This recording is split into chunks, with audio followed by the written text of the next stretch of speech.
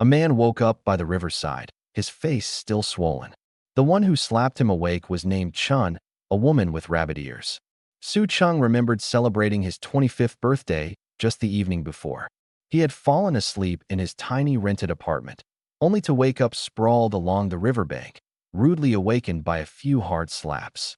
Before he could make sense of the situation, a group of women had brought him back to their camp. Now, he stood at the edge of that very camp, taking in everything before him. The rough hide tents, random pieces of driftwood and stones scattered around, and about 20 women, each adorned with ears and tails. Cat ears, rabbit ears, wolf ears, fox ears. Not a single man in sight. No children, either. Chun stood right in front of him now, watching him with a cold stare, her tall rabbit ears twitching slightly.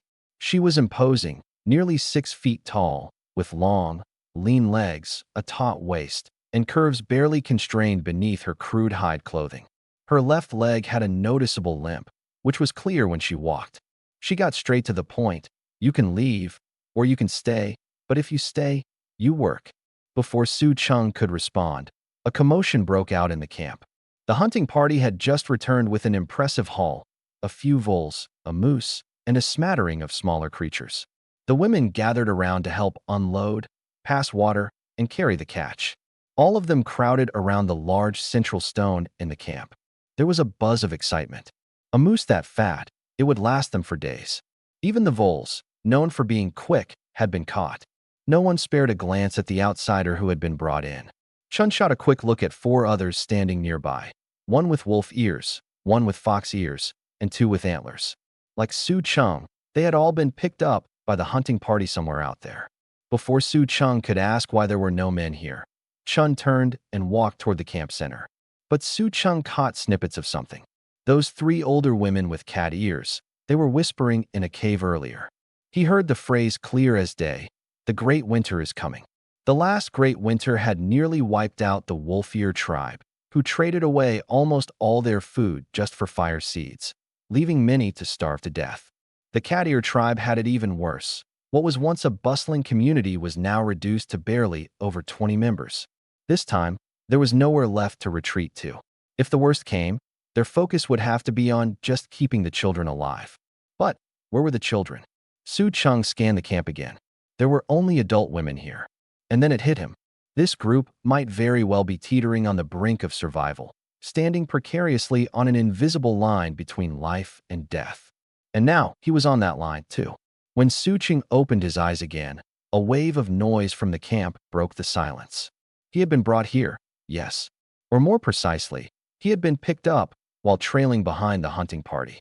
Not far from him, 4 more beast-eared women stood huddled together, their shoulders tight and their tails limp, looking even warier than Su Chung. Their clothes were muddy, their fur matted, and they were so emaciated their ribs were fully visible. The leader of these newcomers, a slender cat-eared woman, explained flatly that these were all strays, either abandoned by their clans or lost while wandering. Most had been drifting around the wilderness far too long, surviving purely by chance. The eastern side has empty tents, she continued. Gather your own straw. Food will be shared tonight. Don't wander. With that said, her gaze swept over the 4 new arrivals, lingering on the smallest and friliest of the group, a wolf-ear girl, for a long second. Her expression was hard to read. Su Cheng's eyes followed hers. The wolf-ear girl was shockingly thin. She was small, with sallow, cracked skin and a limp, lifeless tail. Only her pointed wolf ears twitched slightly, showing any signs of vitality. Her body was smudged with dirt, her neck hunched low. She resembled a stray kitten left to fend for itself in a gutter. But what confused Su Cheng even more was that despite being so gaunt and fragile, she looked as though a gust of wind could topple her. Her chest was unreasonably full. It completely defied her starved appearance. Suddenly, cheers erupted from the center of the camp. A cat-eared woman had propped her leg up on a stone slab and was viciously butchering the day's largest prize, the moose. The stone blade wasn't sharp enough, so she used brute force to hack at the carcass, skinning it and tearing out the organs with a violent fervor. Once she finished, others took over, using stone axes to hack the bones apart and slice the meat into portions. "Meat's up," someone called. The 7-member hunting team got the largest share, 5 or 6 hefty slabs of meat each, along with some organs. The others only received 2 small portions and a few fruits. Su Chung, too, was given a share. No one seemed to complain about the lopsided distribution. And then Su Chung witnessed a scene that shook him to his core. Dozens of beast-eared women simultaneously began tearing into the raw, bloody meat with their teeth, shoving fruit into their mouths in between bites. Chun unceremoniously swallowed what looked like an entire organ whole. Even the thin, stray women who had just arrived joined in, devouring their portions with gusto. Su Cheng's eyes widened in absolute disbelief. Asterisk, they're actually eating it raw? Asterisk, this isn't the cute beast-ear fantasy I signed up for. Beside him, the scrawniest wolf-ear girl was eating at lightning speed, finishing her meat and fruit in record time, her wide eyes darting around as if terrified someone would steal her food. Su Chung stared at the sour, bitter fruit in his hands, then glanced at the raw meat portion he'd been given. His mouth twitched as he struggled not to groan. When he glanced up again, he noticed the wolf-ear girl watching him intently, her eyes glowing, her mouth hanging slightly open, with a thread of saliva threatening to drip out. Her throat bobbed up and down as she swallowed hard. "You want this?" Su Ching asked. Her ears instantly shot upright. She hesitated for a long time before nodding tentatively, her voice delicate and childlike. I do. Take it." Su Chung handed the meat to her. "Please, just eat this and don't eat me." Su Chung didn't stick around to watch them finish. He bolted to the eastern side of the camp. He needed to protect what was left of his shattered illusion of beast-ear girls. There were only 7 or 8 tents in this area. One was nothing more than a wooden frame, its hide covering and straw padding long gone. In the center of the camp, a patch of scorched earth held the remnants of an old fire pit. At least 5 of the tents stood empty. Su Chung gathered some straw, picked an unoccupied tent, and hurried inside. He made a makeshift bed, collapsed onto it, and stared up at the tent's ceiling, taking a deep breath. Finally, a moment to catch his breath. But even now, his mind was still a fog of disbelief. Because the real problem had only just begun, he had to find a way to survive in this primitive camp where everyone seemed to live by their own rules. Rules that felt utterly alien compared to any world he had ever known.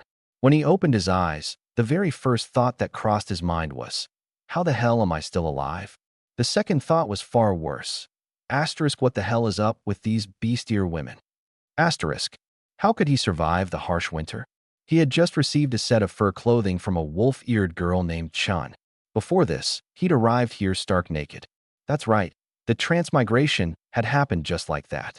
No glowing light, no system notifications, just him, a modern-day computer science student, tossed into a primitive tribe that didn't even know how to make fire. And now, the problem stood before him. How was he going to survive? The camp was filled solely with women.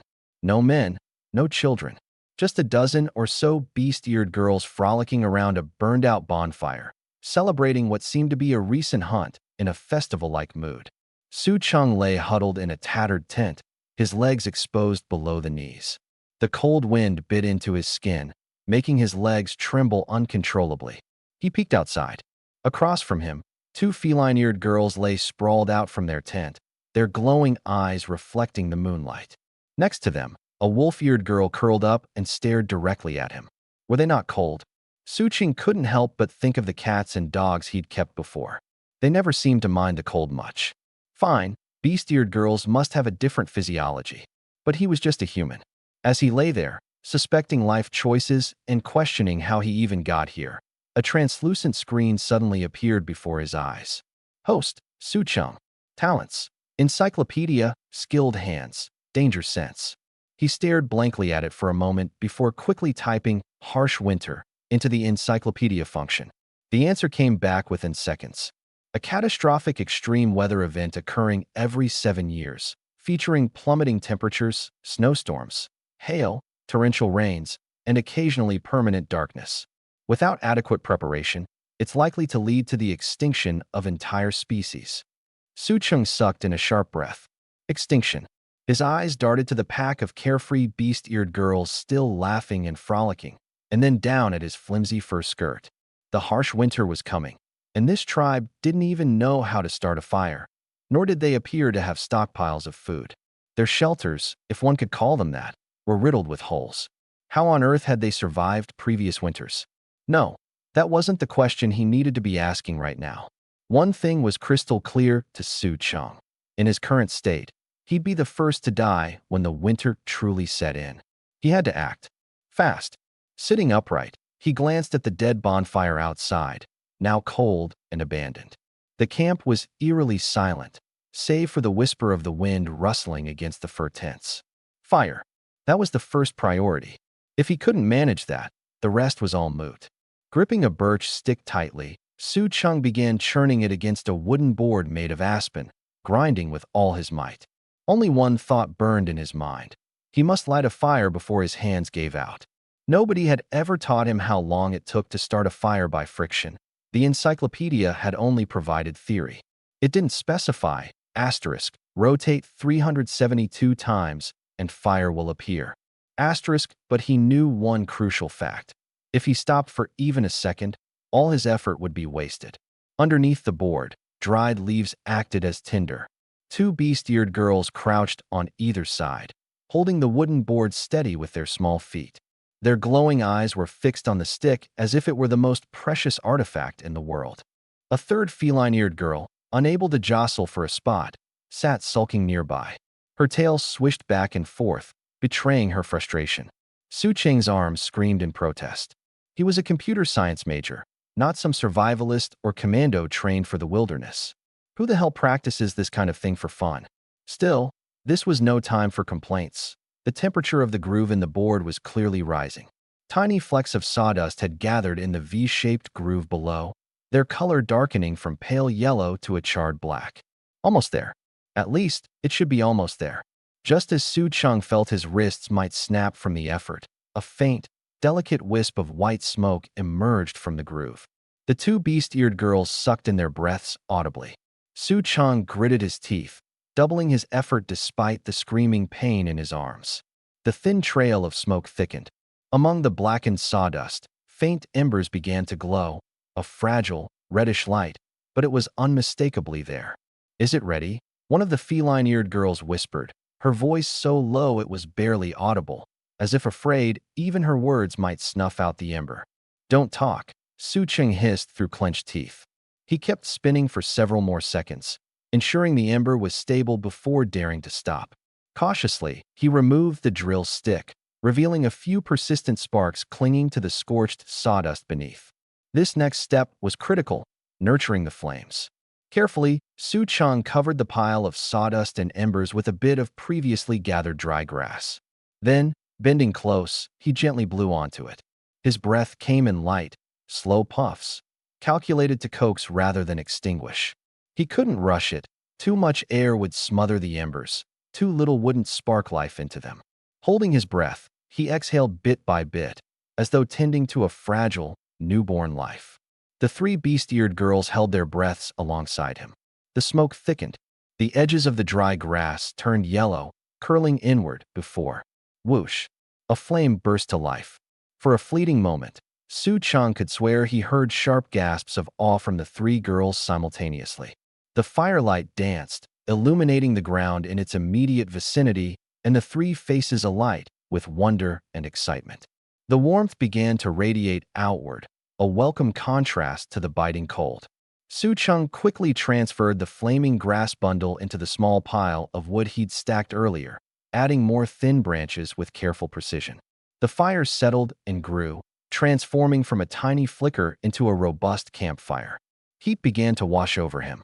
It was an almost forgotten sensation, that life-saving, chill-banishing warmth. Exhaling a long, shaky breath, Su Chang collapsed backward onto the ground. His arms throbbed as if weighed down with lead. The three beast-eared girls, meanwhile, circled the fire, their faces awash with joy that outshone the flames. The wolf-eared girl even impulsively reached out to touch the fire, yelping and pulling back after an eager fingertip got too close. "So this is fire?" a feline-eared girl murmured as she crouched down beside the flames, her eyes flickering with something akin to insatiable hunger. "How did you do that?" Another feline-eared girl turned to Su Chang. her tail standing upright with curiosity and excitement. Su Cheng rubbed his aching wrists, ready to answer, when a sudden realization hit him. These beast-eared girls.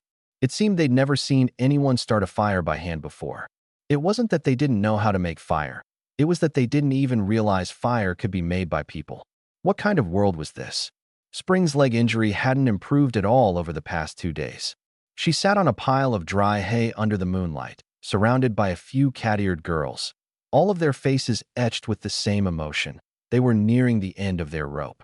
We still need one more basket of food, Lin, who was in charge of distributing supplies, announced, breaking the silence.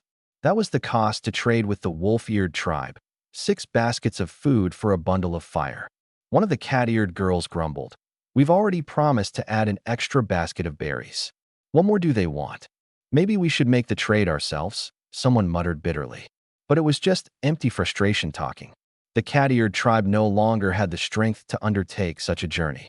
A long trek meant getting lost, running into dangerous beasts, and almost certain death before they could even reach the Flame Earth tribe, located so far away.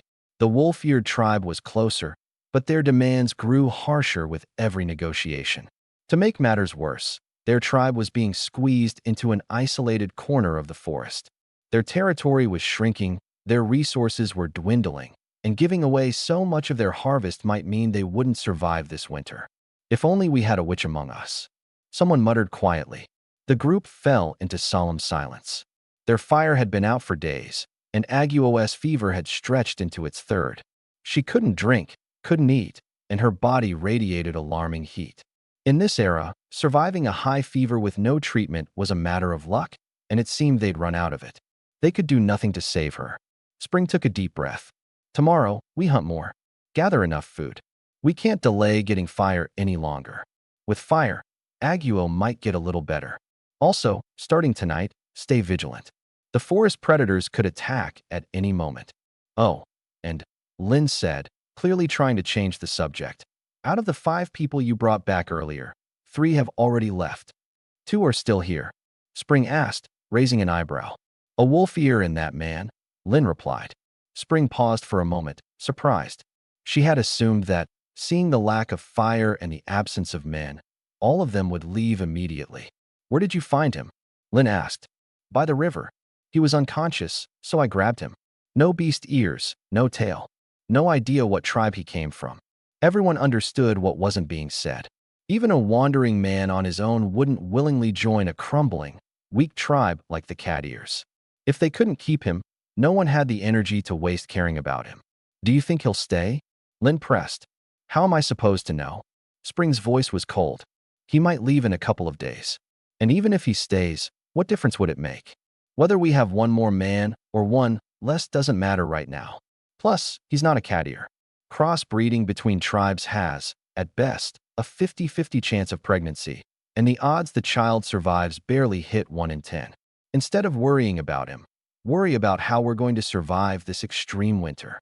Another silence swept over the group.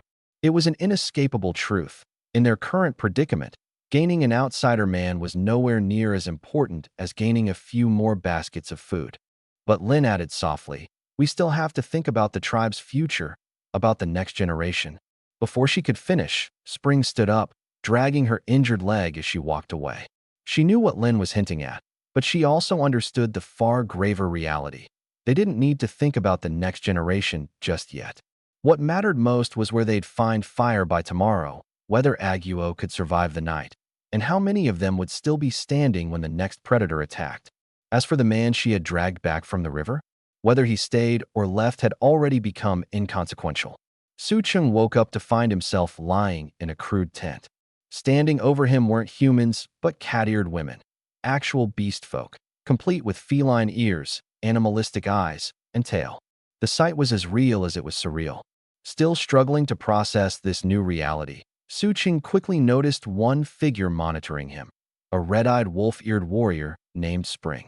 Her gaze was level, analytic, as though calculating whether he posed a threat, or perhaps any use. It didn't take Su Cheng long to grasp the situation he'd stumbled into.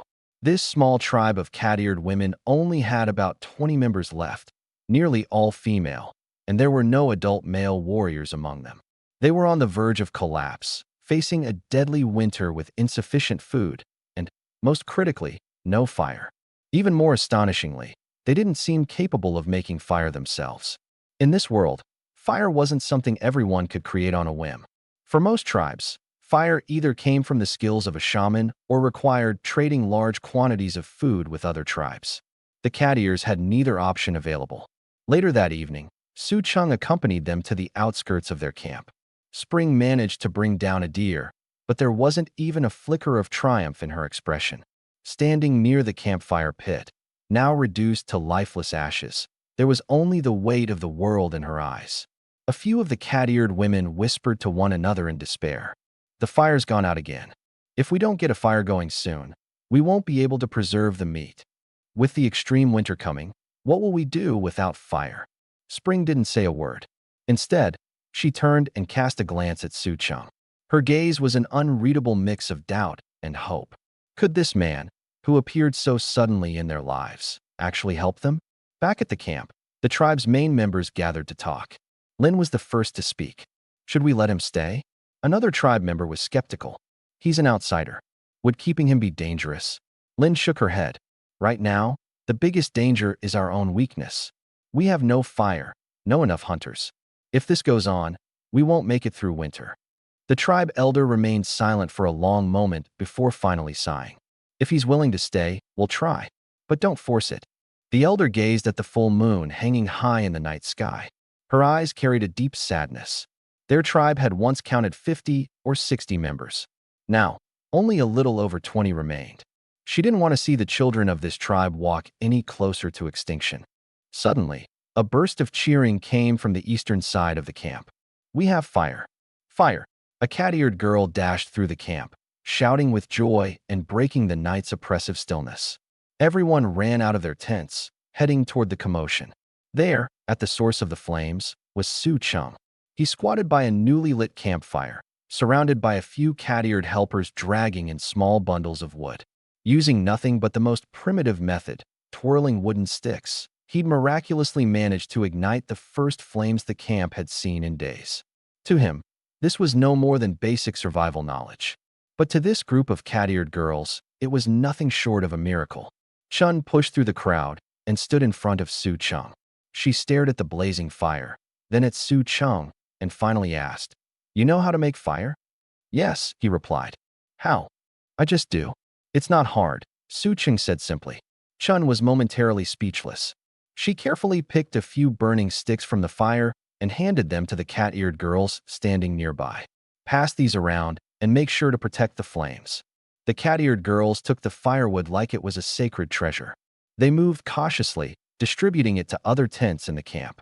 Before long, the entire campsite was illuminated. Lin pulled a few pieces of raw meat from her belt pouch, skewered them on a stick, and held them over the fire. Her slit pupils fixed on the sizzling meat as flickers of firelight danced in her eyes. Chun sat across from Su Chung without saying another word. But Su Chung had already realized the truth. Fire was not a given in this world. What he had just done might have rewritten the destiny of this tribe. As Su Chung stared at the charred wood before him, the first thought that crossed his mind was, "They'll learn to make fire." That assumption turned out to be utterly wrong. The cat-eared tribe's fire had been extinguished for several days. When Chun had explained this, her voice was calm, but Su Chung could hear the underlying urgency. They had to hunt enough prey to trade with the wolf-eared tribe for fire. If the trade failed, their only hope was to wait for a lightning storm and hope they could find a spark by chance. It was only then that Su Chung comprehended the harsh reality. He hadn't traveled to some idyllic primitive world, but to a wild and untamed land where even the knowledge of how to make fire was not yet widespread. Picking up 2 dry pieces of wood, he began the process of drilling to make fire. Lin crouched beside him, her eyes widening with amazement. She watched as a faint wisp of smoke emerged from the wood shavings, eventually giving birth to a fragile ember. She held her breath, completely entranced. The moment the flame ignited, the camp burst into chaos. The cat-eared girls, who had been gnawing on raw meat moments earlier, rushed over in a frenzy, surrounding the newborn fire with cheers and leaps of joy. Lin grabbed a piece of meat, and immediately held it over the flames. The sizzling sound and dripping oil had her grinning from ear to ear as she took a jubilant bite. Watching all this, Su-ching exhaled a quiet sigh of relief. Good. They don't prefer raw meat. They simply had no other choice. Asterisk asterisk. Chun stood at the edge of the firelight. Her gaze toward him had changed.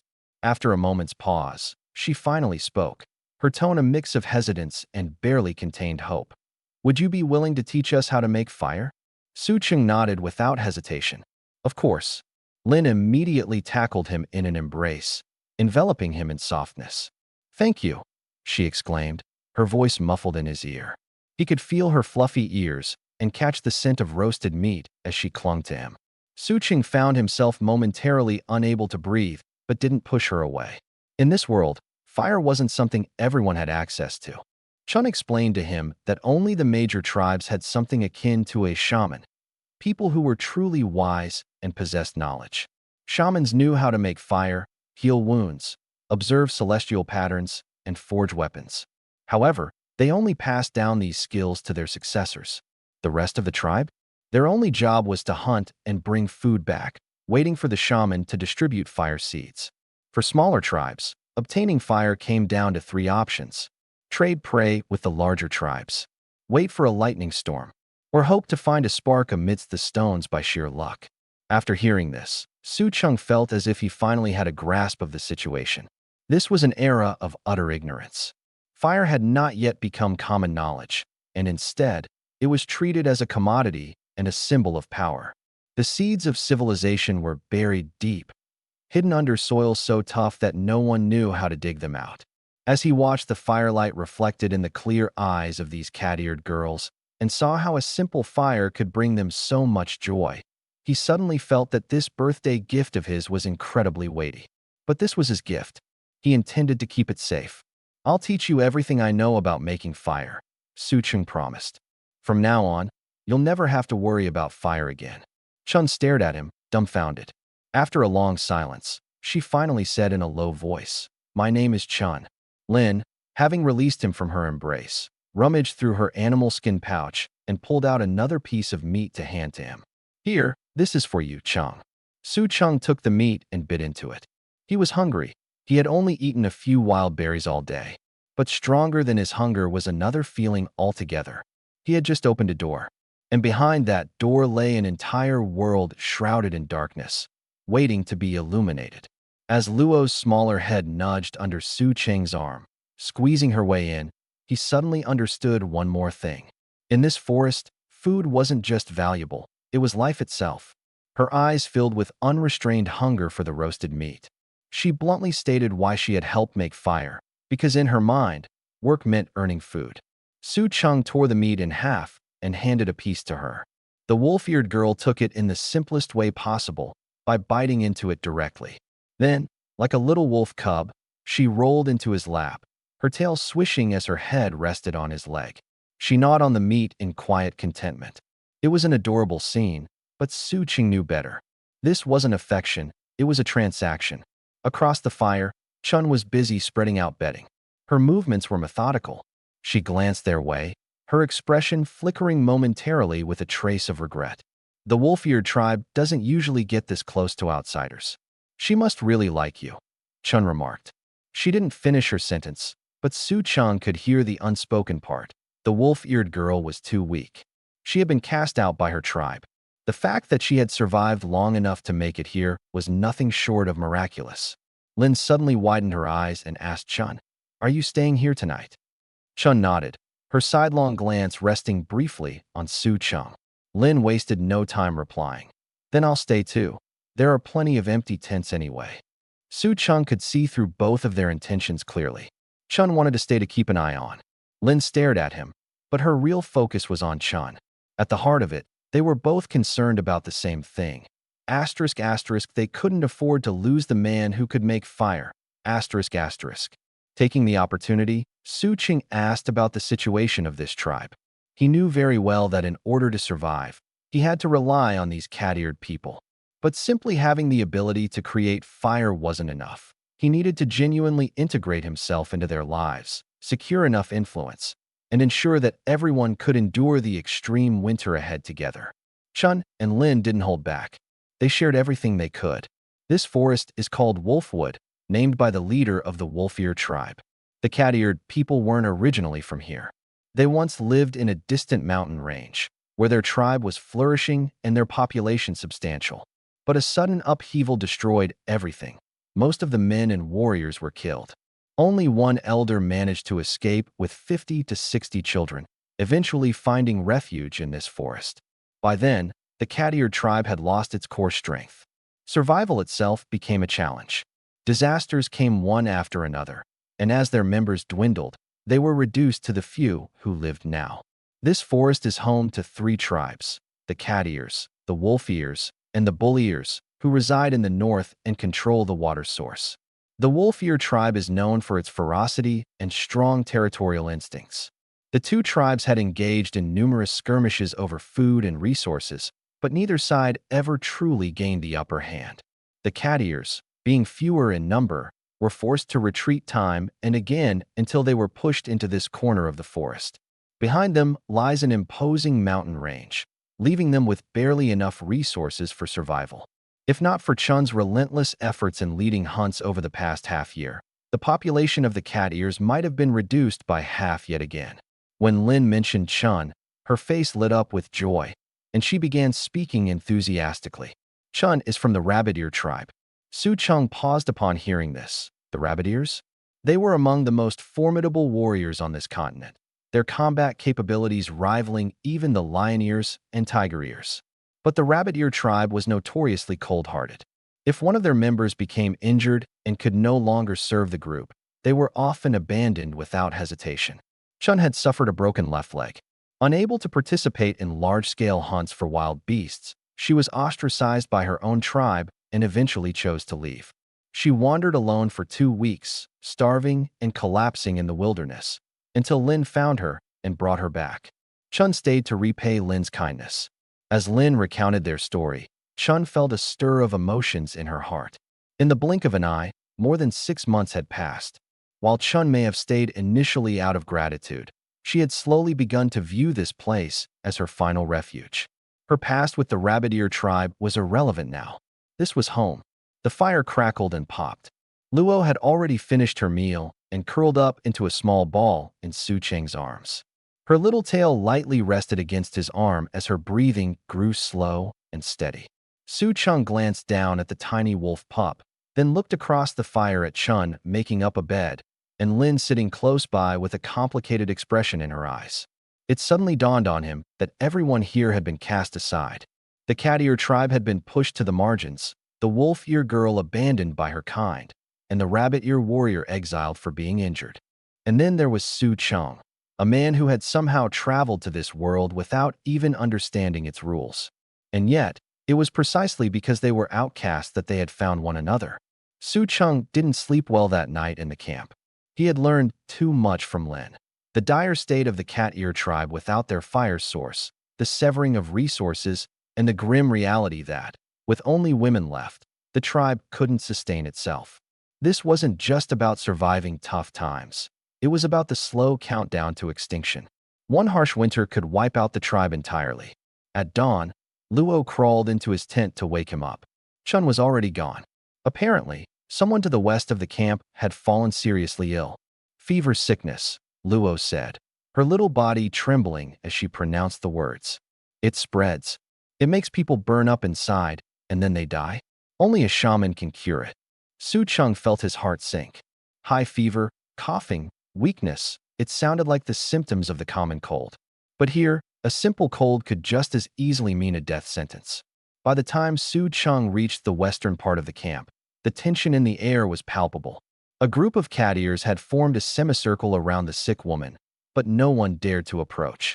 Some paced anxiously. Some wept quietly. Others clenched their lips so hard they bled. Chun crouched near the makeshift bed of straw, her hands hovering uncertainly over the patient. Her face was tense, and after a long hesitation, she finally shook her head. She won't make it. The words fell like a blade. The eyes of the surrounding cat-ears darkened instantly, and the mood of the camp seemed to sink like a heavy stone. When Su Cheng pushed his way into the crowd, A few cat ears immediately looked up at him. A faint flicker of hope appeared in their eyes, but it was fleeting, barely noticeable. Su-chung, do you know how to treat fever sickness? Aguo. Aguo's going to die. Please, help her. You can make fire. You must have some way to save her, right? We'll pay with food if we have to. The invisible weight pressing down on Su-cheng's shoulders suddenly grew heavier. He took a deep breath. Let me take a look first. Once the group cleared the way, Su-chung could finally see the patient clearly. Aguo was curled up on the damp straw, her body alarmingly frail, as if it might collapse in on itself at any moment. Her face was flushed a deep crimson, her forehead drenched in sweat. Her hands gripped her tail tightly, her lips were pale, and her body convulsed in pain. Every now and then, a cough would burst from her throat, so violent it sounded like her lungs were tearing apart. As Su-chung stepped closer, a pungent odor hit him, stale urine mixed with sweat and the scent of decay. She had lost control of her bodily functions. This wasn't just a simple cold. A chill ran down Su-cheng's spine. He crouched down, cautiously extending a hand to touch Aguo's forehead. It was scalding, as if he'd touched a red-hot iron. Her breathing was quick and shallow, and her chest barely moved. How long has she been like this? Su-cheng asked, glancing up. Lin's voice quivered. She started coughing last night. This morning, it got much worse. And that's how it happened. Was she injured before? Or caught in the rain? A few days ago, one of the cat-eared girls whispered hesitantly. She went to the river to fetch water and slipped into the ice-cold water. We thought warming her up under the sun would be enough. Su-cheng closed his eyes briefly. Sudden exposure to freezing water, a severe drop in body temperature, no proper drying or warming, malnutrition, and a weakened immune system. All of this piled on together.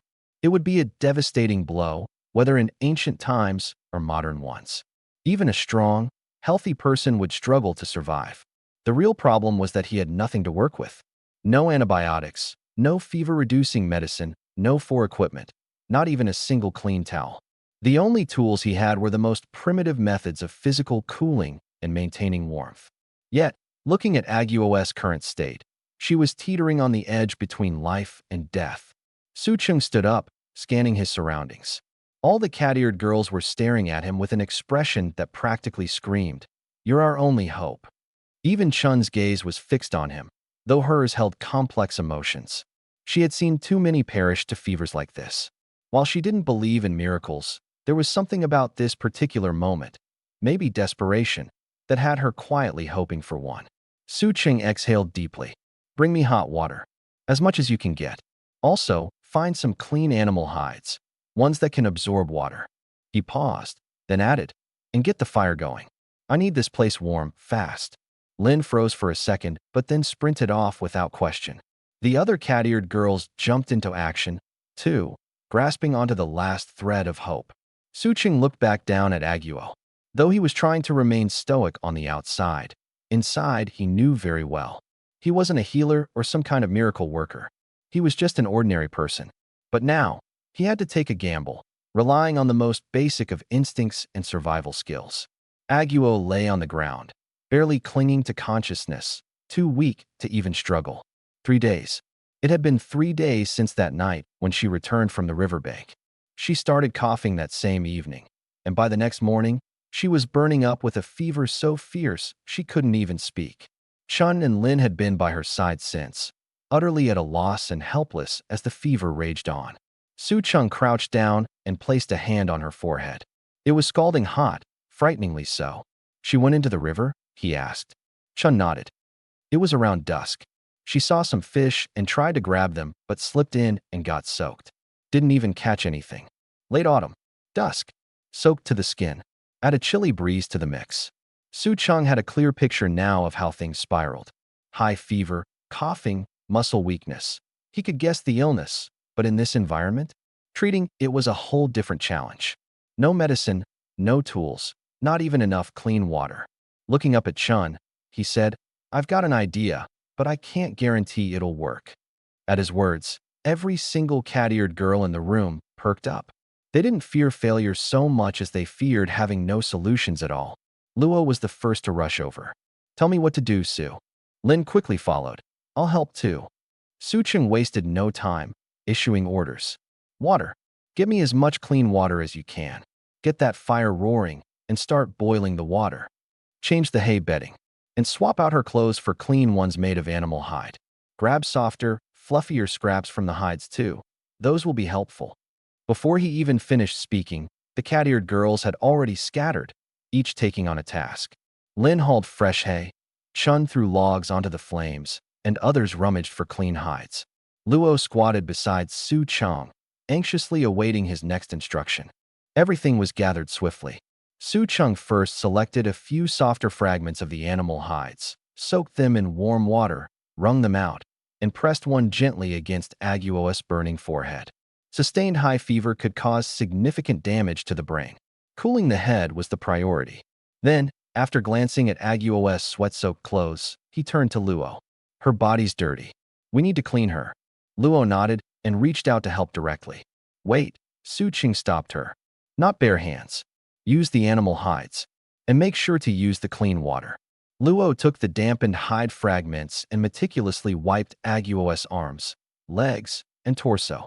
Su Chang held her up carefully as Luo focused on spots where heat might accumulate, like her neck, underarms, and groin areas. Throughout the process, Su Chang swapped out the hide on Aguo's forehead twice to ensure it stayed cool. Lin and the others hovered nearby, silently replenishing water, feeding the flames, and readying supplies. Once the cleaning was finished, Luo turned to Su Chang expectantly. What now? Su Chang gently laid Aguo back onto the fresh hay bedding and inhaled deeply. Physical cooling could only achieve so much. They still had a massive uphill battle ahead, a battle against an illness, with no medical tools or drugs to rely on. What really concerned him was dehydration from the fever. That was the real killer. Has she had any water these past 3 days? He asked Chun. Chun hesitated for a moment. We tried, but she barely drank anything. She just won't swallow. Su Cheng frowned. Severe dehydration during a high fever was life-threatening. He walked over to the makeshift pot of boiling water, glancing briefly at the bubbling surface. It was boiling, yes, but far from sanitized enough. Turning back to Lin, he instructed, boil more. Let it cool, and ensure she drinks. Even a little at a time. Lin nodded determinedly and began preparing additional batches. Su Cheng's eyes flicked back to Aguo. This was about all he could do for now. The rest depended on her body's ability to fight. But deep down, he knew this wasn't enough. Aguo needed more than makeshift cooling and hydration. She needed proper nourishment, something to help her body recover strength and fight back. He turned to Chun. What do you all usually eat? Chun blinked, slightly taken aback by the question. Wild fruits. Sometimes we catch small animals. What about meat? Not much. We rarely catch large prey. Su Cheng fell silent for a long moment. A malnourished body would naturally have poor immunity. To get Aguo through this crisis, they needed more. Physical care alone wouldn't suffice. He glanced towards the cave entrance. The sky outside was still light. I'm going out. Chun's head whipped towards him. Where are you going? Instead of answering directly, Su Cheng looked at Luo. Stay with her. Make sure she stays warm. Luo nodded fervently. Without further words, Su Cheng grabbed a sharpened wooden stick and headed for the cave's exit. He needed to find something useful, something that might make the difference between life and death. Something he could use to truly help. Looking at Aguo's frail figure, he could feel it in his gut. This wasn't just a regular fever. Behind him, the silent unease of the gathered cat-eared girls felt almost tangible. A sinking fear born from too many first-hand accounts of loved ones losing their battle against illnesses like these. And this time, it was Ago's turn. Lin, stay away from me. Ago mustered all her strength and barely squeezed out those words. She knew the rules. Once someone was this sick, they had to be isolated. Otherwise, the entire tribe could be in danger. But Sucheng didn't move. He squatted down, placing his hand on Ago's forehead. Scorching hot. He glanced at her neck and underarms. Her skin was an unnatural flush. The cat-eared women held their breaths, waiting for him to speak. She can still be saved, Sucheng said as he stood up. But you all need to follow my instructions. Ruwa was the first to react. She immediately went to boil water. Sucheng instructed the others to move Ago to a shaded area and carefully sponge her body with cool water.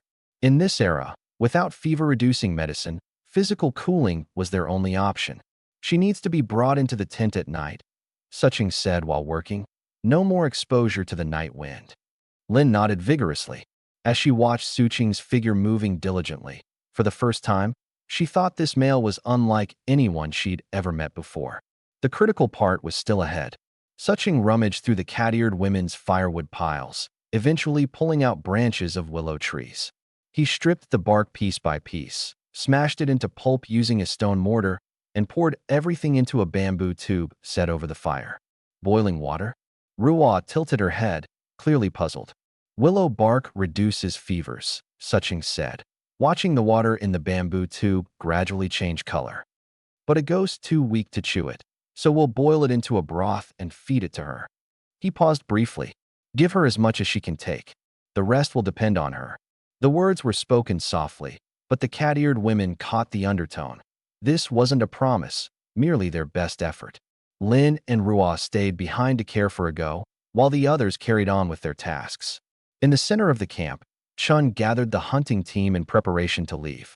The harsh winter was approaching, and they didn't have nearly enough meat stock to survive it. Suching walked over. I'm coming with you. Chun looked up, a flicker of surprise in her eyes. Are you sure? I'm sure. He understood clearly. The tribe's most pressing need wasn't fire, but food. And food required hunting, which in turn required tools, skills, and sufficiently large hunting grounds. Since their territory was almost entirely blocked off by the wolf-eared tribe, the only thing left to improve was their tools and efficiency. First, he needed to see how they hunted. Chun nodded in agreement. The cat-eared women, surprisingly excited, eagerly volunteered to protect him. Then, as Suching watched, they began removing the fur wraps from their upper bodies. 7 women, 7 different sizes. Suching froze in place. One of them even noticed where his eyes landed and playfully bounced in his direction, grinning. He took in a deep breath. This is just culture. This is primitive society. It's normal, he told himself. But he didn't forget a single detail. It was only when Chun began tightly binding her chest with a grass rope that Suching realized something. Here, no one considered this act something to hide. They stood at the forest's edge, helping one another bind their torsos in the most practical manner, their movements quick and unreserved. Chun even explained briefly, some prey run very fast. Binding ourselves like this makes us quicker. Her words were straightforward, but when her fiery red eyes locked with his, there was a subtle unease that was hard to pinpoint. Suching lowered his head, pretending to examine the path beneath his feet. He understood that the rabbit-eared women weren't doing this for him. They were simply preparing for the hunt. Still, the sight left his face flushed as he silently told himself, with chests that large, it must genuinely be hard to run. Stone knives, bone knives, and small pouches for carrying water and food. This was the entirety of the cat-eared tribe's hunting equipment. Before setting out, Chun specifically handed Suching a bone knife. Suching tested its weight, confirming his suspicions. The tools of this tribe were indeed as primitive as he'd expected. They hadn't been traveling in the forest for long when Chun fell behind. A gnarly, old scar wounded its way across her left calf, a reminder of a severe injury that had torn her strong, slender leg. While it no longer caused her pain, it meant she could no longer run like she used to. How long ago did that happen to your leg? Suching asked. A long time. Does it still hurt? Chun gave him a glance, not hiding the damaged limb. Our rabbit-eared tribe heals quickly. A broken bone only takes about 5 days to mend. It hasn't hurt in ages, just can't move like before. 5 days. Suching's heart sank. With humans, bone injuries could take months to heal. For these rabbit-eared women, it was just 5 days. Even the physically weaker cat-eared tribe would only need about 2 weeks for the same injury. A sobering thought struck him. If all the races in this world were so physically superior to humans, the predators and wildlife they shared the land with would be equally formidable. Chun's voice brought him back to the present. The riverbank up ahead marks the edge of the wolf-eared tribe's territory. They tolerate our presence for drawing water, but they don't let us linger long. Where's your hunting ground? To the east of the riverbank. But be careful not to venture too far north. Upstream lives a herd of ferocious yaks.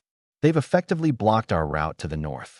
Beyond them lies the land of the bullfolk. They're even less approachable than the wolf-eared tribe, and almost never interact with us. Suching silently mapped the information in his mind. The cat-eared tribe was situated in the southeastern corner, backed against the mountains. Their only way out had been cut off by the wolf-eared and bullfolk tribes, leaving them stuck in a tiny, isolated pocket of land. No wonder their lives had grown increasingly precarious. The group finally made it out of the forest and onto the river's edge. The open space should have brought a sense of relief to Suching, but Chun's hand on his shoulder stopped him in his tracks. "Don't move too fast," she murmured, lowering her voice. "From here on, we're in the true hunting zone." Chun stepped back, her bone knife already drawn, positioning herself protectively in front of Suching. This wasn't a chance encounter. Fetching water by the lake was supposed to be the safest route for the cat-ear tribe, but today, an ambush awaited them in the woods to the west. 6 wolf-ear people, 3 men and 3 women, with gray tails and sharp ears. Crouched low like predators ready to pounce, it was clear they'd been there for some time. Spring lowered her voice. "As long as we don't cross the boundary, they won't make a move." This was Su Cheng's first encounter with male beast folk in this world. Their size was ridiculous. Their bronzed skin gleamed under the faint light, and their shoulders were nearly twice as broad as those of the cat-ear women. Their arm muscles were rough and thick, like the trunks of ancient trees. Thinking of Luo back in their tribe, Su Ching finally understood the complicated look in Spring's eyes whenever she glanced at her. Luo lacked the physical advantages that many of the wolf-ear tribe clearly possessed. 6 against 8. They didn't have the numbers advantage, yet the wolf-ear people held their ground. The leading male wolf-ear swung a bone knife lazily in his hand, his tone full of hostility. "Cat-ears, take your water and leave. This is our territory." His eyes locked onto Spring, his arm muscles tightening, his calves slightly flexed. Su Ching noticed it instantly. This guy was wary of Spring. Spring, a former rabbit-ear tribe warrior, was dangerous, even with her current limp and injured leg. With a cold glare, Spring shot back. "No need to wait around. We've got fire now." "That's impossible. Where'd you get it?" The man blinked in obvious surprise. "That's none of your business." "Fine. But next time you want something, the price will be a lot higher." Before his words fully landed, a rustling sound came from the grass, and a small rodent darted out. The closest wolf-ear woman reacted with startling speed. She pulled a rounded object from the pouch at her waist and flung it in one seamless motion. The rodent let out a shrill squeal before collapsing. She strode forward confidently and picked up the limp, bloodied creature by its tail, walking back with a triumphant grin. Pausing in front of Spring and her group, she bared her sharp, bloody teeth in a silent challenge. A thought flashed through Su Cheng's mind at that moment. This was the true image of the wolf-ear tribe. Next to these fierce hunters, Luo looked like a malnourished child. What truly caught Su Cheng's attention, though, wasn't the tense standoff. It was the pouch hanging from that wolf-ear woman's belt, and the whitened knuckles of Spring's grip on her bone knife, revealing how tightly she was clenching it. There was more going on between these two tribes than a simple territory dispute. The cost of trading for fire was on the rise. The wolf-ear people were lying in wait by the lake. Spring's wariness wasn't just because the enemy outnumbered them. Su Cheng came to a sobering realization. The cat-ear tribe might now have fire, but what were they still lacking? They lacked hunting techniques. They lacked tools. They lacked the skills necessary to survive in this brutal wilderness. And one thing was crystal clear. The wolf-ear people weren't going to make their lives any easier. Forcing down the bitterness, Spring turned and walked away, stiffly leading her team from the riverbank. The cat-ear women trailing behind her pouted, their eyes filled with envy. Catching rodents like that? Even they had to admit, the wolf-ear tribe was on a completely different level. Once they had put some distance between themselves and the others, Su Ching finally asked, "What was that the wolf-ear woman threw just now?" "Stone," Spring replied flatly. "They sharpen them specifically to deal with small prey like that." Su Cheng recalled the wolf-ear's practiced precision and suggested, "Why don't you all learn to use them? You'd catch prey a lot faster." At his words, the cat-ear women's ears instantly drooped in unison. Spring shot him a sharp glare. "We can't." After a pause, she explained, "That's their skill. Our people excel in stealth and hearing. We're quick, but we're not strong. I tried teaching them to use stone clubs against wild boars once.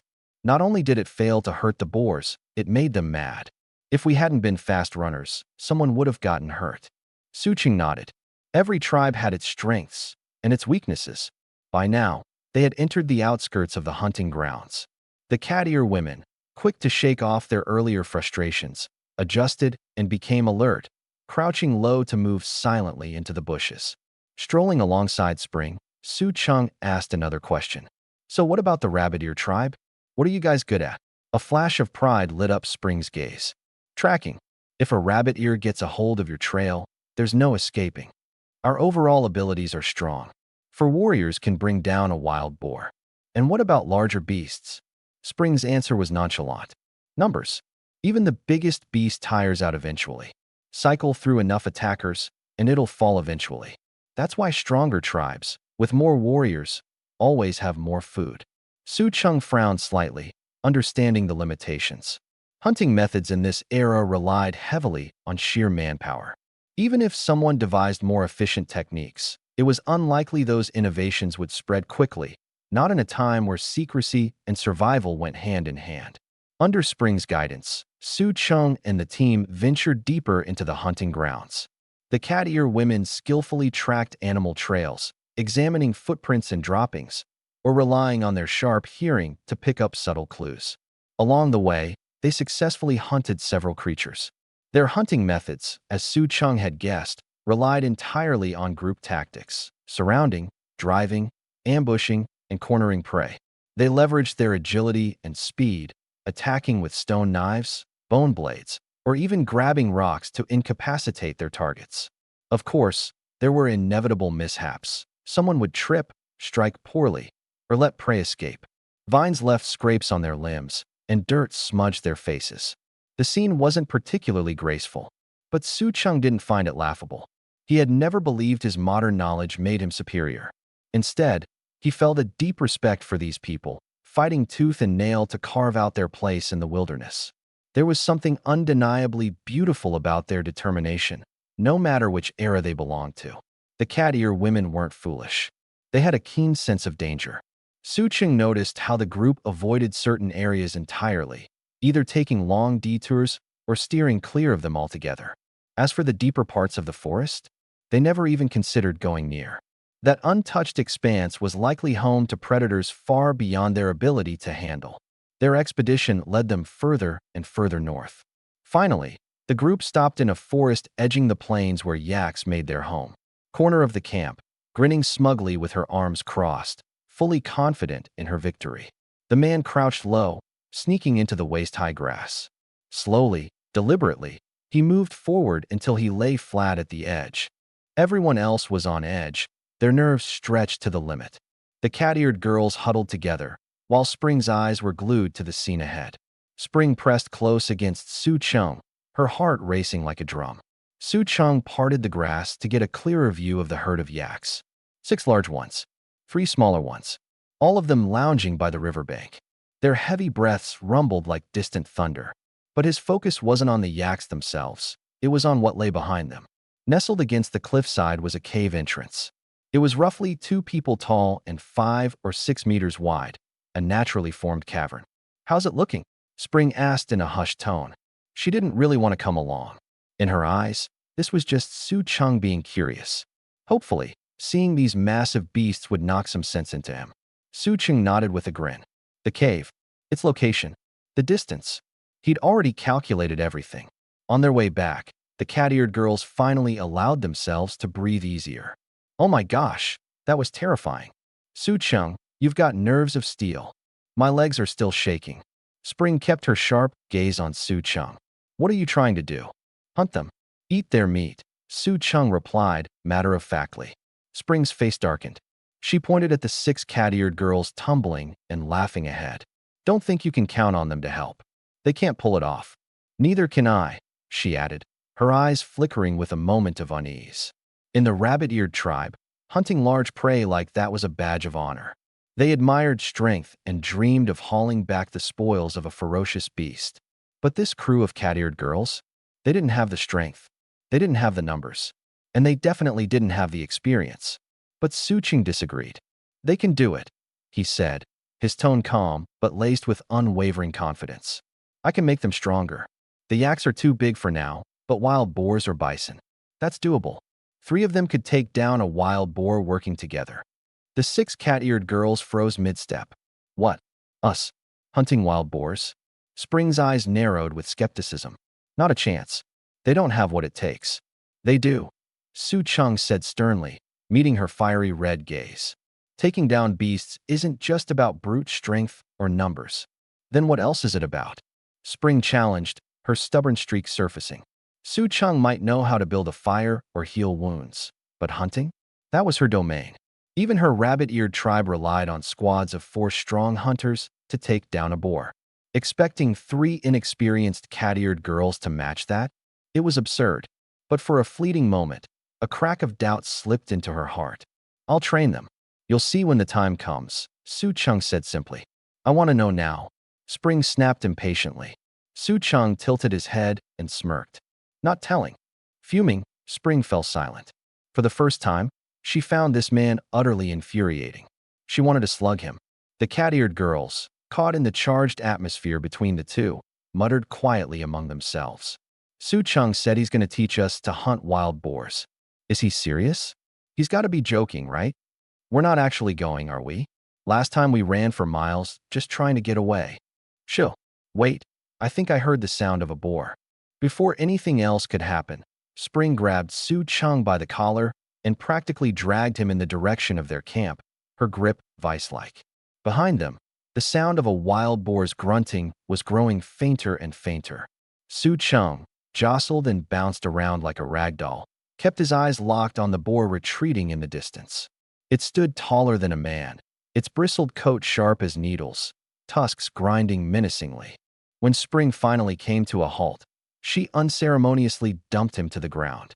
Su Cheng winced as his backside hit the dirt with a sharp sting. He glanced up at the proud rabbit-eared girl.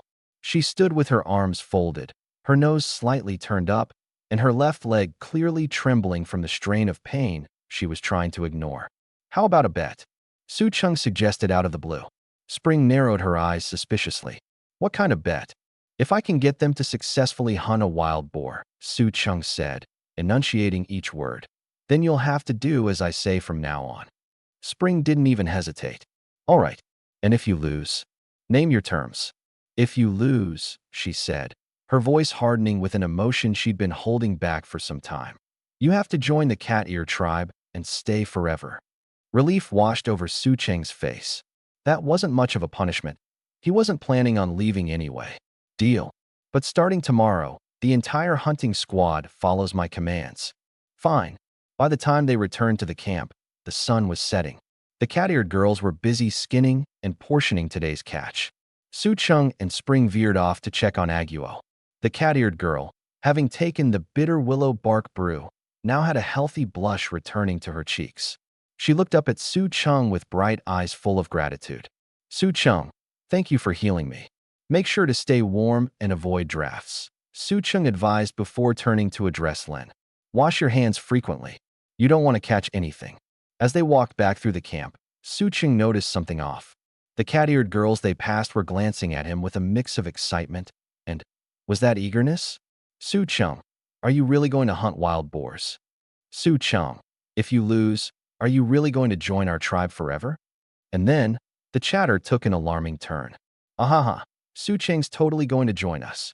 Red Peach, let's hope and pray he loses. Su Cheng, you're definitely gonna lose, right? Lose to the boar, but don't let it hurt you, okay? Standing in the middle of the camp, Su Cheng twitched in disbelief, processing the reality that these cat-eared troublemakers were openly rooting for the boar to win. They weren't even hiding their allegiance. But the worst part? Not a single one of them seemed to be supporting him. The entire camp was buzzing, full of excitement for his supposed failure. They weren't whispering about his victory. They were eagerly anticipating the prospect of him staying with their tribe for good. Su Cheng couldn't help but worry. What if those 6 cat-eared girls turned on him mid-hunt tomorrow? It was starting to dawn on him, with growing unease, just how much they wanted him to lose. The corners of his mouth curved upward, revealing an uncontrollable smile. Back in the tent, he lay down on the dry hay, his eyes fixed on the flickering shadows cast by the campfire. Tomorrow, he'd have to prove himself, really prove himself. Not to win Spring's approval, but to let these cat-eared girls know one thing. He was staying because he chose to stay, not because he lost a bet. Luo had curled up in the pile of hay and fallen asleep. Su Cheng pushed open the flap of the tent, intending to get some rest, only to find his space had been invaded. A certain little wolf-eared girl was sound asleep in his spot. Her own tent was literally right next door. Left with no choice, he waited outside, passing the time until dinner. Lin walked over carrying some meat, her eyes sparkling as they landed on him. Spring followed her closely, her movements casual as she sat down like it was routine. The savory aroma of the meat pulled Luo out of her dreams. Groggy, she scanned her surroundings, quickly recognizing Su Cheng's back. With tiny, deliberate strides, she darted over and climbed onto his lap. "Cheng, you're back," the little one said, rubbing her eyes, though her gaze locked on the meat she could smell. "She worked really hard today helping Agua," Lin said with a smile, giving Luo part of her portion of meat. She even helped clean Agua up several times. "Work hard and you get food," Luo replied, eagerly taking the meat. She tilted her head up to look at Su Cheng. "I worked really hard too today, Cheng." Su Cheng reached out and gently ruffled her fluffy ears. Luo closed her eyes, her tail wagging happily. Such a frail, petite body, yet she tried so hard to follow the rules. For a brief moment, Su Cheng felt a pang of sympathy. He wondered how many times, before arriving in this forest, she had truly eaten her fill, or if every time she worked hard for something, she ever actually received anything in return. In this era, how many other beast-eared girls were there like her, struggling just to eat? Some things were better left unspoken. "Cheng, I heard something." Lin leaned in, lowering her voice. "Are you seriously thinking about hunting a wild boar?" "I'm not going myself. I'll be teaching you all how to do it." Lin's eyes widened, and she shifted closer in shock. "Cheng, this isn't some joke. Spring said she doesn't believe you have any chance of hunting a wild boar." Su Cheng chuckled to himself. Wild boar? He was thinking much bigger. Once the weapons improved, even larger predators would be fair game. "So, do you believe me?" he asked. "I believe in Cheng." Luo piped up immediately, focusing on roasting her piece of meat. "Cheng will definitely be able to hunt a wild boar." A warmth spread through Su Cheng's chest. It seemed that in the entire tribe, only this little wolf-eared girl had faith in him. "Cheng, I believe in you too," Lin added cheekily with a grin. "Oh really? Of course not." Lin flashed a mischievous smile before turning to glance at Spring. Spring's punishment idea was genius. Now Cheng can't leave. He'll be stuck with us forever in the cat-eared tribe. What Lin and Spring truly wanted to know was Su Cheng's intentions, but neither of them knew how to broach the subject. The bet had provided a convenient pretext, one Spring had eagerly agreed to. Su Cheng's gaze met Spring's for a brief moment, but as soon as it did, the cold and distant woman immediately turned her eyes away. "You two really want me to stay that badly, huh?" "Of course," Lin said seriously. "You taught us how to make fire, cured Agua's fever. Everyone in the tribe really likes you." "Well, I like you all too," Su Cheng replied with a wink. "Really?" Lin's eyes sparkled with excitement. "Take a guess," Su Cheng teased. "It's totally true," Lin declared confidently. Su Cheng smirked. "Don't be so sure." Lin let out a playful howl, leaping forward to hug his head tightly, refusing to let go until Spring gave a deliberate cough. Reluctantly, Lin released him. Bolstered by what seemed to be a surge of courage, Lin looked directly at Su Cheng this time and spoke honestly. "Cheng, we hope you'll stay with us." Scratching the back of his head, Su Cheng responded, "I never said I was planning to leave." "Would you really be willing to stay?" Lin's eyes gleamed brighter than ever, filled with hope. "Yeah," Su Cheng nodded, his gaze shifting to Spring. "But the bet still stands." "If you lose," Spring said, holding her head high with a proud smirk, "you'll have to listen to everything I say from here on out." This time, she didn't look away. Her cold, aloof demeanor was paired with a sharp confidence that only seemed to double down. "I'll make sure not to lose." Meanwhile, in the wolf-eared tribe's camp, by the bonfire, the tribe leader, Hong Xiang, tore into a roasted mountain chicken as she listened to her hunters describe their encounters with the cat-eared tribe earlier that day. If Su Cheng had been there, he would have been shocked. Sitting at the head of the group was a wolf-eared woman whose presence dominated the space. She was larger than Spring, not bulky or stocky, but tall and commanding, with a toned, curvaceous frame. Her features were sharp and breathtakingly beautiful, her eyebrows like drawn blades that emphasized her wild, yet strikingly bold beauty. Where Spring was cold and elegant, Hong Xiang embodied raw, unrestrained ferocity. The gaze of every wolf-eared tribesman around her was one of unwavering respect and awe. The beast-skin garment Hong Xiang wore, a blend of black and gold, was soft and smooth, the only tiger-skin outfit in the entire tribe. It was proof of her leadership and strength, a trophy from the time she led the hunt that took down a tiger. This was her badge of power and glory. What's that? You're saying the cat-eared tribe has already? Her eyes sharpened to a razor's edge. Hong Xiang snapped a chicken bone in half with her teeth, tossing it aside as she chuckled, her gaze falling on the flickering flames before her. The fire's been reignited in the cat-eared tribe. When this news swept through, the wolf-eared warriors gathered around. A momentary wave of astonishment rippled through them. The cat-eared tribe was supposed to have starved to death before this harsh winter set in. Yet here they were, still standing strong. With Spring, that rabbit-eared one, among them. Hong Xiang said, licking the grease from her lips. They might last a little longer. But only just. The wolf-eared male who had negotiated with Spring earlier leaned closer, lowering his voice so only Hong Xiang could hear.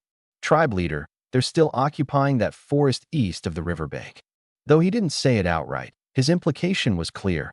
The wolves had already set their sights on that hunting ground. Hong Xiang didn't respond immediately. The cat-eared tribe never excelled at hunting.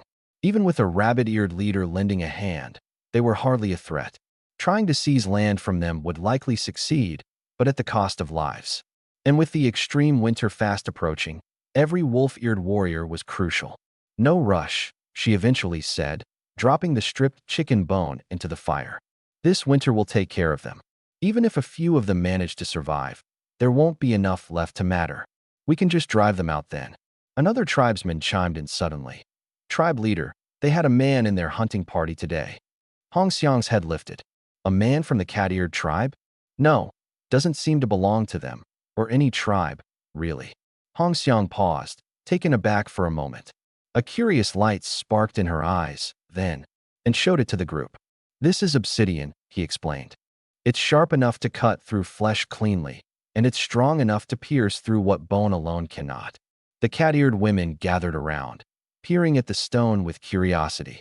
Fire tilted her head, her ears twitching slightly. So we just attach this to the stick, and it's ready? Not quite, Su Cheng said with a calm smile. The attachment has to be secure. If it's loose, the tip might fall off when you strike. That's where the birch tree comes in. Its sap can be boiled down to create a strong adhesive to bond the obsidian to the shaft firmly. Spring crossed her arms and glanced at the group. She could sense that a shift was happening, one that she wasn't sure she could fully grasp yet. This wasn't just about hunting. It was a new way of thinking, a move away from raw instinct toward strategy and innovation.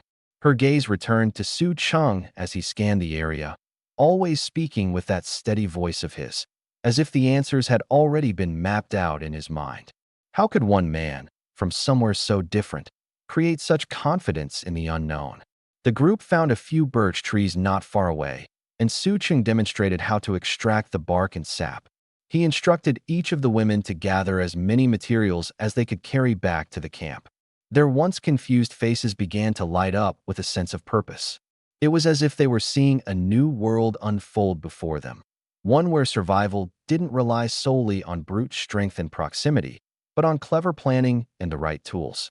By the time they returned to camp, arms full of wood, stones, and sap, the sun was beginning to sink, casting a golden glow over the clearing. Su Cheng laid everything out in front of them, as if unveiling treasure. It's not just about killing prey, he began, addressing them as if speaking to equals. It's about minimizing risk, protecting your own life, while securing the resources you need. You've been fighting, but now it's time to hunt smart. The cat-eared women exchanged glances. Slowly, understanding began to dawn. They weren't just learning a skill, they were rewriting their identity as hunters. Spring remained quiet, watching it all unfold. As much as she hated to admit it, she was beginning to see potential in this strange, unassuming man. Maybe, just maybe, he wasn't entirely full of wild ideas. But she wasn't ready to trust him fully, not yet. Su Chung picked up one of the freshly carved spear shafts and held it high. "This is just the beginning," he told them, his voice calm but carrying weight. "With this, you're not just prey. You're wolves with fangs of steel." There was a pause, a moment of shared silence among the group, marked by the low rustle of the forest and the faint chirp of insects. Then, one by one, their tails flicked upward and their ears perked. The campfire that evening burned a little brighter, the air charged with anticipation. Change was coming, and no one, man, wolf, or cat, could deny it. Facing the sunlight, the stone revealed a deep, striking black hue, its edges as thin and sharp as blades. "This is it. Obsidian." Sure you leaned closer, curiosity gleaming in her eyes, and reached out to touch it. Su Chung swiftly moved the stone away. "Careful. This thing could slice right through your fingers." The cat-eared girls collectively gasped, their ears twitching in astonishment. A stone this sharp, if made into a spearhead. Su Chung tucked the obsidian away safely and continued walking forward. Before long, they came across a grove of birch trees near the riverbank. The white bark glimmered like silver under the sunlight. Su Chung approached one of the birch trees, using a bone knife to carefully cut off a piece of bark. Then, he began peeling away the inner layer. "Watch closely. This thin membrane is the key." He lifted a small piece of the translucent material. If you heat it over the fire, it turns into a sticky resin. Once cooled, it hardens significantly and can bond stone to wood tightly. Horror blinked, wide-eyed. "How do you even know all this?"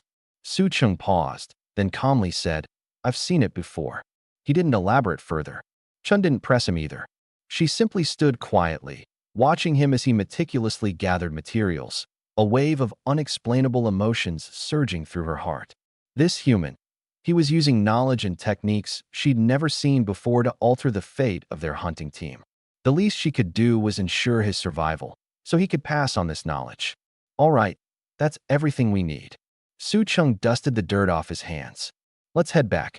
I'll teach you how to assemble these materials into actual weapons." "Sure you," practically bouncing on her toes, asked eagerly. "Then when do we go hunt wild boars?" Su Chung gave her a sideways glance. "When you can use a spear to pierce through a tree trunk." The cat-eared girls froze mid-step. Pierce through a tree trunk? Just how much strength would that take? Ignoring their shocked expressions, Su Chung turned and began walking back.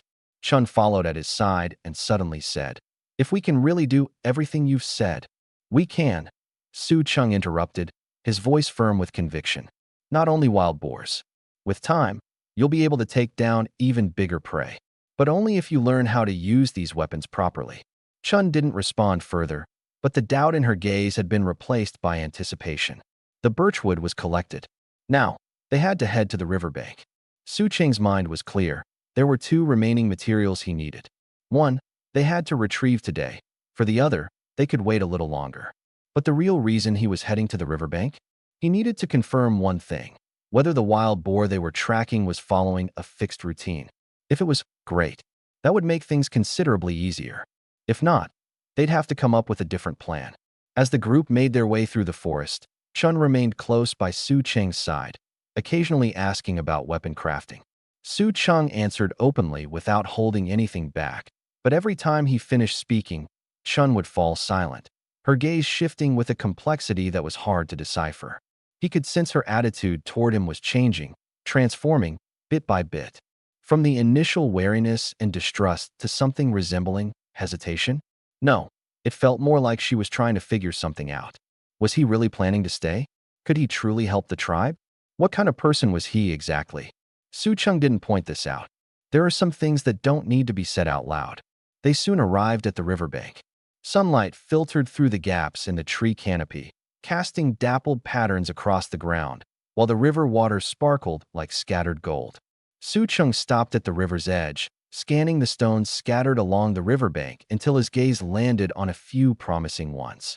"Shirling, bring those over." Without hesitation, Shirling walked over and easily lifted several stones larger than her own head, lugging them back to him.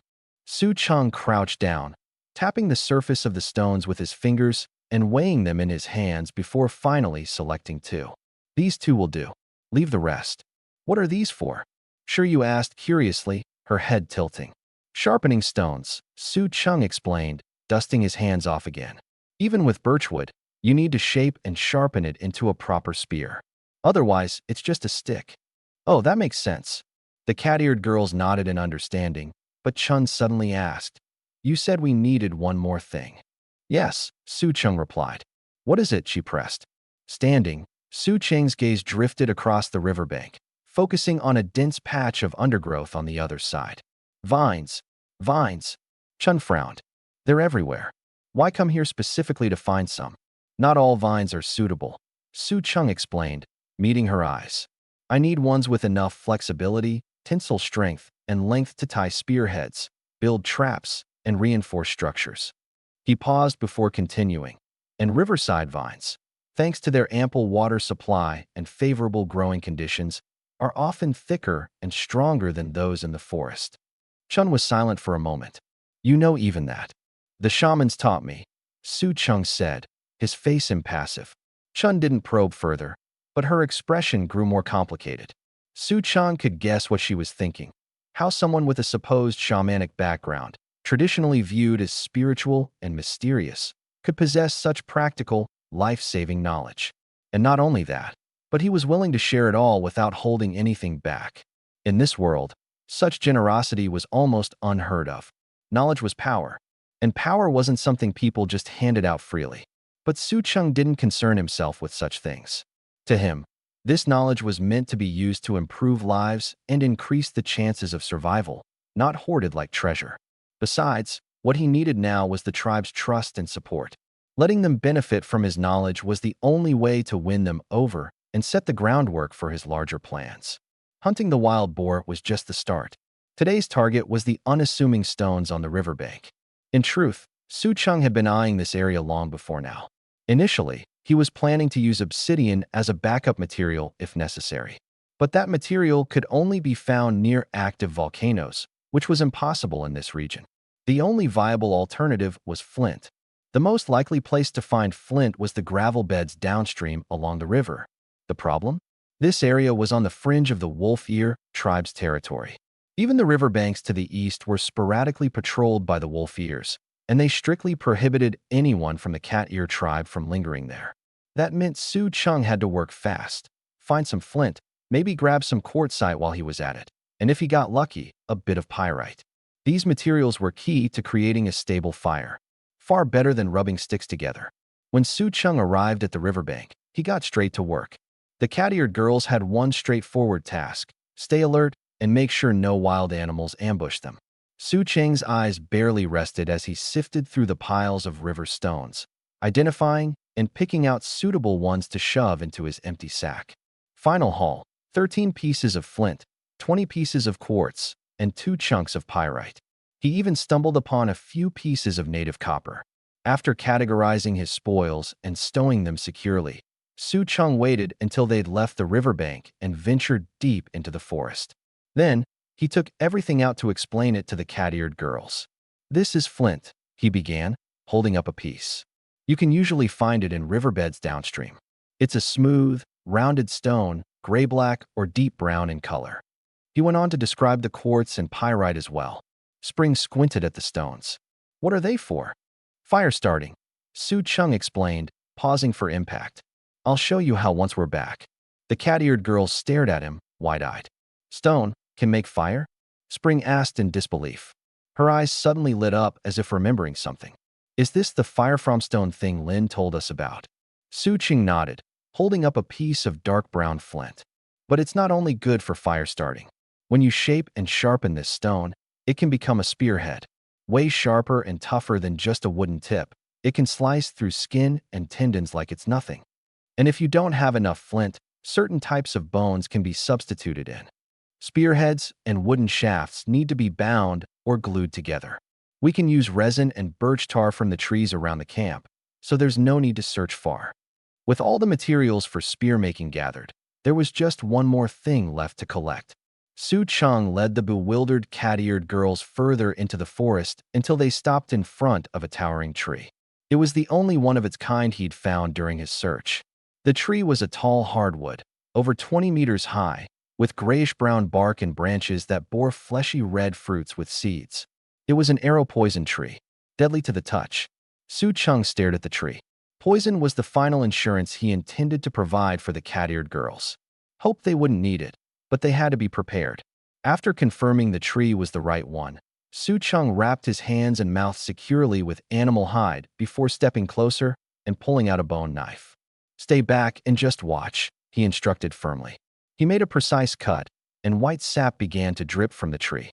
Carefully, he collected the sap into an empty container. Several cuts later, Su Cheng had filled 1.5 bags with the lethal sap before stepping back. Once satisfied that there was no spillage, Su Cheng exhaled in relief. The cat-eared girls had been holding their breath the entire time, not daring to make a sound. "Let's head back," Su Cheng said gravely, glancing at the girls. "Remember, no one goes near this tree in the future. Not its leaves, not its fruit, not its sap. Don't even touch it." This tree's location was unique. It was far enough from the camp, yet close to the borderline of the cat-ear and wolf-ear tribal territories. With no significant resources nearby, neither tribe frequented the area. That's probably why it had remained untouched. "This is a poison tree. Extremely poisonous," Su Cheng elaborated. "You might not fully grasp what poison is, but you know what a fever is, right? Poison is like a fever, but magnified many times over. If its sap touches an open wound." He paused, letting the weight of his words settle in. Su Cheng stood at the edge of the camp, gripping the freshly sharpened flint spearhead in his hand. In the sunlight, it glinted with a cold, sharp edge. But its significance went beyond its cutting ability. It was the tool that would enable these cat-eared girls to learn to hunt wild boars within 3 days. He had to make this happen, not to flaunt his skills, but because he understood one fundamental truth. In this world, the only person who holds authority is the one who provides food. Teaching them how to make fire had earned him their admiration, but admiration wasn't enough. What Su Cheng needed was absolute trust, the kind that would stop anyone from questioning his commands, from wondering, why east and not west, when he gave an order. Only with that trust could he drive forward the plans that would truly change the fate of this tribe. For now, the quickest path to earning that trust was to show them, "Follow me, and you'll never go hungry." This hunting trip couldn't fail. The spearheads had to be razor-sharp, the blood grooves cut deep, the barbs secure enough to hold. He didn't expect these girls, who'd never hunted large game, to kill a wild boar in a single strike. But at the very least, he needed them to land a hit that would ensure the boar wouldn't get far. "Su Cheng, is this what a spearhead looks like?" Spring crouched at his side, peering curiously at the oddly shaped piece of flint. Su Cheng handed her the spearhead, pointing to the groove on its side. "This is called a blood groove. When you stab a wild animal, it'll continue running and bleeding at the same time. The groove makes the wound harder to close and ensures you can pull the spear out without the muscles clamping down on it." He paused briefly before adding, "In simple terms, it helps the animal die faster, makes your job easier." Spring nodded thoughtfully, while the other cat-eared girls still seemed a bit confused. Su Cheng didn't rush to explain further. Instead, he picked up a sample spearhead and placed it on the ground. "In your spare time, try shaping the rest of the stones like this one. For now, I'll show you something else." He glanced up at the sky. A few hours remained before sunset. The birch bark was still slowly roasting over the fire, and the tar wouldn't start seeping out until dusk. The spear shafts had already been carved, and they had a prototype spearhead. The most important task now wasn't to keep working on their tools. It was to teach them how to hunt. Wild boars and hunting rabbits are two completely different things. "Sit down, everyone." Su Cheng found a flat spot on the ground. "I'll teach you all how to hunt large beasts." The cat-eared girls exchanged uncertain glances with one another. Hoyer, the liveliest among them, tilted her head. "Teach? What does teach mean?" "It means I talk, you listen, then remember what I say and follow the instructions," Su Cheng explained calmly. "A wild boar isn't a rabbit. If you charge at it with your old hunting methods, the first one to go forward will likely get knocked into the air." The air became deathly quiet at his words. The tails of several cat-eared girls instinctively tensed up. They weren't foolish. They knew wild boars were dangerous. But the exact level of danger? That was something Su Cheng intended to make clear today. The impact of a wild boar's charge is far greater than you can imagine, Su Cheng said, crouching down to sketch a simple diagram on the ground with a stick. They have thick hides, immense strength, and when they're injured, they'll get even more aggressive. If you stand directly in front of one without a spear to block it, there's a good chance you'll get knocked away, trampled, and gored by its tusks. He looked up and scanned their faces, which is why we cannot charge recklessly. We need a proper strategy. Spring stared at the crude, drawing for a few moments before she finally spoke. Then what should we do? This was the moment Su Cheng had been waiting for. First, never hunt alone, he stressed, his tone firm. Work in groups of at least 3. Surround the boar from 3 directions. One person distracts it from the front, while the other 2 attack from the sides or rear. Second, hold your spears tightly and aim downward at an angle when stabbing. Don't jab straight in. If you do, you'll struggle to pull the spear out. If the boar starts writhing, you might lose your weapon entirely. Third, never chase a wounded wild boar. This last point left the cat-eared girls momentarily stunned. Why not? Porter blurted. If it's injured, wouldn't that make it easier to catch? Because a wounded wild boar becomes desperate, Su Cheng explained, locking eyes with her. Right now, none of you are strong enough to handle that. If you chase it, there's a risk it'll turn on you. So instead, make sure your attack lands. Keep following its blood trail and wait for it to collapse from blood loss. He stood up and dusted his hands together. Remember these 3 points for now. Tomorrow, we'll practice positioning and stabbing techniques with spears. If everything goes well, we'll hunt a wild boar the day after. The cat-eared girls exchanged looks again, uncertain and hesitant. Finally, Spring was the first to nod. All right. The others soon chimed in, their voices echoing her agreement. Only then did Su Cheng relax a little and breathe out a quiet sigh of relief. Turning away, he walked over to check on the birch bark that was still roasting over the fire. The flames were steady, and the tar looked like it would start seeping out soon. Behind him, the group of cat-eared girls had already begun murmuring about the things he'd just said. Su Cheng didn't turn around, but a faint smile tugged at the corner of his lips. They were listening. They were thinking. That was all he could ask for. If this hunting trip succeeded, the path ahead would become much easier. Su Cheng stood before the group of cat-eared girls, holding a sharpened stick in hand. Most of them stood with their heads lowered and their cat-like ears drooping, looking nothing like hunters. Except for Spring, the rabbit-eared woman stood tall, her back straight, her long ears perked high with tension and anticipation. Without preamble, Su Cheng began to speak. You want to hunt beasts stronger than yourselves, right? Then don't think you can win just by charging recklessly with a stick. He paused to let his words sink in, his sharp gaze sweeping over all of them. You need to understand one thing. Hunting isn't about brute force, it's about strategy. Step 1. Gather intelligence. You need to know when the animal grazes, when it sleeps, how it attacks, and where its weak spots are. Don't think this step is unnecessary. This information might save your life. Spring clenched her fists. She had learned some basic tracking skills growing up, but Su Cheng's level of detail surpassed anything even the tribal shamans had ever taught her. This man wasn't boasting. He truly knew his stuff. Step 2. Use the environment. Memorize the layout of your hunting ground. Find good spots for ambushes. And, more importantly, plan an escape route. His tone grew colder. Remember, failing isn't shameful. Dying is. You can always try again. The cat-eared girls froze. No one had ever spoken to them this way before. Su Cheng pressed on. Step 3. Weapons. The right weapon can cover for all your weaknesses and make your attacks lethal. Step 4. Play to your strengths. He stopped then, fixing his gaze on each of them one by one. Now tell me, what's your biggest advantage? Sure you. We're fast. Sure Ling. We hear really far. Or, we can sneak up on prey. Su Cheng shook his head, a subtle smile forming on his lips. Your biggest advantage is climbing trees. Silence fell over the clearing. The cat-eared girls gawked at each other in confusion. Even Spring was caught off guard. Climbing trees? That's an advantage? Su Cheng's tone was firm and confident. In the forest, your battlefield isn't the ground. It's the trees. No matter how fierce a wild boar is, it can't climb a tree. If you're in the trees and the boar's on the ground, You have an undeniable edge. The cat-eared girl's eyes lit up. But someone quickly asked, "But how do we kill it if we're in the trees?" Su Cheng didn't answer directly. Instead, he began describing a hunting plan in detail.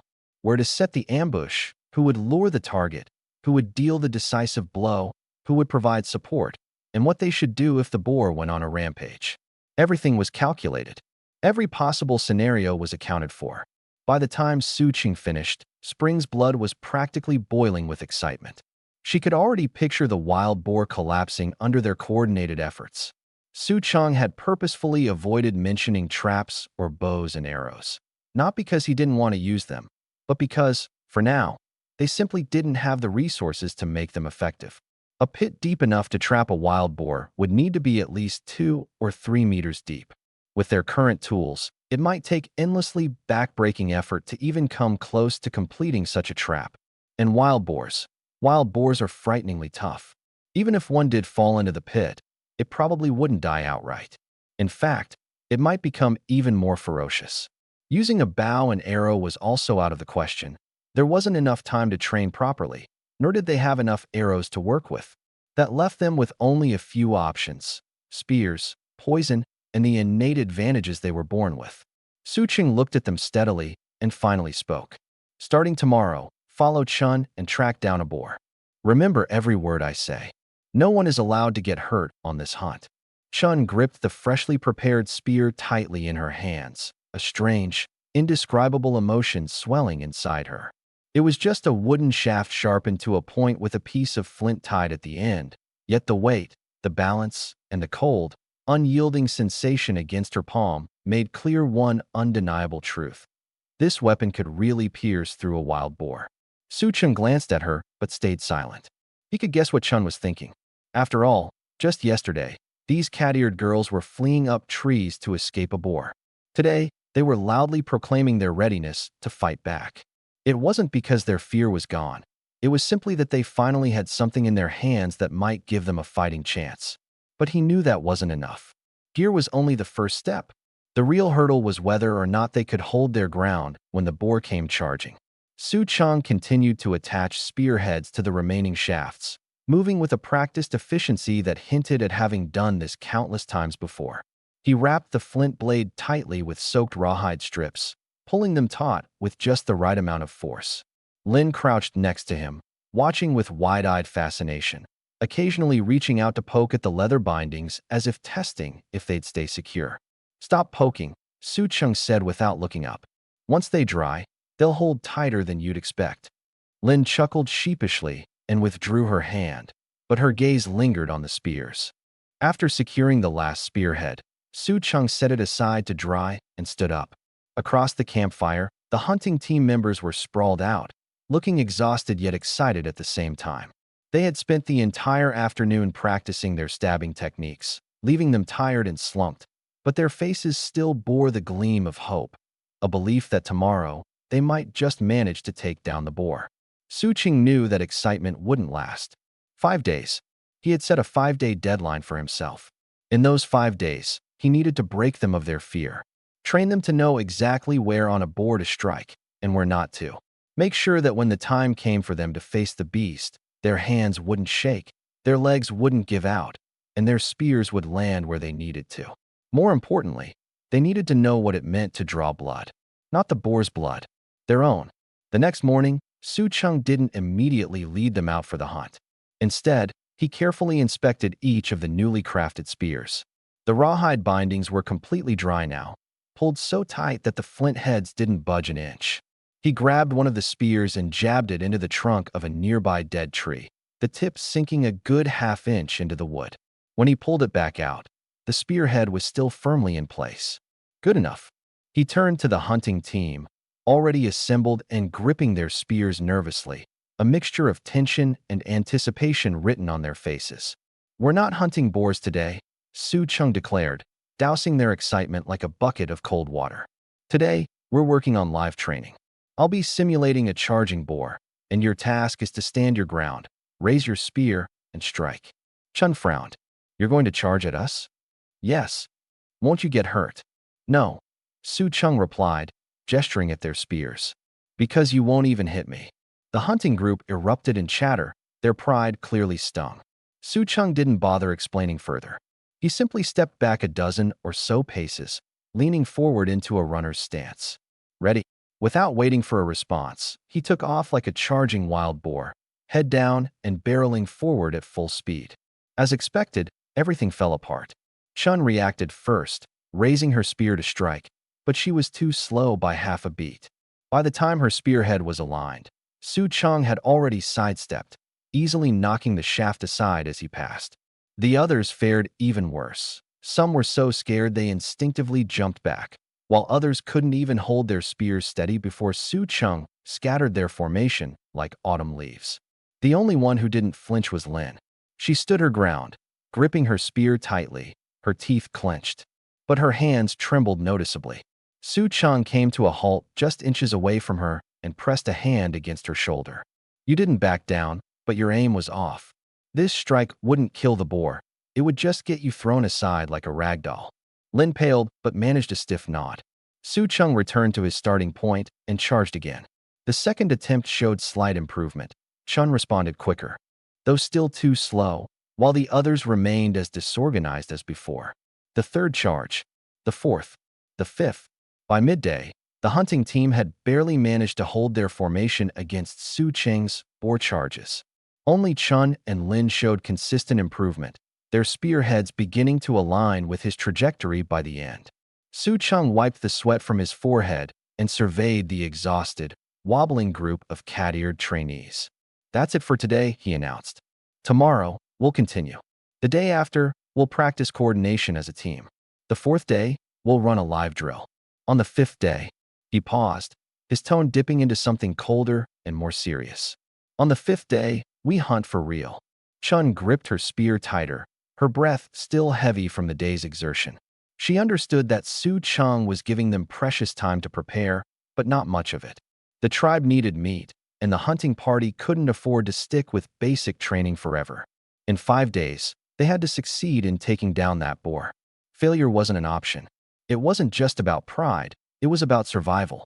Su Cheng hefted one of the finished spears in his hand, feeling the weight and balance of the weapon.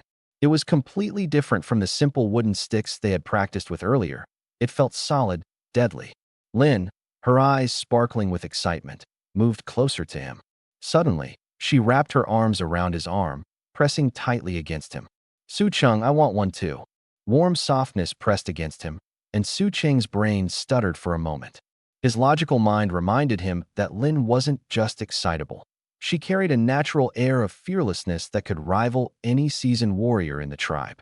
He knew how to use his strengths to his advantage.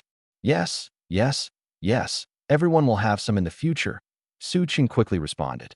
Late at night, just as Su Cheng closed his eyes, a petite figure quietly slipped into his tent from outside. Backlit by the faint light, two shiny, sparkling eyes stared intently at him. Luo, you're here again? I want to sleep here. Luo blinked and crawled into his arms with practiced ease, nuzzling her small head against him. Cheng, you're so warm. Su Cheng gently held her, his hand brushing against her soft and delicate figure. Suddenly, he asked, Luo, how old are you? 18, she said. Su Cheng froze. No matter how he looked at her, she didn't resemble an adult. You need to eat more and put on some weight. On my chest. Luo suddenly looked up and asked seriously. Su Cheng coughed awkwardly. What kind of nonsense is that? I've noticed you seem to like there. When Lin hugs you, you always secretly glance and seem happy. You must have seen wrong. No, I didn't, Luo said firmly, her gaze unwavering. I'll listen to you, Cheng. I'll eat more and grow.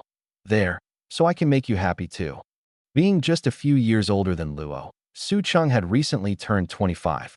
For the first time in his life, he felt a pang of guilt. I'm already happy being with you. Besides, it's not just there, you're too skinny overall. You need to add weight everywhere. Oh, okay, Cheng. After a moment of silence, Su Cheng asked the question that had been nagging at him. Why do you like me? We've only known each other for 2 days. Luo lowered her head, her voice soft. Because you gave me your meat to eat. She paused before continuing. Back in my tribe, everyone used to take my food because I wasn't strong enough to join them in hunting. All I could do was gather fruit, and I'd share it with the others, but nobody liked me for it. One day, the chief and the others left to find a new place to settle. When I woke up, the whole tribe was gone, just me left behind. She looked up again, her eyes filled with unease. Chung, I only have some fruit to offer you. Looking into her clear, earnest eyes, Su Chung turned, wrapping her tightly in his arms. Fruit is great, but fruit doesn't taste as good as meat. Fruit is healthy. What's healthy? Su Chung lowered his head and feigned a stern expression. You need to eat both meat and fruit. If you eat only meat, you'll end up looking like a wild boar. Luo had seen wild boars before, black, ugly creatures. I don't want to look like a wild boar. I'll listen to you, Chung. Su Chung laughed lightly and then asked, how did you end up here anyway? I don't know. After leaving the tribe, I just wandered around. Eventually, I ran into 2 Deerhorn tribe girls along the way. They told me there was a forest here and 3 tribes lived in it. Since I'm from the Wolf-Ear tribe, I should check it out. Later, we met someone from the Fox-Ear tribe, so the 4 of us traveled here together. What they hadn't expected was to encounter the Cat-Ear tribe first. The other 3 Beast-Eared girls didn't manage to stay. Dawn broke quickly. Su Chung was jolted awake by rhythmic shouting outside the tent. Ha! Hop ha! The Cat-Ear girls were already full of energy, engrossed in their training. As soon as he sat up, Luo, who was nestled around his neck, opened her drowsy eyes. Acting quickly, Su Chung scooped her up. Her soft, nearly weightless body carried a refreshing coolness. Her fluffy, furry tail suddenly curled around his wrist. Chung, you're awake, Luo murmured, rubbing her sleepy eyes. Su Chung wanted to set her down, but then he became hyper-aware of a certain biological reaction. Panicking slightly, he hurriedly placed her on some nearby hay. Luo, can you fetch me some water? I'd like to wash my face. Okay, Chung.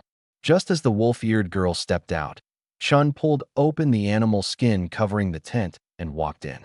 She crouched slightly, spotting Su Cheng's odd expression and awkward posture. What's wrong with you? Nothing, Su Cheng said quickly.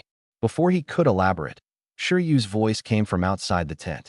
When Su Cheng finally emerged, Chun was waiting outside, not to wake him, but to keep an eye on him.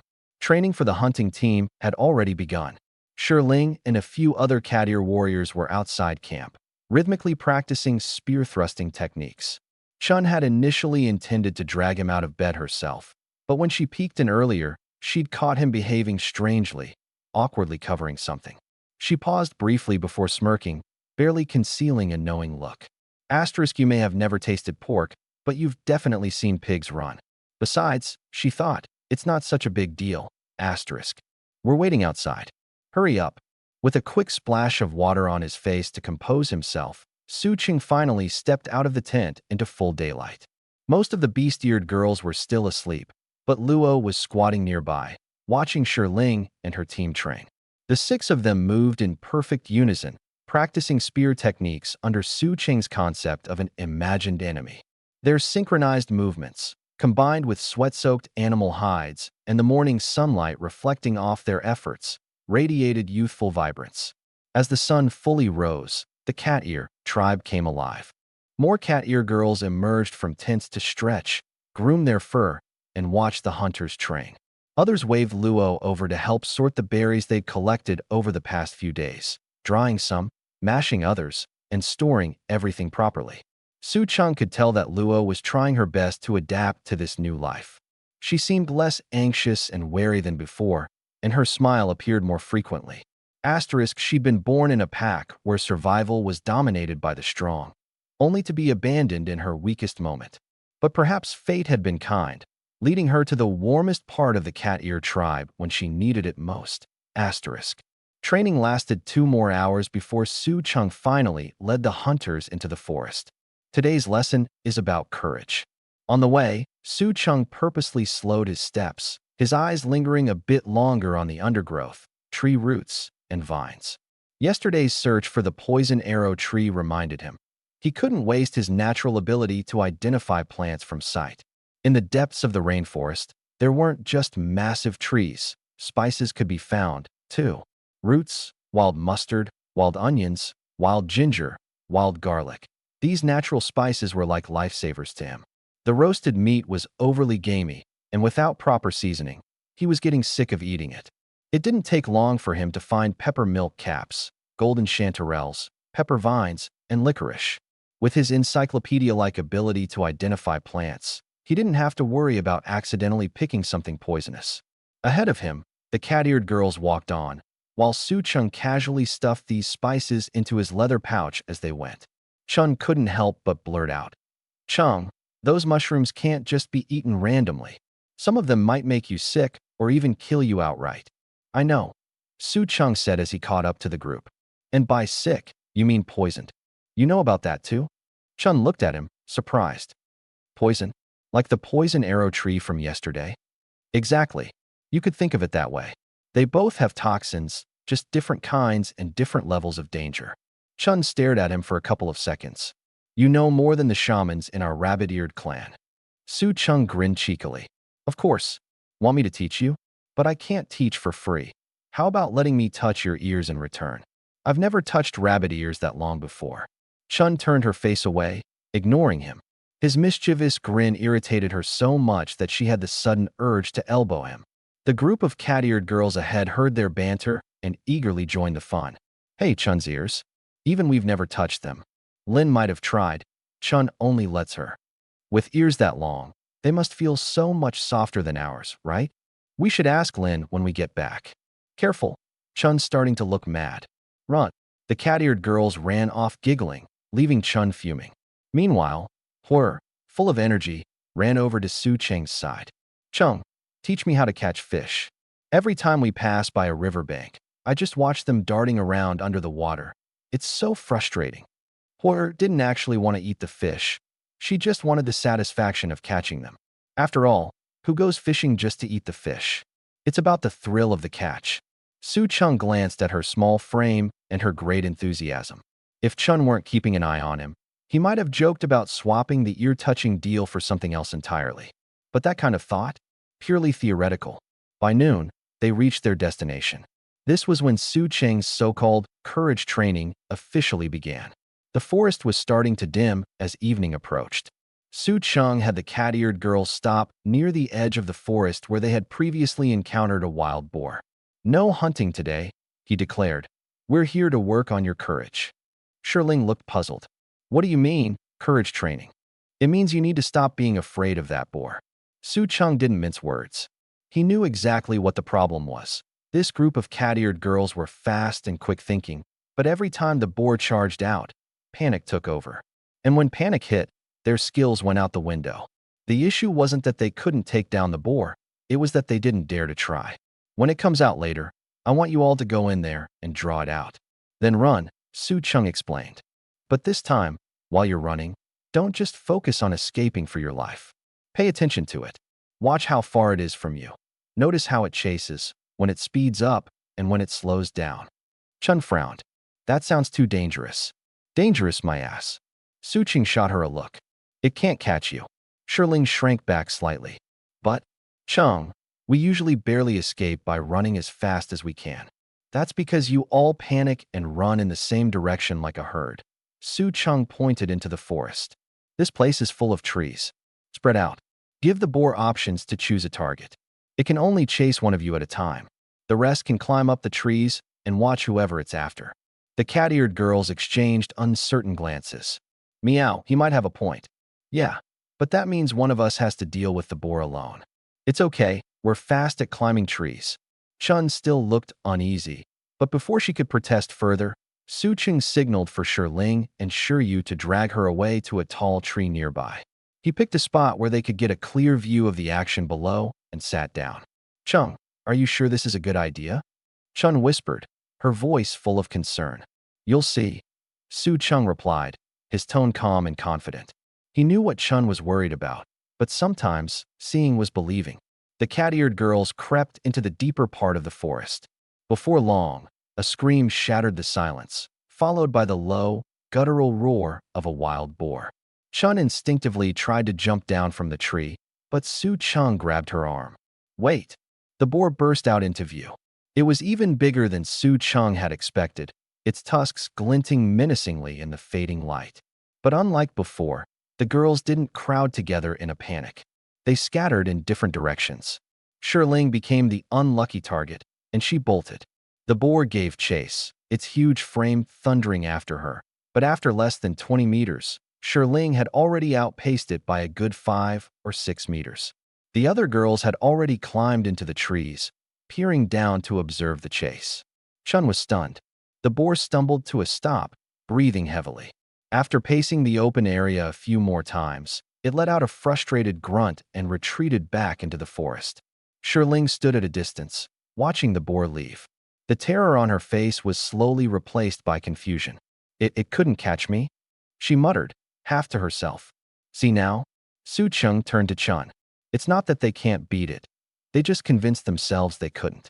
Wild boars are strong, sure, and their hide is tough, but they're slow, and they turn even slower. As long as they don't panic, there's no way they'll get hurt. Chun didn't respond. She just stared down silently. Below, Ling was talking animatedly with the other cat-eared girls who had climbed down from the trees. Their faces were beginning to shift from nervous to cautiously optimistic. Again, Su Cheng's voice rang out from the tree above. A shout rang out. This time, it was Shirue being chased. The result was the same. The wild boar couldn't even come close to catching her, not even the tip of her tail. On the third attempt, Ling volunteered to try again. This time, as she ran, she kept glancing back. She even deliberately slowed down a bit, and when the boar nearly caught up, she'd speed up and leave it in the dust again. Chun finally understood. You're trying to make them see that the boar isn't as terrifying as they thought. You can only figure out how to fight when you're on equal footing, Su Cheng said, gazing down below. At least now they know that the boar can't hurt them. The next step is finding an opportunity to make it bleed. Chun was silent for a few seconds before asking, Is that how you learn not to fear dangerous animals? Su Cheng chuckled, remembering his first time taking a driving test. More or less. Some things seem scary because you keep running away. But when you face them head-on, you realize they're not so bad. Below the tree, the cat-eared girl's tone had shifted. Meow. It really can't catch us. I saw it almost stumble when it was trying to turn. Next time, should we try getting behind it? Watching the scene unfold, Chun felt like a weight she didn't realize she was carrying had lightened just a little. She turned to Su Cheng and saw him looking down, his gaze steady and certain. Cheng. Thank you. Once again, Ling dodged and escaped right under the boar's nose. How many times had she darted past it by now? Big Ears lost count. But then, she realized something odd. She wasn't as scared anymore.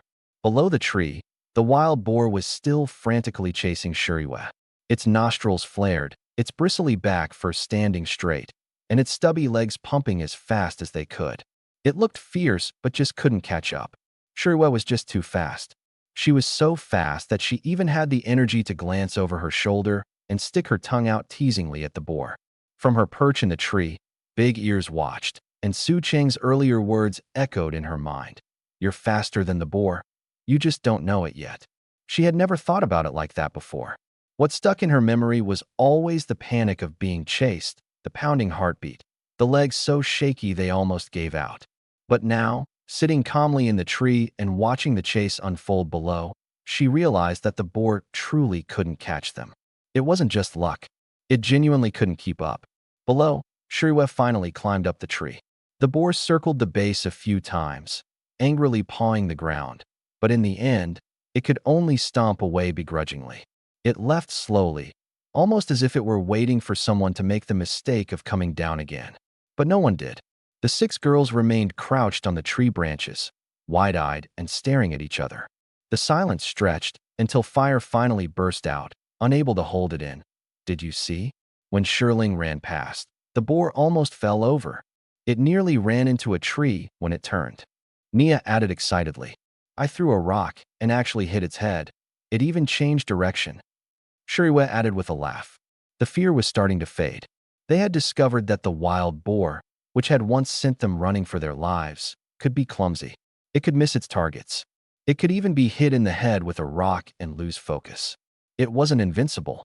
It just looked scary. From afar, Chun's eyes glimmered as she watched the scene below. Su Cheng's words came to her again, and now she truly understood them. You only truly conquer fear after succeeding just once. But not everyone was thinking about fear. In the Wolf Ear tribe's camp, The bonfire crackled brightly. Hongxiang took a big bite of roasted meat, grease dripping down her chin. She swiped at it carelessly and kept gnawing. Luck had been on their side today. They'd caught a few wild mountain goats. Their wool was exquisitely soft, and she planned to save enough to make a blanket. Sleeping on straw beds had long since lost its charm. Nearby, Lon stood with a puzzled expression. "Chief, the cat-ear tribe has been acting strange recently." Hongxiang didn't even look up. "Strange how?" "They've been hauling a lot of wood to the riverside." "Wood?" "Yes, a lot of it." Lon hesitated. "We sent people to follow them, and it looks like they're building something down by the river." Finally, Hongxiang put her food down and looked up. "Building something? I don't know what." Lon shook her head. "We couldn't figure out what they were doing." Hongxiang licked the grease off her lips, her gaze hardening. Those cat-ear folks, always timid, hiding deep in the woods, only ever coming out to scavenge whatever they could. And now, suddenly, they were hauling wood and building something? What were they planning? Hongxiang stood and brushed her hands off. "Go back tomorrow and take another look." "Yes. Don't let them catch you." "Understood." As Lon turned to leave, Hongxiang sat back down, but somehow, her food had lost its flavor. Her eyes remained fixed on the flames, her mind turning over the new images. Wood, the riverbank, the cat-ear tribe's unusual behavior. The extreme winter was almost here. Every tribe was scrambling desperately for food, searching for safer shelters, doing whatever it took to survive. And now, the cat-ear tribe was suddenly doing something new? Either they had discovered a new way to live or someone was guiding them. Hongxiang narrowed her eyes. If it was the latter, then who was it? On the west side of the riverbank, an area that should have been forbidden by Hongxiang's rules, Su Cheng had tried to return yesterday, but was intercepted by the wolf-ear tribe's patrols and had to retreat. Luo had noticed his frustration, but she hadn't dared to ask why he was so determined to go to the forbidden area. After all, what could there possibly be there besides rocks and mud? Now she understood. Cheng wasn't after something tangible. What he sought was possibility. For 5 days, Su Cheng and the warriors of the cat-ear tribe had engaged in activities that outsiders found utterly baffling. Chopping wood, collecting stones, scavenging along the riverbank, and even stuffing grass into sacks. The most absurd of all was their daily routine of provoking wild boars, leading to frantic chases through the forest. The wolf-ear tribe had been observing them in secret. When Lon reported back last night, Hongxiang couldn't stop laughing after hearing the account. She didn't believe that the cat-ear tribe could hunt a wild boar. Even a fully capable warrior from the rabbit-ear tribe would need several people working together to bring one down. And with Chun's injured leg, the cat-ear warriors were hardly worth mentioning in her eyes. But what Hongxiang didn't know was that Su Cheng had never intended to hunt wild boars in the traditional sense. What he was doing was teaching these cat-ear girls, who had never encountered a ferocious beast in their lives, one crucial lesson: how not to be afraid. After 5 days of courage-building exercises, the results had started to show. Now, the cat-ear warriors could not only skillfully divert a wild boar, but also anticipate its next move. This was an essential preparatory step for real hunting, because if your legs went weak at the mere sight of your prey, no amount of strategy would save you. As for the real reason Su Cheng kept frequenting the west side of the riverbank, it was something that the wolf-ear tribe could never guess. It wasn't food, timber, or even the stones themselves that he sought. What he needed was a chance to change the rules, something, whether it was a material, a piece of terrain, or an overlooked resource in this world, that held value in his memory.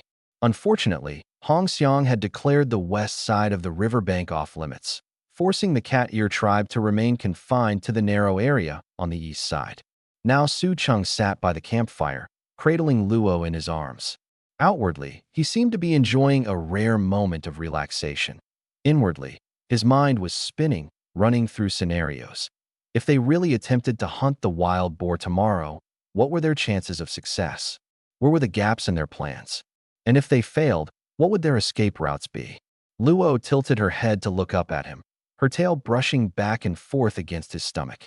"You'll succeed," she said with quiet confidence. Su Cheng didn't reply. He simply rested his chin on top of Luo's head, staring blankly into the flickering fire. What did success even mean? Killing a wild boar? Getting the tribe through the winter? Or was it breaking free from the suffocating rules that had kept the cat-ear girls crushed underfoot?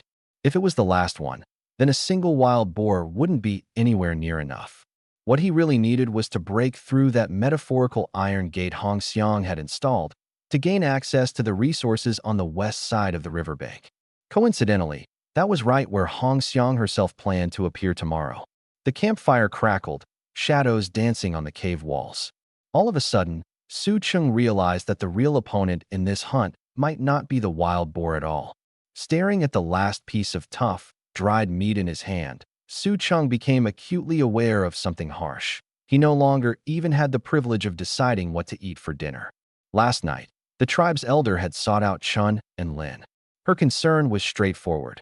With the hunters spending only half the day on hunts and returning with nothing more than ground squirrels and jungle fowl, their food reserves were woefully inadequate for surviving the brutal winter ahead. Everyone in the cat-ear tribe had lived through that season and knew all too well what starvation felt like. Now, fear was beginning to spread. When Lin returned, her face was pale. She said that Chun had made a promise to the elder right then and there, that tomorrow would be the final deadline. No matter what happened with the wild boar plan, the hunting team would have to resume normal operations afterward. Su Cheng understood exactly what this meant. All the training regimens, trap designs, and team formations he had implemented were essentially gambling with the tribe's survival time. For every extra day he spent on these preparations, the tribe lost another day's worth of safety net. And once the growing fear reached a breaking point, he wouldn't just lose his influence. His very presence in the tribe would be called into question. But on the flip side, if he succeeded, if they really brought a wild boar back tomorrow, then all that pent-up fear would instantly flip into trust. And not just ordinary trust, but the kind of unshakable faith that stems from gratitude for narrowly surviving a disaster. This moment was a classic psychological turning point. The hand that pulls someone back from the edge of a cliff is a hand they'd never forget. No more waiting, Su Cheng said, standing up. We'll act tomorrow. Chun hesitated for a moment. The training with Ling and the others had shown results. But was it really enough? They're different now, Su Cheng said, locking eyes with Chun. You've seen it yourself. Chun was silent for a few moments, then nodded. The changes over the past few days weren't superficial. The 6 women now carried themselves differently. Their gazes, their coordination, their reflexes. It was like they were completely new warriors compared to before. All right, Chun agreed. Su Cheng knew that this wasn't just about succeeding. It had to be spectacular. He needed the entire tribe to witness that following his lead didn't just mean survival. It meant living better than before. The next morning, the fog was thick. By the time Su Cheng reached the clearing, the 6 warriors were already standing at the ready, fully armed. Flint-tipped spears, entangling nets, trip ropes, bone knives, and the small leather pouch hanging at their waist that contained deadly poison, a last resort. Su Cheng didn't want to rely on poison. The risk of tainted boar meat was too high. But he wasn't about to let anyone die in vain. Their faces were alight with anticipation.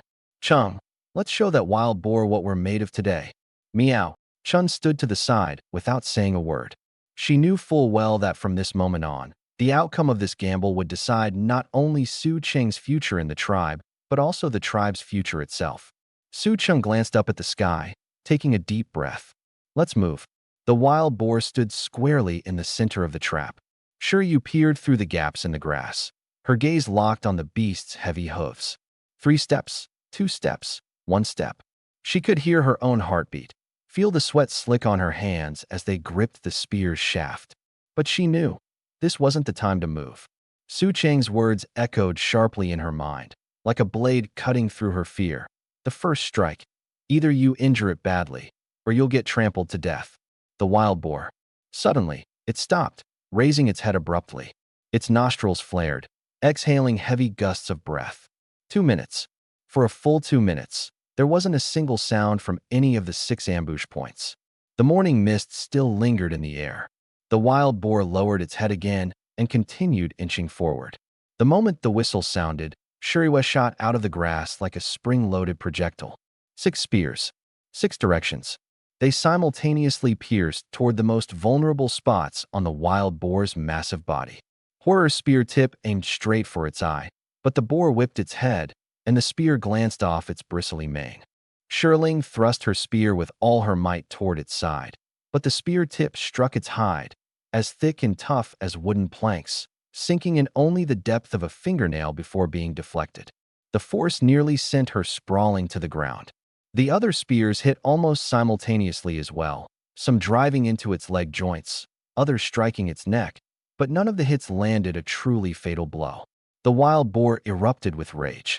It let out a piercing shriek, scraping its hooves hard against the ground twice, before charging directly at the nearest figure, Shirling. "Scatter!" Shirwei roared. But it was too late. The wild boar's charge was far faster than they had anticipated.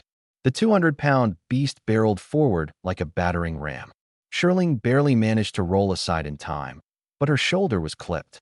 The impact sent her flying into the air and crashing heavily against a tree.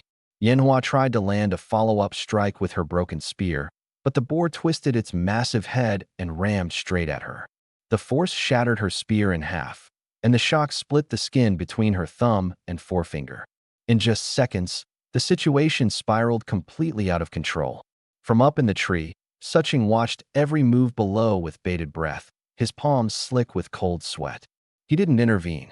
This trial was theirs to overcome. At that moment, Shuriwe became startlingly calm. She noticed the boar, having just rammed Yanhua, had yet to steady itself. As it shifted its weight, it exposed a small weak spot on its side, where one of the earlier spear thrusts had broken through the thick hide, leaving a bloody wound still oozing. "Whir! Nia! Distract its front legs," she shouted. The two nimblest cat-eared warriors sprang into action, dashing to opposite sides and using the shafts of their spears to hook the boar's front legs. The wild boar roared in frustration, trying to pivot toward them, but its tangled legs slowed its movements by a fraction of a second. That sliver of an opening was all Shuriwa needed.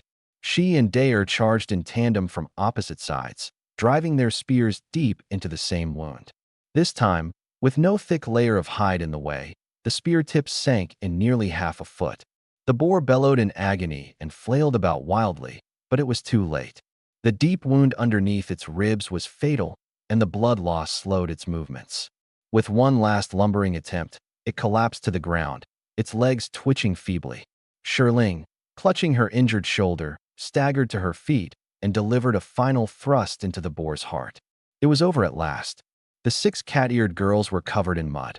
Their bodies quaked, some from exertion, others from adrenaline, but their eyes were alight with a fierce spark they had never known before. They had done it. They had truly killed the beast. ***. From the tree, Suching observed the scene silently. He knew this moment was about far more than the boar's death. What truly mattered was that, for the first time, they had realized a powerful truth. The rules that governed their lives could be challenged and broken. Moments earlier, Yanhua had leaped down with her spear, aiming straight for the back of the boar's neck. The thrust sank in, and the boar's scream pierced the air like a butcher's cleaver through bone. But the girls didn't stop. As soon as Shuriwe blew the whistle, the 6 of them scattered without hesitation. It was already the second round of their hunting plan. The wild boar, shaking its head as if to clear its daze, scanned its surroundings only to find nothing but the retreating shapes of its attackers. Not within reach. Not anymore. Frustrated and cornered, it unleashed a furious roar. High up in the tree, Chun stood frozen in astonishment. Her mind flashed back to the way she and her team used to hunt. Back then, 5 or 6 rabbit-eared warriors would engage a wild boar head-on, refusing to back down regardless of the injuries they suffered. They had thought that retreat was the ultimate sign of cowardice. Now, running her hand across the old scar on her left thigh, Chun found herself questioning those beliefs. Was that really the right way? Seeing her troubled expression, Suching asked softly, "Is your old wound acting up again?" Chun shook her head, forcing a faint smile. "No, it's not that. It's just..." She trailed off before taking a deep breath, her usual stoic demeanor returning. "You're skilled, chum. I never imagined hunting could be done this way. If only we'd met you earlier." Her sudden solemnity caught Suching off guard. "Hey, where is this coming from?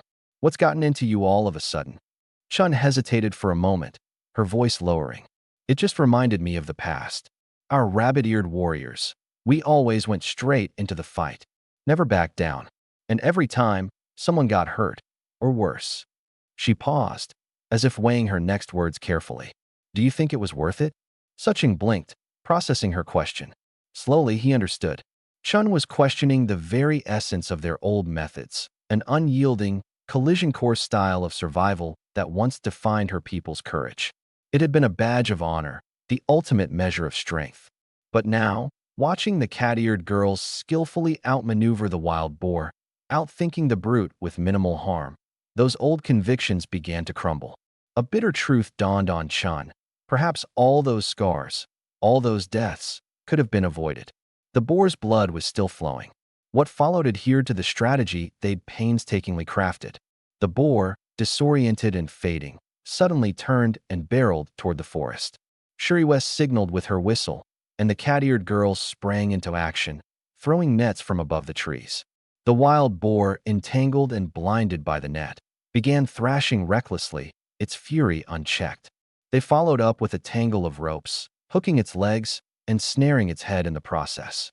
Hold tight, came the shout. For a fleeting moment, the beast's wild strength overpowered them. It flailed and bucked, dragging the girls forward even as they dug their heels into the dirt. I can't hold it much longer. My hands are burning. The smallest girl, Horror, had her rope snagged by the boar's powerful jaws. With a sharp jerk, she was yanked clean off the ground, flying straight toward its gaping maw. Chun's body tensed instinctively as she prepared to leap from the tree. Suching stopped her with a firm grip. This is their battlefield, he said quietly. Before he could finish his sentence, their plan. The job's not just about strength. It's about strategy, teamwork, and timing. Today, you all proved you're more than just hunters, you're warriors. Fire tightened her grip on the spear, her resolve unwavering as she thrust it straight into the gaping maw of the wild boar. The spear's tip pierced through the boar's lower jaw, creating a mist of blood in its wake. But Fire couldn't stop her momentum, her body rushing dangerously toward the sharp tusk. At nearly the same instant, Shirling lunged, colliding with Fire midair. They tumbled to the side, landing hard on the forest floor. The wild boar roared in pain and thrashed its massive head, pulling the thick rope taut in a straight line. Several cat-eared girls, gripping the rope with all their might, were dragged across the dirt, their palms scraped raw. Yet none of them let go. They all understood one thing. If they loosened their grip, this beast would either escape into the deep forest, creating even bigger trouble, or charge at them, ripping apart the closest person. Shiryu gritted her teeth, bracing her foot against a tree root as she clung to the rope with everything she had. Meanwhile, Fire and Shirling were sprawled on the ground, still scrambling to recover, when the boar began tearing its way out of the tangled net. It turned its head, blood streaming down the spear embedded in its jaw, its bloodshot eyes fixing on them like targets. Bleeding but undeterred, the beast lowered its head and prepared to charge. This was the moment. From above the commotion, Su Qing narrowed his eyes. He saw Shiryu suddenly release the rope, drawing her last short spear from her waist. With a steady run, she hurled it with precision. As the spear flew, the boar surged forward, its muscled bulk powering the charge. The spear struck near its shoulder blade, not deeply, but enough to throw it off balance. Shirling had already dragged Fire out of harm's way, the two barely evading the wild charge. The boar slammed headfirst into a tree trunk. The impact shook the entire tree, and the boar staggered back, its fresh wounds gushing more blood. This time, retreat wasn't in its playbook. It stood defiant, its body trembling, heaving labored breaths. But the fire in its crimson eyes remained unyielding. The cat-eared girls got back on their feet, gripping their weapons tightly as they encircled the beast in a half-moon formation. No one said a word. Up in the tree, Chun clenched her fists so tightly her knuckles whitened. Su Cheng didn't stop her. He simply muttered, "Watch closely. This is what real warriors look like." The boar and the cat-eared girls stared each other down. Blood continued to pool on the ground, and the air hung heavy with tension. It was clear, the first to falter would lose their life. The boar's lower jaw had already been pierced, but the final blow was still to come. With a guttural roar that seemed to tear through the jungle, the wild boar's eyes became fully bloodshot. It snapped the spear shaft lodged in its jaw and charged at the two girls on the ground. The netting tangled around its frame was torn asunder by brute force. The cat-eared girls holding the ropes felt a searing pain in their palms and instinctively let go. Shiryu's mind screamed one thought. Her sister was in danger. Moving on all fours, she twisted her body into what should have been an impossible angle, launching herself like a projectile toward the boar. In a fraction of a second, two unstoppable forces collided head-on. Shiryu's entire body was flung backward like a rag doll. The crash offset the boar's charge, sending the beast hurtling off course. It narrowly missed Shiling, instead ramming headlong into another tree. The force lodged its tusks so deeply into the roots that they snapped off. The boar toppled to the ground, legs kicking aimlessly, struggling to rise. Su Cheng's heart pounded in his chest. He knew this wasn't sheer luck or coincidence. Shiryu, in that critical moment, had pushed herself beyond her natural limits. Maybe it was survival, maybe it was familial love. Whatever it was, she succeeded. The entire struggle had lasted barely over a minute. Shiryu, Shiling, and Fire lay sprawled on the ground, dazed and battered. The boar, now missing its lethal tusks, could no longer stand but still writhed in resistance. Day-Ear, Rockflower, and Nia exchanged glances before setting their jaws in determination. They raised their spears and slowly advanced on the beast. As if sensing the end, the boar let out one final harrowing cry, startling the girls momentarily. But it could no longer rise. With each passing breath, its movements weakened. Su Cheng's earlier lesson echoed in their minds. Don't give it a chance to retaliate in its final moments. The girls advanced steadily, driving their spears into its exposed belly before retreating to a safer distance. Afterward, they cast more netting over the boar, ensuring it couldn't lash out. Every move was calculated, deliberate. No hesitation, no panicked flinches. Su Cheng observed them, a quiet sense of pride welling within him. These weren't inexperienced survivors anymore. These were warriors. The boar's struggles became weaker and weaker as its life drained away. Its earlier bellows faded into faint, pitiful noises. Once Shiryu, Shiling, and Fire recovered enough to join the fight, the six of them surrounded the beast. Is it dead? Still breathing. Its legs are twitching. Don't go near it. Wait. Shiryu's voice carried authority. Fire picked up a stone and hurled it at the boar's head. The impact made the beast thrash weakly, its mouth opening in one last futile attempt to bite at nothing but air. Yet it was clear the end was close. Nearly 10 minutes passed. Then, amidst the silent tension, a signal whistled through the jungle. Suddenly, as if responding to an unseen command, 6 spears from 6 directions plunged into the boar simultaneously. This time, no one pulled back. The cat-eared girls kept their stances firm, their hands slick with sweat as their spears quivered under the weight of the final blow. The boar kicked once, twice, and then it stopped moving entirely. Was it dead? Really dead this time? None of them dared to let their guard down. They waited several more excruciatingly tense minutes, but the body remained still. And then, cheers erupted. The painstaking hunt, lasting over 2 hours, was finally over. But as the adrenaline wore off, exhaustion set in. The 6 girls nearly collapsed in unison, their arms aching, their legs trembling like jelly.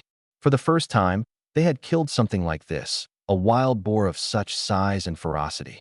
When Su Cheng and Chun walked over, the girls scrambled to their feet, suddenly brimming with excitement as they clamored for recognition. Su Cheng, we did it. Did you see that throw I made earlier? You have no idea how tough this boar's hide was. It took everything I had to push the spear in. Chun stood to the side, unsure of what to say, simply watching it all unfold. Su Cheng reached out, patting Fire gently on her cat-like ears. His voice was calm yet firm, carrying an air of respect and authority that couldn't be ignored. The real strength isn't in your arms or your spears. It's in your unity, your timing, and your ability to keep calm no matter what happens. Today, you all prove that strength. You're not just hunters anymore, you're warriors. Well done. But remember, safety always comes first. The wild boar weighed nearly 600 pounds. Su Cheng circled the carcass twice, then picked up a broken tusk. It was something he'd only ever seen on television before. In ancient times, people used boar tusks as ornaments to show off their strength. Chun and a few cat-eared girls cobbled together a simple stretcher made of dry wood and tattered nets. Together, the four of them hoisted the giant boar and began their trek back. Hoyer and Shiryu led the way in front, barely able to contain their excitement, with grins stretched across their faces. They'd never tasted wild boar before. As for how the people in the tribe would view them once they returned, the thought alone sent a shiver of excitement down their spines. Let's see if the Wolf-Ear clan dares to look down on us now. Shiryu suddenly raised her spear high, as if she could pierce through the whole world with it. Exactly. Now even we can hunt wild boars.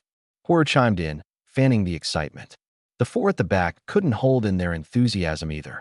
We're going to eat so much meat tonight. I want to teach those wolf-eared girls a good lesson. Yeah, let's knock them down a peg. Su Cheng's mouth twitched slightly at their antics.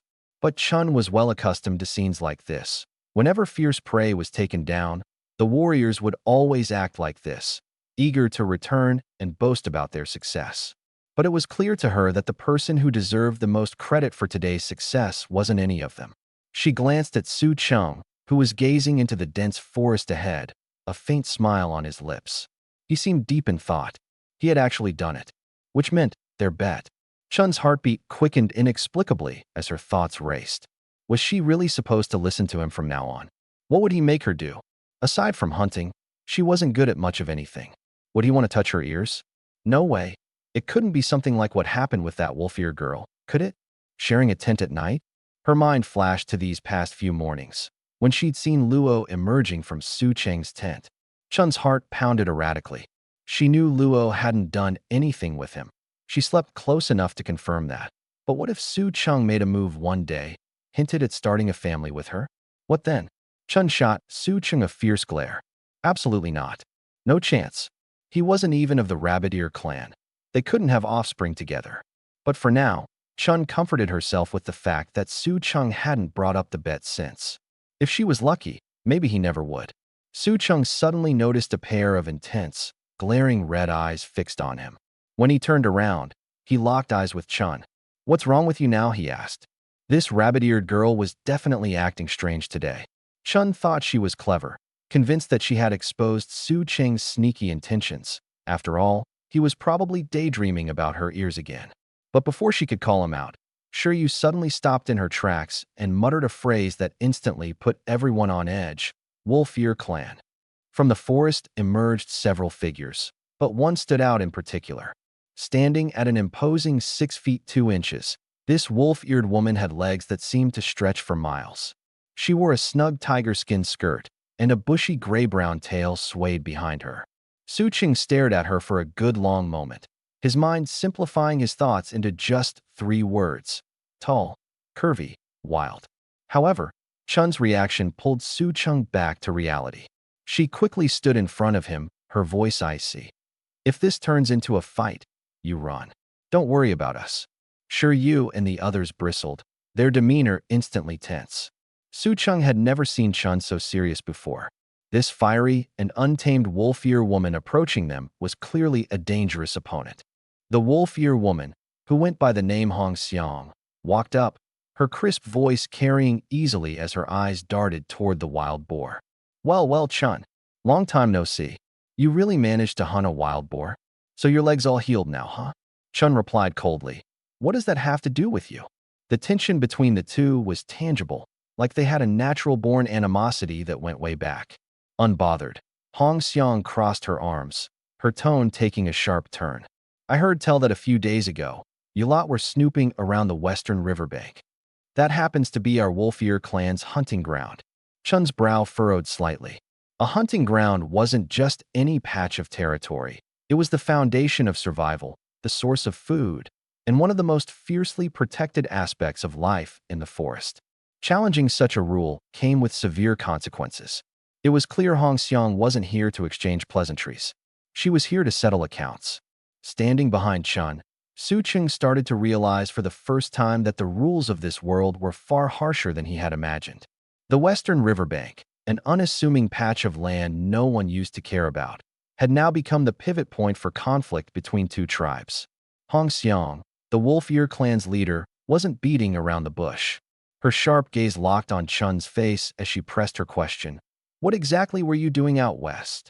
Chun stiffened, scrambling to come up with a response. Getting water. There's no water in the east? Hong Xiang asked flatly.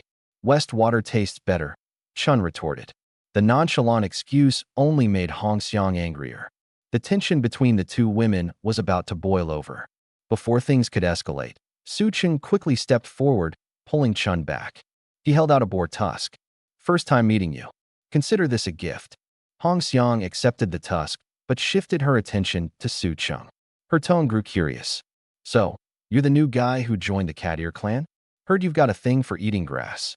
Su Cheng's lips twitched as he hastily clarified that he very much preferred meat over grass. Hong Xiang chuckled and then reached into her hunting net, pulling out a wild chicken leg, which she tossed to him. You're a funny one, Su Cheng. My name's Hong Xiang, and I'm the leader of the Wolf Ear clan. After handing the chicken to Chun, Su Cheng turned back to meet Hong Xiang's gaze directly. You've come at the perfect time. I actually wanted to discuss something with you. We're interested in the western riverbank. The mood shifted instantly. Hong Xiang's smile vanished, and her eyes gleamed with an edge of danger. You want the riverbank? We'd like to trade for it. No fighting, just a peaceful exchange. Hong Xiang frowned, re-evaluating Su Cheng. He wasn't joking. But why would the Cat Ear clan care about that barely useful patch of land? And what exactly are you offering to trade? She asked. Knowledge on how to cure heat illnesses, Su Cheng replied plainly. That caught Hong Xiang off guard for a moment. But she quickly shook her head. Territory isn't something that can be traded. But if there's anything else you want, name it. If I can make it happen, I will. Su Cheng wasn't discouraged. He had expected this. Smiling faintly, he replied, You shouldn't rush to reject me just yet. I only want the riverbank. The rest I won't touch. Whenever you change your mind, you know where to find me in the Cat Ear tribe. His tone was casual, but he left room for negotiation. Hong Xiang said nothing. She stared at him for a few seconds before turning on her heel, leading the Wolf Ear tribe members away without another word. Spring came closer, lowering her voice. Are you crazy? Trading territory? That's never gonna happen. Well, it doesn't hurt to try, Su Cheng said with a shrug while absent-mindedly stroking the pheasant perched on his shoulder. Besides, she didn't flat-out refuse. The real problem was, the Wolf Ear tribe didn't yet comprehend the significance of that riverbank to the Cat Ears. If they ever realized the true value of the flint hidden there, the negotiation would be completely out of the question. Spring had thought the Wolf Ear tribe leader, Hong Xiang, might lose her temper on the spot. Nearby, the enormous wild boar lay cold and lifeless on the ground. 6 Cat Ear girls stood at the edge of the Wolf Ear tribe's territory, holding the heavy prey, unsure whether to push forward or pull back. Hong Xiang glanced at the wild boar, then back at the uninvited group. After a moment, she spoke. Don't come to the riverbank again. With that, she turned and walked away. Sure, you and the others froze for a split second, then scrambled to hoist the giant boar, retreating swiftly without looking back.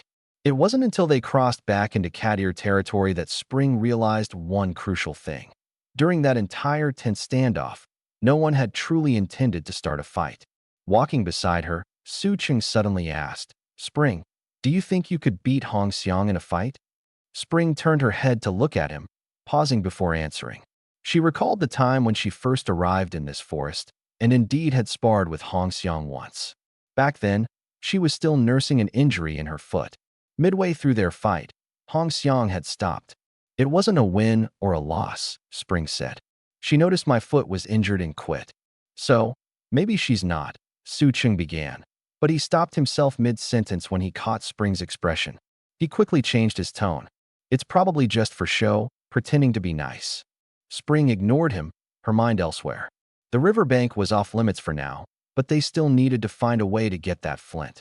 Are there any other rivers in this forest? Su Cheng asked. Spring shook her head. I came from the wastelands. Only saw a few small ponds along the way. That river is probably the only source of running water, and it stretches far to the north. Su Cheng gazed at the distant cliffs in the horizon. The vast granite formations seemed devoid of any chance of finding flint. What if we sneak to the riverbank at night? Spring suggested. No way, Su Cheng replied solemnly. We can't afford tension with the Wolf Ear tribe to escalate. The cat ear tribe is in no shape to handle the cost of a war right now. Spring fell silent, but felt a sense of relief deep down. Truth be told, she didn't want to fight either. By the time they returned to the camp, it was already afternoon. The 300-pound wild boar had taken the 6 cat ear girls over 3 hours to carry back, switching off whenever someone's arms gave out. The moment they dropped the massive carcass onto the ground, the camp fell eerily silent. All the cat ear girls who had been working froze in place, stunned. They had known the hunting team's goal that day was a wild boar. But knowing and seeing a dead wild boar sprawled in front of them were two entirely different things. A basket of foraged berries slipped out of one girl's trembling hands, spilling onto the dirt. Another sliced too deep into a pelt, accidentally ruining it. The one standing closest to the carcass opened her mouth, her lips quivering before she stammered a single word. Boar. Then, as if awakening from a trance, her voice rose an octave, cracking into a shout. A wild boar. It's a wild boar. And just like that, the camp erupted into chaos. The cat ear girls abandoned their tasks, frenzied with excitement as they rushed toward Shiryu and the others, nearly swarming them. They actually did it. What a huge boar. So much meat. Quick, someone bring water for them. Are you guys hurt? Shiryu collapsed onto the ground, leaning against the boar's body, panting in exhaustion. Tribe members began bringing her water, others handed her berries, and some crouched down beside her, wiping the sweat off her forehead. Spring stood at the edge of the crowd, watching the scene unfold. She suddenly understood why Su Chang had insisted they target the boar. It wasn't for the meat, it was for this moment. As she raised a berry to her lips and bit into it, the burst of juice in her mouth brought with it a sudden realization. She had lost this gamble. Not because of the boar itself. The boar had already been dragged back to the camp, blood still dripping onto the soil. What she had truly lost to was this man, not in strength or cunning, but in vision. He had seen a future for the cat ear tribe she had never imagined. A future where they weren't simply prey, where they could band together, hunt as a team, and take the initiative instead of always living in fear. The camp buzzed with cheers. Fire, among the youngest cat ears, was still shrieking in delight. Spring remained on the outskirts of the crowd, staring at Su Chang. She knew what was coming next. You win, she said, her tone even but resigned. From now on, I'll follow your lead. Su Chang tilted his head, a teasing grin on his face. Then how about a smile first? Spring sighed deeply. She had braced herself for a far worse demand, like touching her ears, almost every outsider's first, borderline intrusive request. But his only request was for her to smile. So she complied. As her lips curved upward, Su Chang froze for a moment, visibly caught off guard. Before he could react, Lin, who had come racing back from the forest, grabbed him in an excited embrace, yelling, Spring, your smile is so pretty. Meanwhile, Luo clung to his arm, her eyes filled with admiration. Taking advantage of the distraction, Spring quickly changed the subject.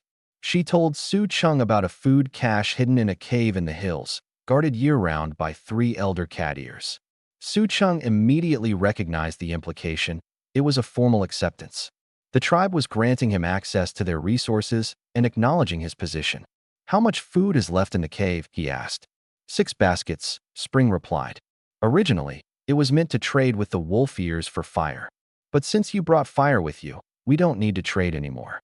Su Chang pressed for details about where the wolf ears obtained their fire. Spring explained that it came from an exchange with a group outside the forest, known as the Flame Earth tribe. All 3 tribes in the forest relied on fire from external sources for survival. Asterisk the Flame Earth tribe? Asterisk Su Chang latched onto the name. Spring explained further. Only tribes with a shaman would name themselves.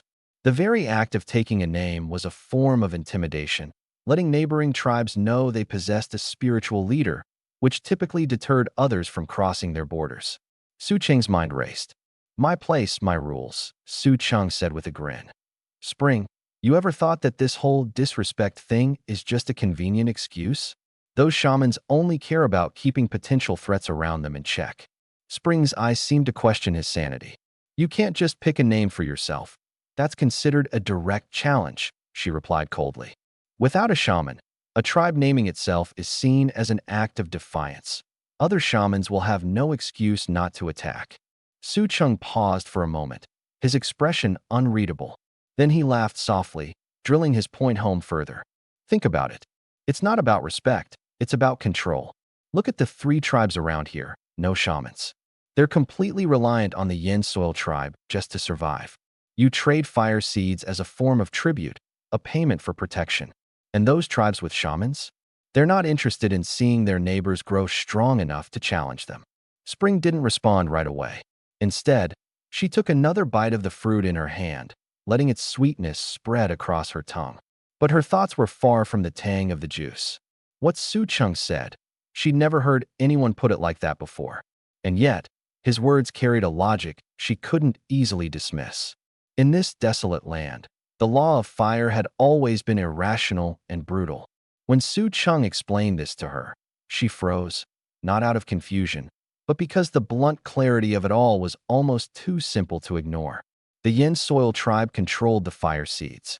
The 3 neighboring tribes relied on them for survival: hunting, warmth, cooked food, protection from wild beasts. Without fire, death was a certainty, which meant every year they had to pay tribute, obey orders, and watch as the Yin Soil tribe took whatever from their lands that pleased them. It was a chain, one end tied to the fire, the other to survival itself. And chains? Chains fear nothing more than the day the shackled stop being shackled. If one of the tribes here had a shaman of their own, someone who could create fire, Su Cheng continued, his tone casual but sharp, the Yin Soil tribe wouldn't be celebrating. They'd be figuring out how to snuff out that threat before it ever grew wings. Spring's face paled momentarily as an old memory surfaced. She recalled the rabbit ear tribe attacking another group once. She'd seen it with her own eyes, mothers clutching their children, driven into the icy wastelands, crying as their homes were taken. The tribal chief had claimed it was punishment for disrespecting the shaman. But that group had their own shaman too. Their only crime? That their shaman wasn't part of the Yin clan. Why would they do that? Spring's voice was soft, almost a whisper. Territory, resources, control. Su Cheng replied easily, giving her a knowing smile. That's just my guess, though. Don't think too hard about it. Besides, if we get strong enough, who would dare touch us? Spring raised her eyes to meet his. Do you really think the cat ear tribe could ever get that strong? Yes. She hesitated, then murmured. Cheng, I might have made some big mistakes before. You won't from now on. His voice was calm, steady. Why not? He looked directly at her, his tone unshaken. Because from now on, you listen to me. Time to butcher the pig. Yu's loud yell pulled the 2 of them back to the present moment. Lin bounded over, grabbing Spring's arm and pulling her toward the camp center. Spring, come on. We're slaughtering the pig. Su Cheng followed behind them at his own pace. Ruoa trailed after him, whispering softly. Cheng, I'll start listening to you too from now on. Her quiet words were swallowed up by the collective shouts and cheers of the cat-eared women. At the center of the camp, the wild boar had been hoisted onto a stone block. Yu sharpened her blade, preparing for the task. Su Cheng picked up a bone knife, while Ruoa helped him, and together with the others, they split up roles, draining the blood, skinning, boning, and portioning the meat. Su Cheng had hung around slaughterhouses once or twice as a teenager, so while this was his first time actually doing the work himself, he managed to keep pace without too much stumbling. A wild boar was a treasure trove. Meat, innards, hide, tusks, bones, nothing went to waste. They worked hard until dusk. When the sun began to sink below the horizon, its orange glow spilling into the camp, the day's bounty lay ready. Over 100 pounds of meat, a full boar's hide, a half a skeleton, plus pig entrails, stomach, intestines, liver, heart, kidneys, blood, and an assortment of scraps. Even the parts they couldn't eat, Su Cheng gathered up. He didn't want to just toss them out, only for the cat-eared girls to salvage and eat them later. That was a mess he'd rather not picture. Instead, he figured they'd make for decent bait when fishing at the river. Next, Yu and a few of the cat-eared women brought dry grass and wood, layering it over the fire pit. They cleared away the ashes, stuffed in fine, dry kindling, and carefully coaxed the ember underneath back into life. The flames took hold, fueled by the breeze and the seasoned wood, until it roared to life, lighting up the entire camp with a warm, golden glow. This kind of grand bonfire? It was reserved for the tribe's rare moments of abundance. Lin ensured you lugged another half of the boar forward, splitting it further and securing it over the fire with wooden stakes. They lashed the stakes into place, turning the meal into an impromptu spit roast. Roasted meat time, Lin shouted, her enthusiasm contagious. Meow. The cheer spread through the camp as the cat-eared women joined in, tails flicking excitedly as some began banging out a rhythm on large animal bones. Little by little, the clanswomen gathered in a circle around the fire, humming unfamiliar melodies, dancing with unfiltered joy, their laughter filling the crisp evening air. As flames licked higher into the night, Spring bit into her share of meat without looking at anyone, lost in her own contemplations, while Su Cheng remained at a distance, staring into the undulating tongues of fire. The cat-eared girl announced eagerly, "Everyone, follow me tomorrow." "Wait a second," Su Cheng interrupted her. "Do you even know what it looks like?" Lin froze on the spot. Su Cheng sighed. "Never mind. I'll bring you all tomorrow to go over it. But remember, some things might smell harsh, but are poisonous to consume. Don't go picking stuff recklessly." Lin nodded vigorously before scampering back to talk animatedly with the others. The lively atmosphere around the campfire showed no sign of fading, but Su Cheng was already drained. These group celebrations always left him feeling slightly disconnected, like an observer sitting at the fringes, watching the joy that didn't quite belong to him. After finishing her meat, Luo curled up on his lap and drifted into peaceful sleep, her steady breaths almost therapeutic. Su Cheng absent-mindedly stroked her wolf-like ears as his gaze landed on Chun, sitting quietly in the shadows. The perpetually silent cat-eared girl held a piece of barely touched meat in her hands. She stared at the flames, her face expressionless, but the firelight danced in her eyes. In that moment, Su Cheng realized something. He wasn't the only one feeling isolated in this tribe. A cool night breeze swept through, causing the fire to flicker and lose some of its vigor. Some of the cat-eared girls began cleaning up the area. Stone Moon walked over and asked if he wanted to retire early. "I'll stay a little longer," Su Cheng replied. He wanted to stay until the fire burned out completely. As he sat by the dwindling flames, Lin suddenly grabbed his arm and pulled him toward the campfire. The beast-eared girls all gathered in a circle, their eyes sparkling with anticipation. No one said a word. It was as if they were waiting for some kind of ritual. "Just wait," Lin said before dashing off. A few minutes later, the sound of footsteps came from the southern part of the camp. 3 elderly cat-eared women slowly approached.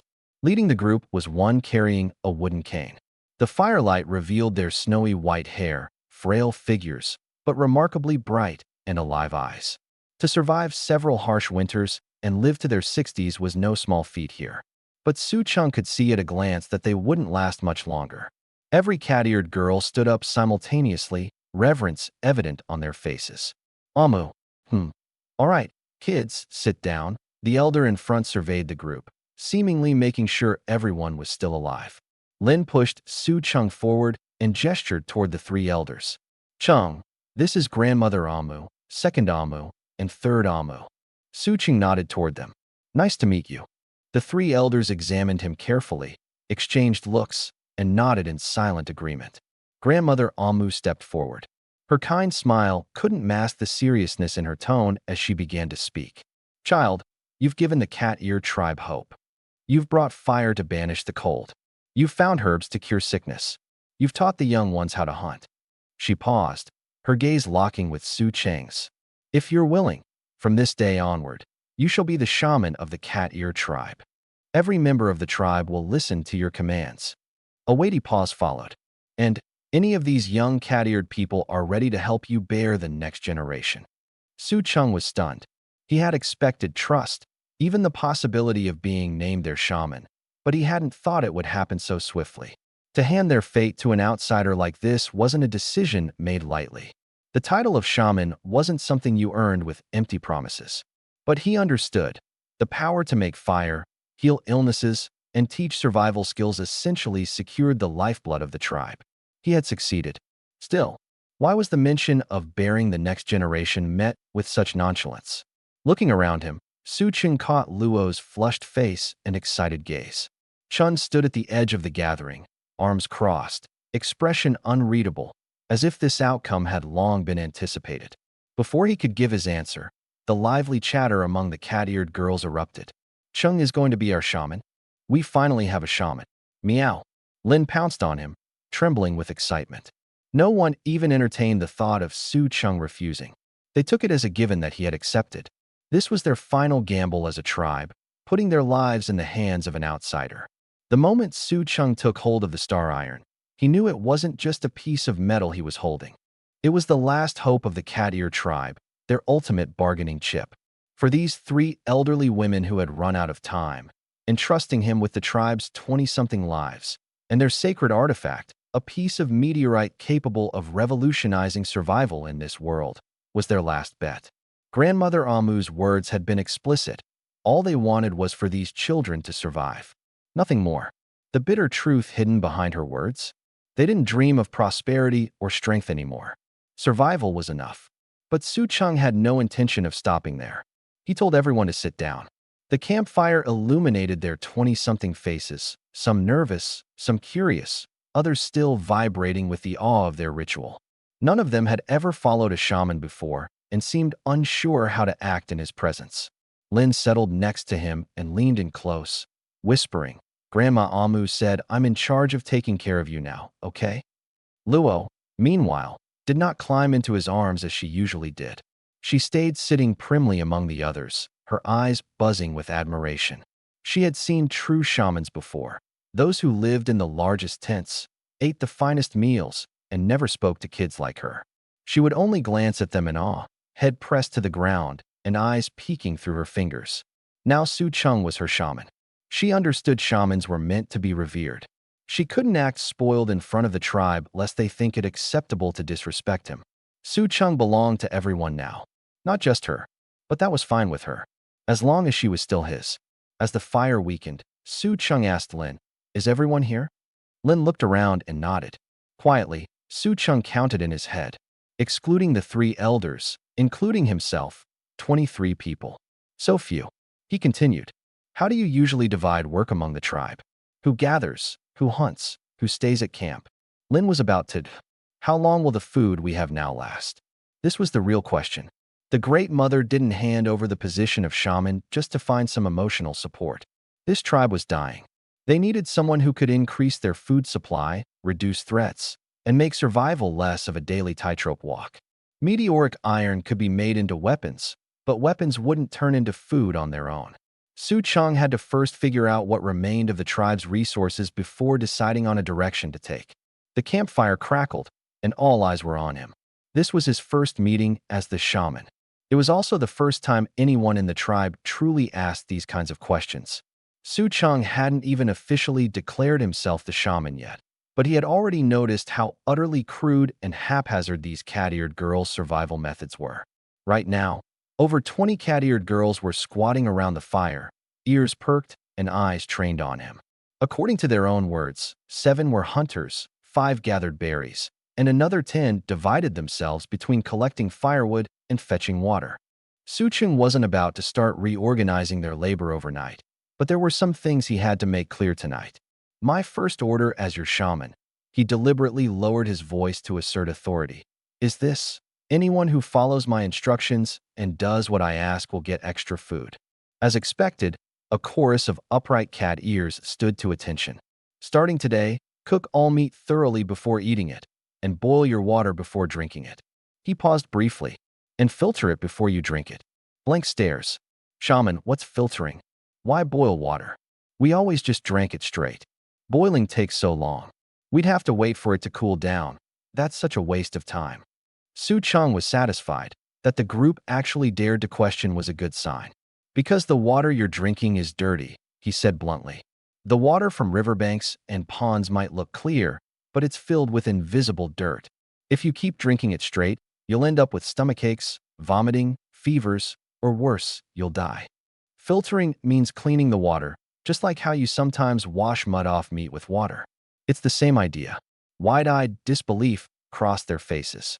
"Oh, that makes sense now. So that's why people would randomly get stomachaches before.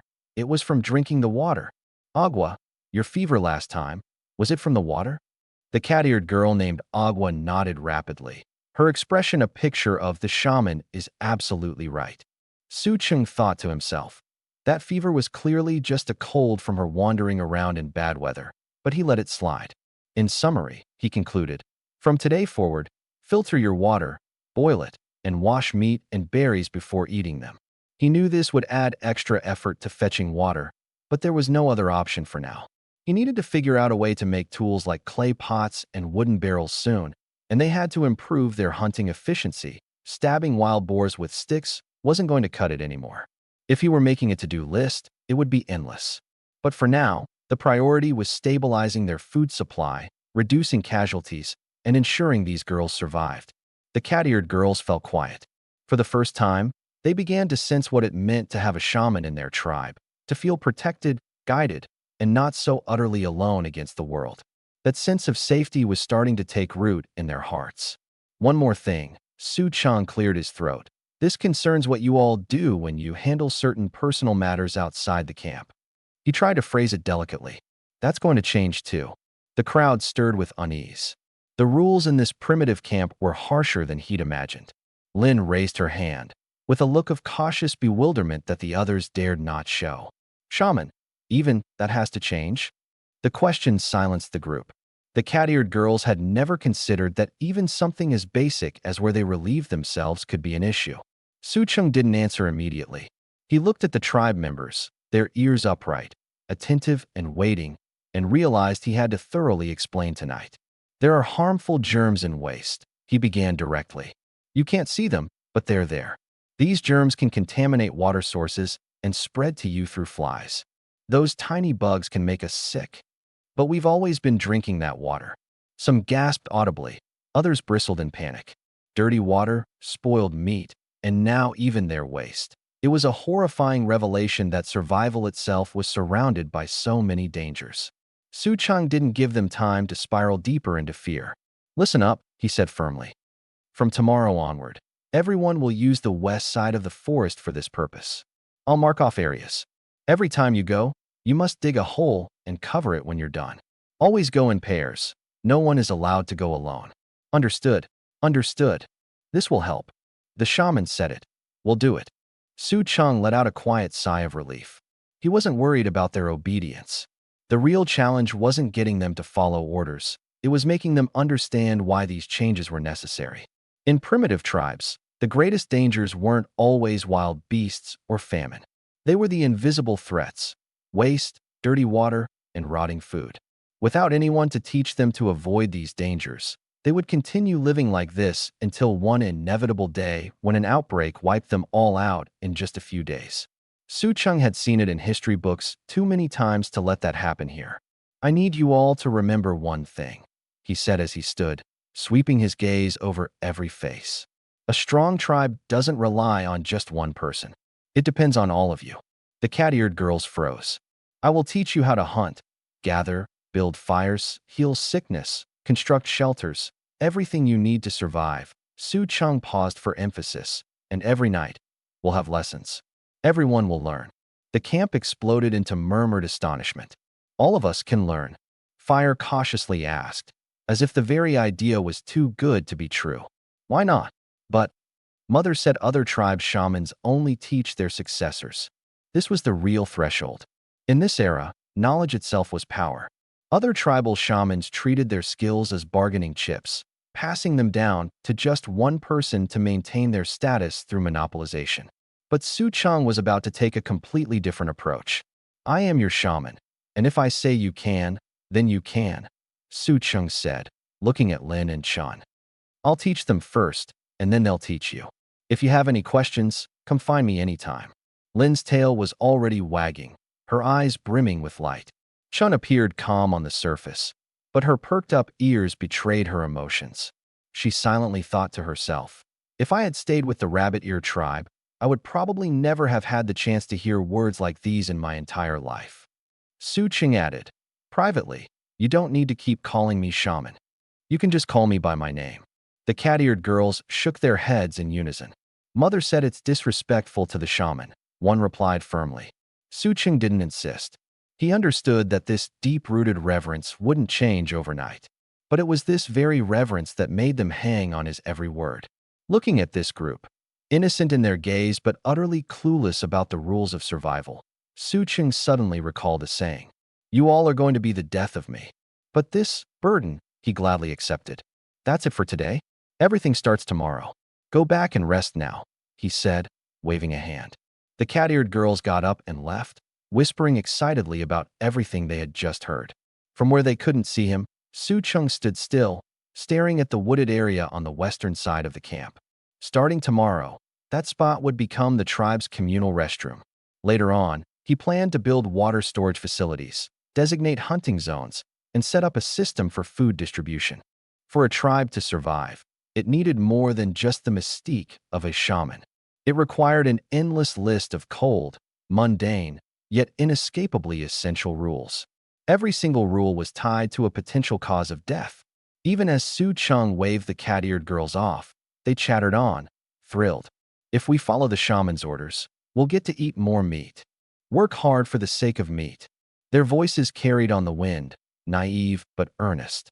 Su Ching knew they were serious about the promise of more meat. Yet, that very promise had now become an invisible shackle around his neck. By the campfire, only Luo, Chun, and Lin remained. Su Ching rose to his feet and said, "Let's go. Time to head back."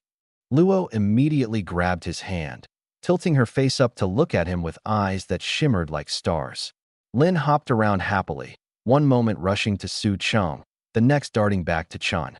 Only Chun lagged slightly behind, staring at Su Ching's back for a long moment. "Chun, all those things you just said, are they true?" Chun finally asked, her voice hesitant. Su Ching turned back with a grin. "Of course. I trust Chun," Luo chimed in immediately. Lin, rubbing her belly, sighed. "So, the water we've been drinking wasn't clean. No wonder I had stomachaches so many times." Chun suddenly asked the question she'd been holding back for a long time. "Chun, what exactly is your tribe?" She had met many people from various tribes, including other shamans, but no one was like Su Ching, so unique. "Human tribe," Su Ching answered. The three of them glanced at each other, confused. "Never heard of it," Chun said, shaking her head. "Was your original tribe far from here?" Lin asked curiously. Su Ching shrugged. "If this is still Earth, then probably several millennia away." Chun didn't understand, but she felt like Su Ching was calling her dumb. Before he could explain otherwise, she turned her face away and stopped talking to him. Lin, however, laughed and threw her arms around Chun, exclaiming, "It doesn't matter what tribe Ching comes from. He's our shaman now." Back at the eastern camp, Chun quietly rebuilt the campfire. Luo, just about to dash to Su Ching's tent, was stopped by Lin, who tugged her tail. "Luo, Chung is a shaman now. He'll be really tired, so you can't just barge into his tent whenever you want anymore," Lin said with rare seriousness. Her words were like a sharp blade, piercing both Luo and Su Ching at once. Su Ching opened his mouth to say something, but eventually stayed silent. Luo's big eyes darted between Lin and Su Ching before she reluctantly nodded. Lin took Luo's hand. "From now on, you'll sleep with me. We'll take care of Ching together." "Okay," Luo said, though her gaze lingered on Su Ching, filled with reluctant longing. Su Ching returned to his tent and laid down on the dry grass. His arms felt empty. Without his usual soft pillow, he wondered where he could voice his complaints. Forget it. Sleep. As Lin had said, there was so much to do tomorrow. Chun kept watch by the fire until late into the night, before finally retreating to her own tent. The camp was utterly silent, save for the rustling of autumn winds and the sounds of chirping insects. It was unclear how much time had passed when, under the moonlight, a shadow darted forward. Su Ching felt a weight on him, as a small figure slipped into his arms. Wide eyes glimmered in the darkness, a little spooky. He reached out to hold her, the familiar softness making him instinctively tighten his embrace. "Luo, why are you here again?" he whispered. "I want to sleep with Ching," she replied softly. "All right," he conceded. Luo buried her face into his chest, her small body trembling slightly, her tail tightly wrapped around his wrist. But a question tugged at Su Ching's mind. Could a shaman's status really bring them more meat? Or would it just bring him more loss? When Su Ching opened his eyes, the camp was already stirring. It wasn't because he had slept well. Last night, that little cat-eared girl barely settled in his tent before Lin whisked her away. With the loss of his cuddly companion, Su Cheng had spent the rest of the night staring at the top of the tent, lost in thought. Today, he'd teach the tribe about traps, set up a latrine area, and impart one very important lesson to the cat-eared girls. Hunting was more than just stabbing things with a spear. Lin and Luo soon barged into his tent again. This time, they brought water, fruits, and freshly made clothes. They fussed over him, wiping his face and even sneaking peeks while helping him change his animal skin skirt, leaving Su Cheng flushing with embarrassment. Chun wants to know if you're still going hunting today, Lin began. Going hunting? Lin asked with a smile. Yes, haven't finished teaching them everything yet. Stepping out of the tent, Su Cheng spotted Stone Moon and a few others practicing spear techniques in the distance. The moment Chun saw him, she immediately told them to stop. Shaman, are we still going together today? Stone Moon's eyes sparkled with anticipation. Later. First, help me set up a designated waste area, Su Cheng replied. With that, Su Cheng led them to the western side of the camp, choosing a small patch of forest. He instructed them to hammer wooden stakes into the ground, twine vines around them to create makeshift fencing, and enclose the area from all four directions: east, west, south, and north. This way, the tribe members would know where to go when nature called, without wandering too far and encountering danger. Once the task was done, Su Cheng dusted off his hands. Next, I'll teach you all how to make hunting traps. The cat-eared girls instantly perked up with excitement. Su Cheng began his lesson. Traps, he explained, come in 3 sizes: small traps for catching rabbits, birds, and mice, medium traps for deer, wolves, and goats, and large traps designed for mammoths, wild oxen, lions, and tigers. Starting with the simplest snare, he worked his way up to the spiked pitfall trap. When they heard that a pitfall could even trap lions and tigers, the group of cat-eared girls widened their eyes in astonishment. Then why didn't we use traps to hunt the wild boar yesterday? Chun suddenly asked. Not suitable, Su Cheng replied. He explained, medium or large traps require a lot of manpower to set up.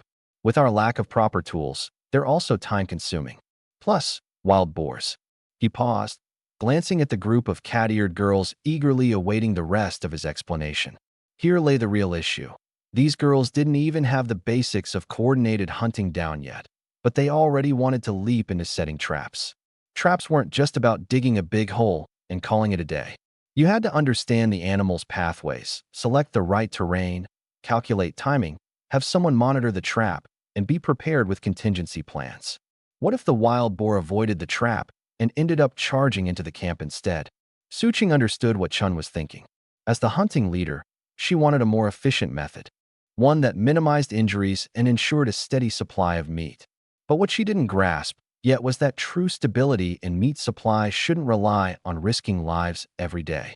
Today, we'll focus on teaching you snares and simple trigger traps, Su Cheng said decisively.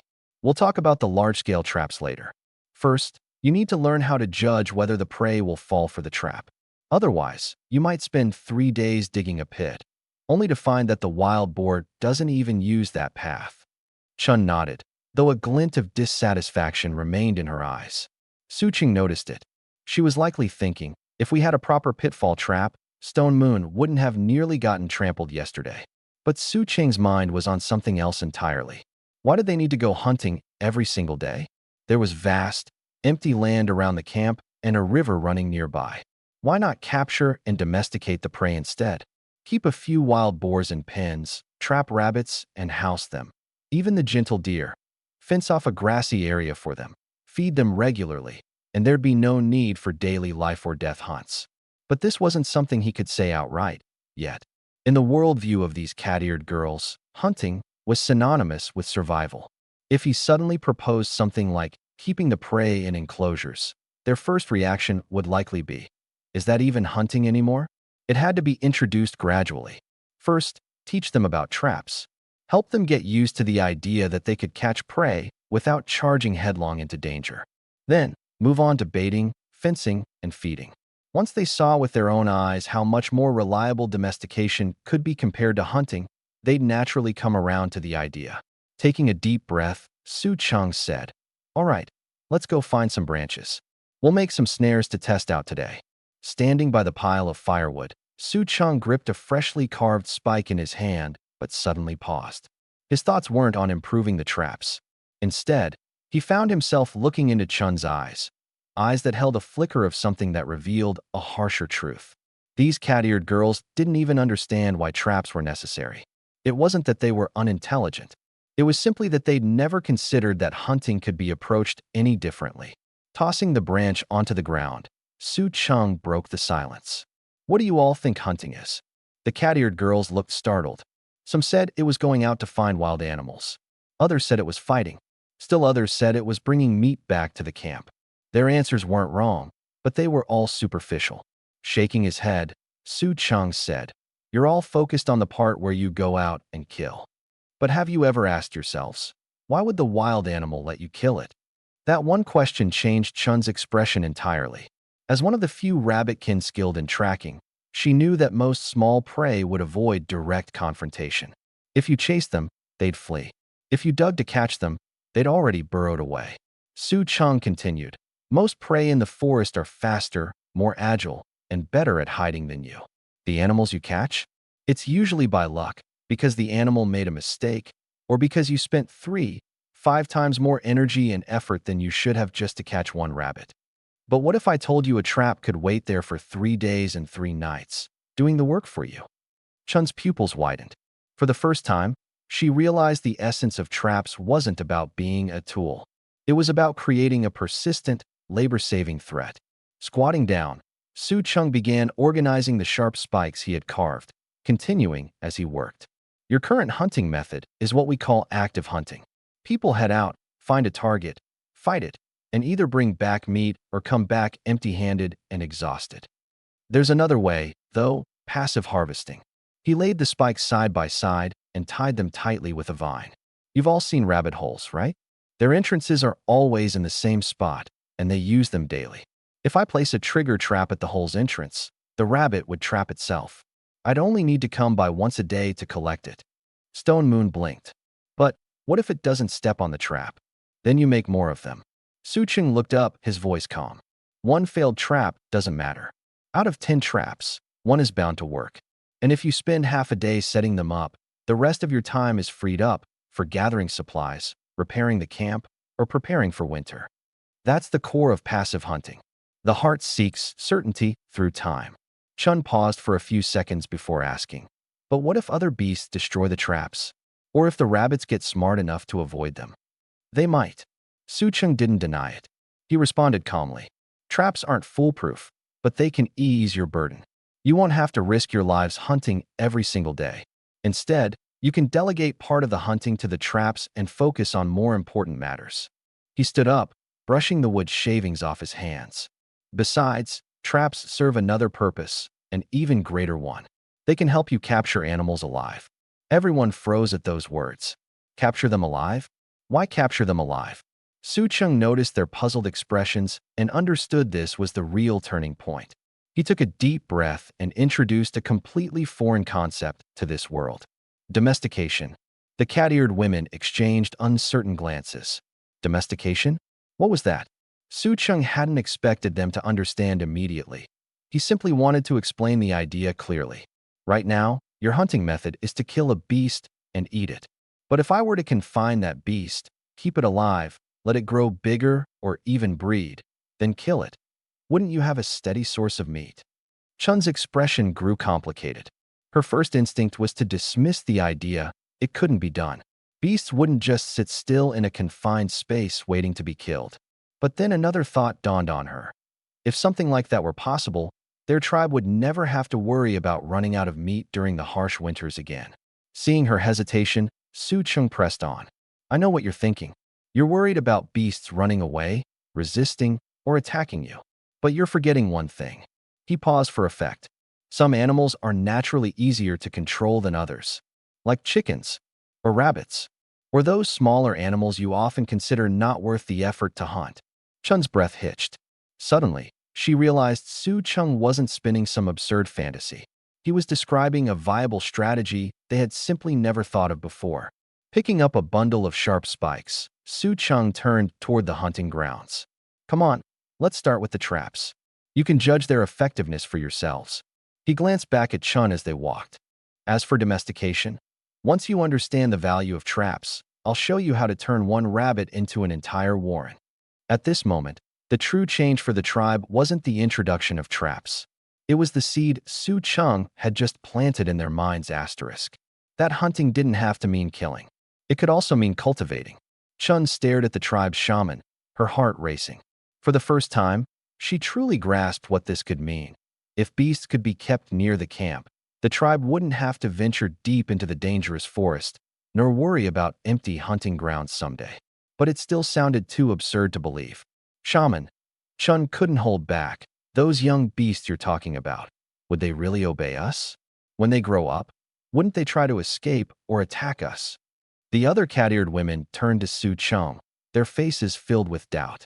In their experience, even the smallest animal cubs could still be vicious. Who would dare bring them back to camp? Su Cheng had anticipated these questions. They'll be tame, he said confidently. But that's only if you start raising them when they're very young. You have to feed them every day, interact with them constantly, and make them familiar with your scent and your presence. Over time, they'll see you as part of their group, maybe even as their mother. Animals raised this way are called domesticated. Once domesticated, they won't fight or flee. Instead, they'll depend on you. They'll know their survival, food, safety, and warmth comes from you. The cat-eared women listened, caught between skepticism and curiosity. Chun bit her lip, her mind racing. She recalled the small wild boar piglets and young deer she'd seen in the forest before. If they could be brought back, kept inside a wooden pen, and fed grass and water every day until they matured, wouldn't that mean they'd never worry about meat shortages again, even in the coldest winter? The more Chun thought about it, the more excited she became. Her ears stood upright with anticipation. Shaman, should we go catch some animal cubs right now to keep and raise? Chun asked eagerly. Su Cheng shook his head. Not yet. Domestication isn't as simple as just catching and keeping them. First, you have to learn how to build proper enclosures, identify which animals are suitable to raise, and understand how to feed them and care for them if they get sick or go into heat. It's a process that takes time. Besides, he added, winter is coming. Any cubs you catch now are unlikely to survive the harsh conditions. We'll wait until spring, when food is plentiful and it's easier to raise young animals. Though slightly disappointed, the women understood that Su Cheng's reasoning was sound. Chun took a deep breath, forcing herself to contain her impatience. So, what do we learn now? She asked. Su Cheng stood up. For now, come with me to the hunting grounds. Let's start by learning how to make traps. Theory is done. It's time for action. He headed out of the camp, and the cat-eared women quickly followed. Each of them had a spark of excitement in their eyes. The chilling wind at the forest's edge foretold the coming winter. But no one cared about the cold. Their minds were consumed with thoughts of traps, domestication, and taming, and the possibility of a future without hunger. To them, these new ideas were like a door to a way of life they had never dreamed of. And now, that door was starting to creak open. The group immediately shifted their plans. As soon as Chun said, "We can raise herbivores," Su Cheng chuckled.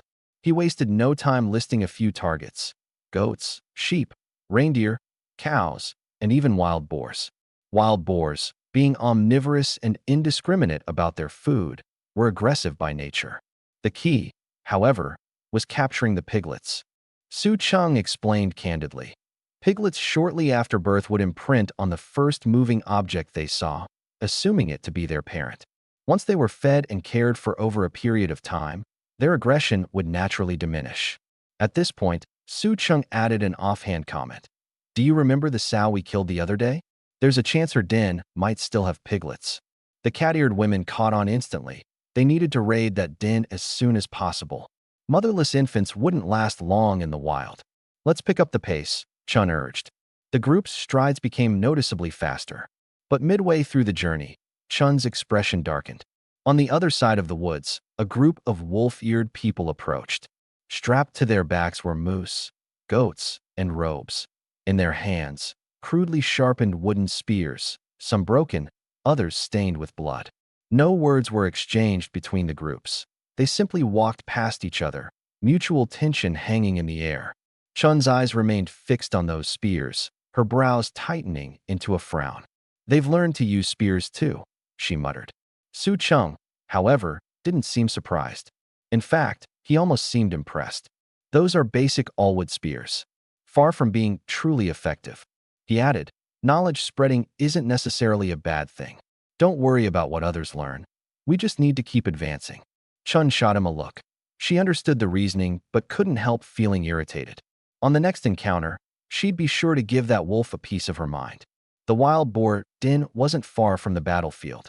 Passing through the site of yesterday's conflict, the cat-eared women gripped their spears with determination, while horror led the way, scouting ahead. They finally arrived at the wild boar's former habitat, a patch of flattened grass, clearly the product of a boar wallowing. Nearby, a fallen tree trunk covered in thorny vines emitted faint sounds of squealing piglets from beneath. Shiryu perked up her ears and used her spear to push aside the brambles. Under the deadwood, a handful of tiny, squirming piglets came into view. Found them, she exclaimed. There were 7 in total. 2 had already perished. The wild boar had crafted a soft nest out of branches, dried grass, and leaves. The remaining 5 piglets huddled together tightly inside. Horror quickly cut some vines and braided a makeshift basket. Chun tossed aside the dead piglets, then lifted the entire nest, piglets and all, into the basket. It was a snug fit. The task of looking after the piglets was now Su Cheng's responsibility. But they didn't head back right away. Chun turned to Su Cheng. What now? We set some traps in the area. Su Cheng replied without hesitation. Along the way, he had noticed signs of smaller animal activity. Chun nodded and instructed Shiryu. We spotted wild rabbits, voles, and hedgehogs earlier. Look around for any burrows nearby. These small prey animals, known for their predictable behavior, were ideal targets for traps. Since they were already in the middle zone of this area, it made sense to take the opportunity to place a few traps. Next time they came back, they might stumble upon some surprises. Su Cheng gazed into the dense, impenetrable green ahead of them. He wasn't just here for rabbits or to train the group with some hands-on experience. He was looking for a place they could truly rely on, a shelter for the dead of winter. At those words, Chun's ears subtly twitched. The rabbit-eared girl understood what he meant. Every year, during that time, the entire forest would freeze over. Snow and wind clogged cave entrances, and the frail among both humans and beast folk rarely survived it. Last winter, their village had lost 3 elders and a newborn.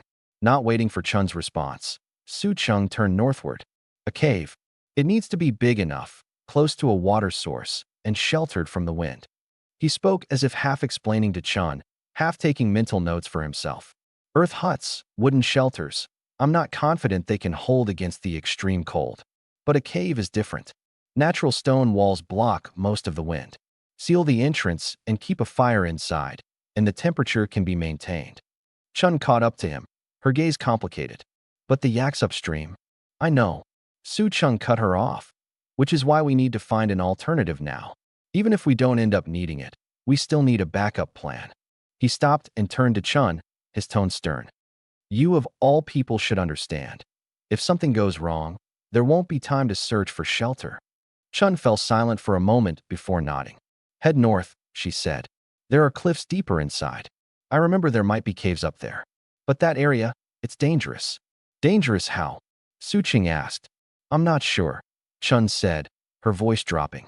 I've only been there once, and I caught a strong scent of some beast, probably a large predator marking its territory. I never went back. Hearing this, Su Cheng grinned. Then that's perfect. Where predators claim territory, the best caves are often found. Chun shot him a glare. Are you out of your mind? I'm not insane.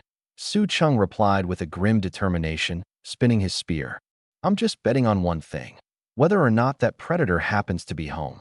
With that, he marched forward without hesitation. Chun stood still for a moment, sighed, and then quickly followed after him. At least assess the situation first, she muttered under her breath. If we really run into danger, I'll make sure you get out of there. Deal?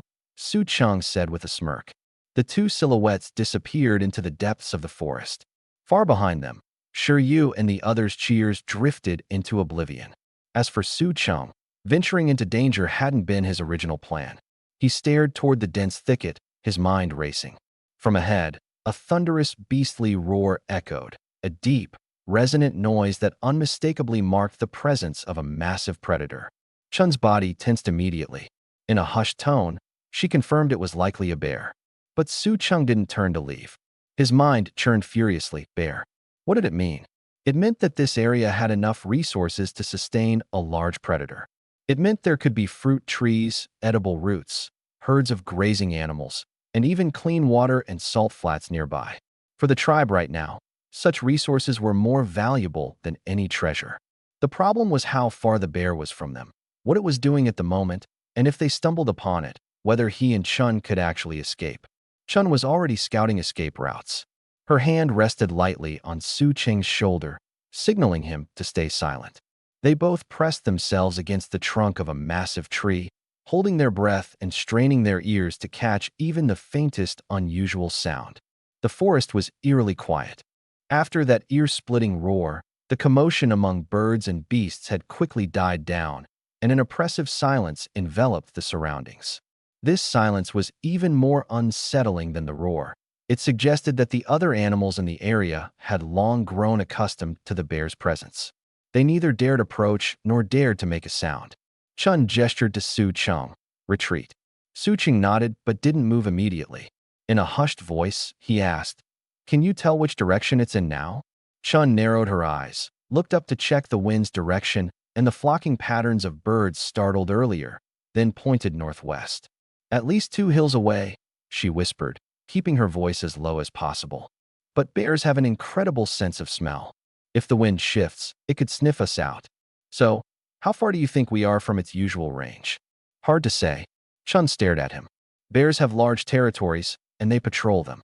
Just because it's not here now doesn't mean it couldn't be here later." Su Cheng took a deep breath. He wanted to retreat, to be sure. But before doing so, he wanted to confirm one thing, where the bear's den might be. If he could find its habitat, he'd have a better idea of the bear's movements and could avoid it while thoroughly exploring this area for other vital resources. This wasn't about bravery. It was about calculation. The brutal winter was near, and the tribe's food reserves were far from sufficient. While that mountain cave they found earlier was an option, if this forest truly held an abundance of berries, tubers, and game, it could be far more valuable than the cave itself. Chun picked up on his thoughts. Her expression turned icy. "You're thinking about finding its den?" "Just its general location," Su Cheng said, spreading his hands to show no hostility. "I wouldn't actually get close." "Insane," Chun retorted flatly. "You have no idea how dangerous bears are." "I do, which is why I'm asking you." Su Cheng looked at her seriously. "If you think the risk is too high, we'll pull back immediately. But if you believe there's even the slightest chance, even to just catch a glimpse from far away and confirm the direction, that information could save lives for the entire tribe." Chun stayed quiet for a few seconds. She knew Su Cheng wasn't wrong. With winter approaching, any valuable knowledge could be life-saving. If this forest truly contained untapped resources, taking some risk might be worth it. But she also knew bears weren't wild boars. If a wild boar charged them, she was confident she could get Su Cheng and herself out in one piece. If a bear charged them, she wasn't as sure. The wind shifted slightly once again. Chun looked up at the treetops, watched the way the branches swayed for a moment, and then clenched her teeth to make a decision. "Only one look. No getting close," she said firmly. Su Cheng nodded. Moving with painstaking care, the two headed toward the northwest, stepping only on spots with the fewest leaves to avoid making noise. Chun led the way, with Su Cheng half a step behind, ready to respond to her commands at a moment's notice. They didn't head straight in the direction of the roar, but instead took an enormous arc, trying to approach the general area from the side. The forest grew denser, the light dimmer. Before long, clear signs of animal activity started appearing, patches of dirt that had been dug up, claw marks on tree trunks, and scattered droppings. Chun came to a halt, crouching down to examine something. She pointed at a pile of dark brown scat on the ground, speckled with berry remains and animal fur. "Fresh." Her voice was grim. "Less than half a day old." Su Cheng felt his heart rate pick up, thundering in his chest. They were probably closer to the bear than he'd thought. Chun suddenly froze. Her arm shot out, pressing down on Su Cheng's shoulder as her voice dropped even lower. Northeast. Large animal. Su Cheng's breath immediately stopped mid-inhale. It wasn't their first brush with danger in the woods, but his heart still clenched tight every time. Chun's ears twitched slightly as her gaze locked onto a specific direction. She didn't move for several seconds, and then her hushed words confirmed what Su Cheng dreaded. It's the bear. Big one. Near its den. A bear. Su Cheng's brain immediately shifted into overdrive, analyzing. What stood at the top of this forest food chain? How far did a bear usually roam? Was its den a natural cave, or something it had dug out? And most importantly, if they were discovered, could they escape? Chun didn't interrupt his train of thought. She just waited. Finally, Su Cheng raised his head to ask, "Can you estimate its direction and distance?" "I can," Chun replied with certainty. "Northeast. About 3 to 4 times the distance of the riverbank. 3 to 4 miles. Su Cheng let out a small sigh of relief. At least it wasn't right in front of them.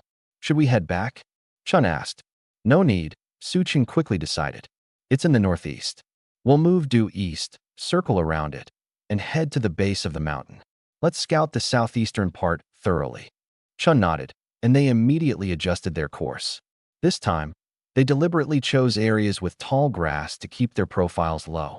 Su Cheng, as they moved, made mental notes about resource points and even harvested some wild herbs along the way whenever possible. Half an hour later, the cliffside finally came into view. As they left the bear's presumed range, the forest suddenly began bustling with life again. Small animals, none of them aggressive, scurried out of sight the moment they sensed human presence. Then Chun suddenly turned back toward him. "Chung, back in your old tribe, did you never find a wife?" Su Cheng's mouth twitched involuntarily. She really knew how to hit a sore spot. Seeing his pained expression, Chun let the question drop. He scooped up some grass ash, sprinkled it on the ground, and tamped it down with his feet. "If these things can be grown, we won't have to rely solely on firewood to roast meat anymore. We can add some seasonings, and it will taste even better." Chun watched him busy himself, her ears twitching slightly. After a moment's thought, she asked, "You mentioned before that you'd make other seasonings?" Su Cheng straightened up, wiped the sweat from his brow, and said, "Yes, like oil, sugar, and many more kinds of spices. But these have to be done step by step. We still need time and resources." Chun nodded. Although she wasn't very clear on the concept of these seasonings, she vaguely felt that if these things could be made, life in the tribe would definitely be better. "Actually, I want to try more things, but without tools, everything is difficult." Su Cheng sighed, glanced at the simple bone knife, and then smiled. "But let's take it slow. The road will eventually widen." These words made Chun feel somewhat at ease. She didn't quite understand the complexities of Su Cheng's plan, but she could sense that he cared for everyone. Everything he did seemed to pave the way for the tribe's future. "Don't just do manual labor while you're with me. Learn something," Su Cheng suddenly said, turning to her. Chun was somewhat surprised. "Learn what?" "How to build houses, how to make tools, and you can also learn how to farm and hunt. You're the tribe's most capable warrior. Hunting alone isn't enough. You need to know more so that when I'm gone, you can continue these tasks." These words stunned Chun. She had never thought about these things before. Normally, she only thought about protecting the tribe and how to hunt for food, never considering the long-term future. "Why not teach Shiryu and the others? They seem smarter," Chun asked. Su Cheng smirked. "Yeah, they're smart, but too smart. If I taught them, they'd probably cause even more trouble. You're different, you're steady." "Steady?" Chun repeated softly, her ears twitching slightly. Whether from joy or embarrassment, it was hard to tell. Su Cheng stood up and clapped his hands. "All right, stop standing there daydreaming. Go find some more grass to cover this patch. We should see sprouts by tomorrow." The rabbit-eared girl nodded, turned, and hurried off to work, touching her ears as she went, a slight smile playing on her lips. As evening fell, several campfires lit up the camp. The cat-eared girls chatted around the fires, exchanging their day's finds. Su Cheng sat to the side, whittling wood, his bone knife flashing across the thick branches, soon carving out a crude fork. "A primitive tool. I guess I'll have to use it for now," he muttered to himself, looking at the wooden fork he had just made. Chun stood a short distance away, carefully feeding the piglets with leaves. She glanced back at Su Chang every now and then, as if wanting to say something, but then swallowed her words. Until Su Chang sensed her gaze, he looked up and raised an eyebrow at her. "What's wrong? Say it." Chun bit her lip, hesitatingly asking, Why did you just say I was reliable?" Su Chang chuckled. "Aren't you always pretty calm and dependable? I've never seen you make a mistake while hunting, right?" Chun's ears turned bright red. She mumbled something unintelligible, then lowered her head to continue caring for the piglets that seemed incredibly resilient. Su Chang watched her, shook his head, chuckled softly, and continued working. Meanwhile, as the campfire flickered in the distance, Chun's ears twitched, her heart seemingly filled with a profound sense of fulfillment from that single word, reliable. He scooped up some water and poured it out. Just as he was busy at work, a sudden weight landed on his back. A soft, small body clung to him entirely. Su Chang had just returned to the camp, exhausted from the day's work, when Luo came running over to greet him. The young girl's eyes curved like crescent moons as she smiled and mentioned that Lin had sent her back to fetch water. Lucky timing, bumping into him. Nearby, Chun cleared her throat softly, reminding Luo how she should be addressing Su Chang in the tribe. Luo muttered under her breath that there was no one else around to overhear. Su Chang just smiled and ruffled her hair. He asked how the day's harvest had gone, and Luo, bouncing with excitement, said Lin had taken her to a different area that had plenty of berries. They'd collected a good amount. As she spoke, her entire face lit up. Watching her, Su Chang felt the injured part of his heart begin to heal little by little. He picked her up and said, "Stay with me for a while." Luo hesitated a bit, explaining that she needed to deliver the water to Lin. Chun sighed and said, "Stay and look after Chung. I'll deliver the water for you." After Chun left, Su Chang held Luo's hand as they walked to the small pig pen he'd recently built. Inside, 5 baby wild boars were fast asleep. Luo's eyes widened as she asked what these were. Su Chang explained that he was planning to raise them for meat. Luo reached out and gently poked one. It stirred, squinting its little eyes and snuffling, which soon set the others off whining in unison. Inside the pen, there were smashed berries and plant roots, but these little ones weren't interested. They were still craving wild boar milk and weren't eating much. Su Chang didn't mind. If they don't eat, they'll be weeded out. That's just the law of survival, he said. Though, honestly, catching a live female sheep for milk would be a better solution. The survival rate would be much higher. Luo stared at the wiggling piglets for a moment and then suddenly said, "Teach me how to raise baby animals. I'll help you take care of them." Su Chang was taken aback. A wolf girl farmer? Chun would be furious. She'd been preparing to train Luo as a warrior, strong and skilled in hunting. Lowering her gaze, Luo nervously dug her toes into the ground. Her voice was barely audible. She admitted, "I want to help you with lots of things, but I know I'm not as strong or skillful as the others in the tribe. Back when I was still living there, everyone thought I was too small, too weak, and not good at anything. That's why I want to learn something I can actually do." When she lifted her head, her eyes shone with unwavering trust and reliance on him. From someone who had been ostracized, abandoned, and forced to wander, to having accidentally ended up in the cat-eared tribe, Su Chang was likely the first person who truly showed her kindness. Even if their initial bond had been built on a misunderstanding, he had now become the beacon of light in her heart. She wanted to hold on to that light as tightly as she could. If that light were to ever go out, she wasn't sure how she'd survive. Su Chang scratched the back of his head, feeling a mix of helplessness and compassion. It was a heavy burden to bear, this kind of reliance. "If you want to learn, I'll teach you," he said. Then he pulled her into a hug. If those 2 sheep-horned girls hadn't led her astray back then, Luo would probably already be with the wolf-eared tribe by now. Life sure had a way of shifting the wind. Raising animals wasn't all that difficult, but it was a lot of work. Feeding them, cleaning up after them, making sure they didn't break out of their pen. Su Chang couldn't forget his childhood chores of cleaning the pigsty for his parents, his back aching so badly he could barely stand up straight. It was a memory seared into his mind. With their small tribe and the piglets still being so tiny, having Luo handle it on her own was manageable for now. The 2 of them returned to their tent, where Su Chang lay down on the straw bed with Luo nestled in his arms. About half an hour later, She scrambled out of his embrace, breathing a little heavily as she adjusted her rumpled animal skin dress, her cheeks flushed, before slipping out of the tent. She still had to head back to Lin to help gather more berries from that area before the day was over. As she left, Su Cheng reminded her, "Tell Lin to come back early. We're going over water filtration methods tonight." Once Luo was gone, Su Cheng sat up with a contented smile. As fun as it was to relax, there was work to be done. He grabbed a small branch and started sketching in the dirt. There was a lot to do, actually. His ultimate goal was to transform the tribe's way of surviving and make it through the harsh winter ahead. But before that, he had to settle some more immediate priorities. Su Cheng lay back down in the tent, his mind tangled up with one issue after another. He wasn't worried about surviving anymore. That problem had been solved. What preoccupied him now was how to thrive, how to secure a future for this struggling tribe. There was a bear by the salt spring. Wolves occupied the riverbanks. And up in the mountains, there were herds of yaks. 3 challenges, 3 risks, each one potentially deadly. Yet, none of these were the biggest problem holding him back. Tools. He only had stone knives and bone knives, making anything beyond the basics nearly impossible. Precision tools? Beyond his capability.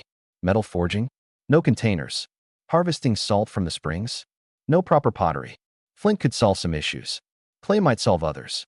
But both of these resources were on wolf-eared tribe territory, by the riverbank. Su Cheng took a deep breath and closed his eyes. Forget it. Don't overthink. One step at a time. First, make the bow and arrows. With bow and arrows, hunting would become more efficient. Once hunting was stable, only then could they spare energy for larger projects. As for the clay, worst case, he'd sneak over at night and start digging it up bit by bit. Even birds can build nests a twig at a time. He wasn't going to let himself be defeated here. He got up and walked out of the tent, running into Chun. "Come with me, we're gathering materials." Chun blinked in confusion. For what now? To make bows and arrows. Immediately, Chun's eyes lit up. Warriors had an instinctive enthusiasm for weapons. No matter how tired they were, talk of new weapons stirred their spirits instantly. The two of them headed to the firewood pile. As Su Cheng began sifting through the wood, he explained, "Bows and arrows are more complicated than spears, but they have better range, greater killing power, and they're ideal for someone like Shuriwa. Quick climbers make incredible archers, absolute nightmares in a forest." He paused, then added, "But they require a lot of practice. The learning curve is steep. Once mastered, though, you can kill a target from over 100 paces away." Chun looked skeptical. "That far? You're saying it could actually kill a wild animal?" Su Cheng crouched down and drew a simple diagram in the dirt. "Think of the bow as yourself and the arrow as a spear. You're using the bow to launch the spear. Because arrows are lighter, they can travel farther. Trust me, once it's made, you'll see." Chun nodded, her eyes brimming with eager anticipation. "What do I need to do? Find animal tendons, rawhide strips, or some flexible vines? I'll take care of the other materials." The two went their separate ways to get started. The bow body, bowstring, arrow shafts, arrowheads, and fletching. Every component needed to be chosen with utmost care. Su Cheng knew that once this bow was completed, it would elevate the entire tribe's hunting capabilities to a whole new level. And when hunting efficiency improved, they could finally have the time and energy to tackle much tougher challenges. Spring noticed something was off the moment she realized Su Cheng's gaze had been fixed on her for a while. She hadn't anticipated standing so close to him, and she certainly hadn't expected to be staring at him for so long. By the fire pit, birch bark was exuding black tar. Spring forced herself to refocus, reminding Su Cheng that the adhesive was ready. She needed a task to keep her occupied, something to cool the blood rushing through her veins. Su Cheng didn't notice anything unusual about her behavior. He simply nodded and said they could begin attaching arrowheads. Spring felt relieved that he didn't question her further. She felt even more relieved when the distant voices of Shiryu and the others drifted by. The camp buzzed back to life. The cat-eared girls returned carrying a firebird they'd hunted, while Lin and Luo held baskets brimming with berries. Cheers erupted as everyone celebrated the bountiful haul of the day. Spring ought to have checked the prey immediately, but Su Cheng called Shiryu and a few others over to discuss the bow and arrows. Spring stood by, listening. She had already heard it all before, but she wanted to hear it again. Not because she couldn't remember. Spring had an excellent memory and could recite every step Su Chung had taught. She just wanted to stand there, watching him patiently explain every detail to Shiryu. Seeing him correct Moon's grip on the bowstring with precision, listening to him carefully go over why the fletching needed to be secured a particular way. He treated everyone the same. Not distant, not unreachable, close enough to touch. And in that moment, Spring realized this was the most dangerous thing about him. Nightfall blanketed the camp as the fire blazed brightly. Su Chung held up the freshly crafted bow and arrow, testing it in front of the entire tribe. The moment the arrow flew, the camp burst into astonished gasps. The shaman is amazing. This weapon can shoot so far. Hunting will be so much easier now, won't it, Meow? The cat-eared girls swarmed around Su Chung, their eyes glimmering with awe. Spring noticed Lin and Luo had also huddled up close, eagerly listening as Su Chung began explaining how to filter water later that night. Spring didn't join the crowd. She simply sat at a short distance, watching the firelight illuminate Su Cheng's face, observing how he was surrounded by the tribe's admiration. The children of shamans inherit knowledge by birth. The children of chieftains inherit power by birth. But Su Chung said everyone could learn. Spring wasn't sure what that meant just yet. All she knew was that this man was changing a lot of things in the tribe, including her. The savory aroma of roasted meat filled the air, and the tribe began feasting. Spring finally stood, heading toward the firebird Shiryu and the others had set down earlier. She needed to inspect its feathers, picking out the ones most suitable for fletching arrows. As she passed the fire pit, Su Chung was answering a question from one of the cat-eared girls. He looked up and saw Spring, flashing her a smile. Spring nodded and kept moving forward. It wasn't until her fingers brushed against the tail feathers of the bird that she realized her heart had skipped a beat. This wasn't right. Spring took a deep breath and focused on selecting the feathers. But even as she worked, she knew deep down something had changed, and she didn't know how to make it stop. When Lin pulled open the tent flap, Su Chung was just finishing pouring freshly filtered water into a hollow bamboo section. Luo sat squatting beside him, not saying a word, just silently watching. The moonlight seeped through a gap in the tent, landing perfectly across her face. Her eyes shone as if they might catch fire. Su Chung placed the bamboo over the fire to heat and turned when he noticed Lin entering. He waved Luo off. "Go to bed. We have an early day tomorrow." Luo hummed in acknowledgement, got up, and headed for the tent entrance. She paused as she reached the edge, sneaking one last glance to ensure Su Chung was still immersed in his work before stepping out with Lin. The two hadn't walked far before Lin leaned in close and whispered, "You've been staring at him all day. Don't tell me you're thinking about." "Thinking about what?" "Having a child with him." Luo froze mid-step, turning her head to glare at Lin so coldly it could have frozen the air around them. Lin shrank back under the icy gaze, hurriedly waving her hands. I was kidding. Don't look at me like that. I just want to learn," Luo said, and then disappeared into her own tent. The flap fell with finality, snuffing out any chance for Lin to continue the conversation. The camp settled into stillness. Firelight flickered inside the tents.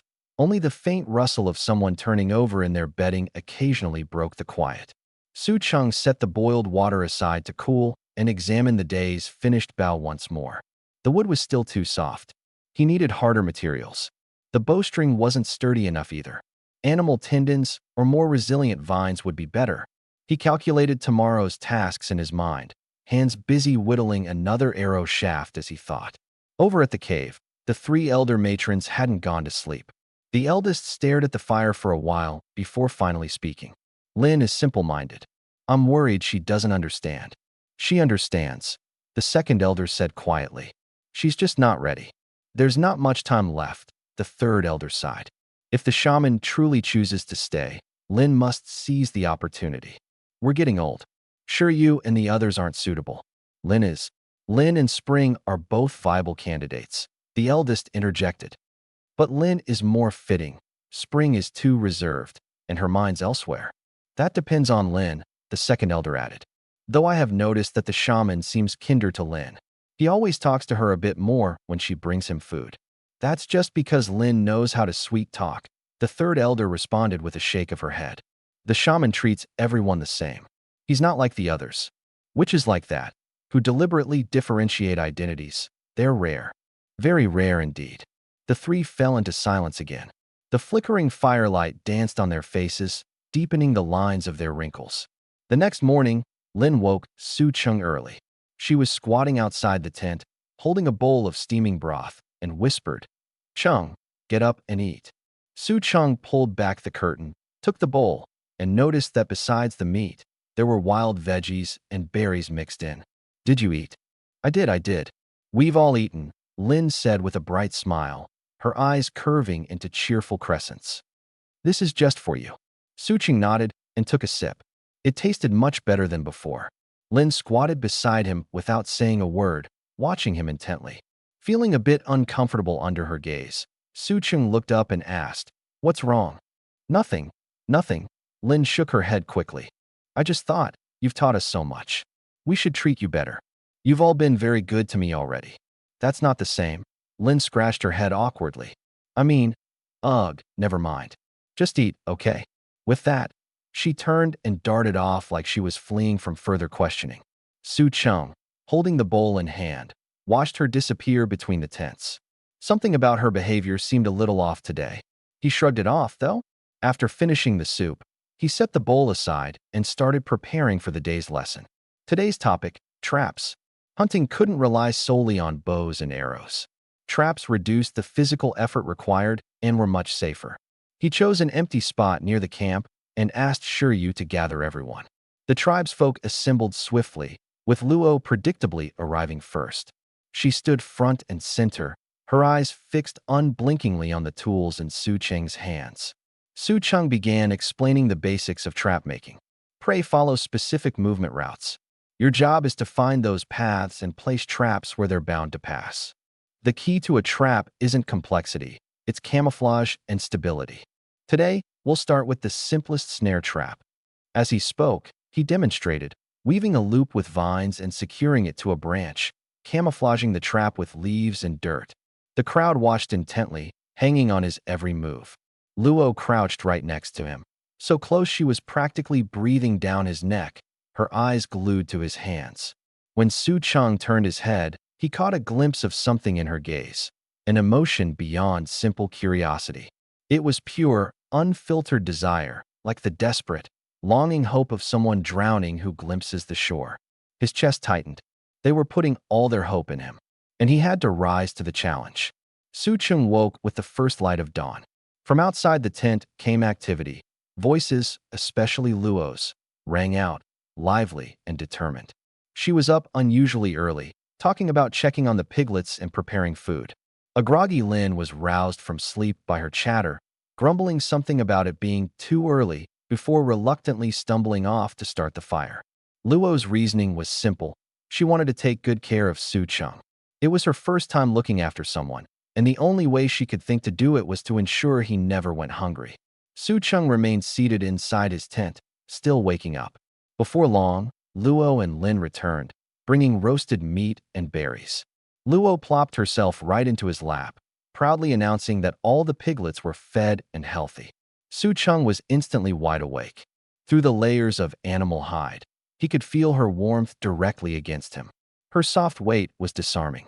He froze. Luo, noticing something seemed off, wriggled a bit but thought nothing of it, turning her bright face up to resume the excited talk about the piglets. Su Chung tried hard to keep his expression neutral, inwardly muttering, "This is too much." Lin handed him the roasted meat with a playful nudge to eat, while Luo alternated between nibbling her own food and offering him berries, pressing them to his lips with a grin. Not to be outdone, Lin tore off a piece of meat and held it out for him as well. "Chung, you eat." Suddenly, he found himself surrounded by two girls taking turns feeding him. For a moment, Su Chung was stunned, wondering if he was dreaming. A 25-year-old single man.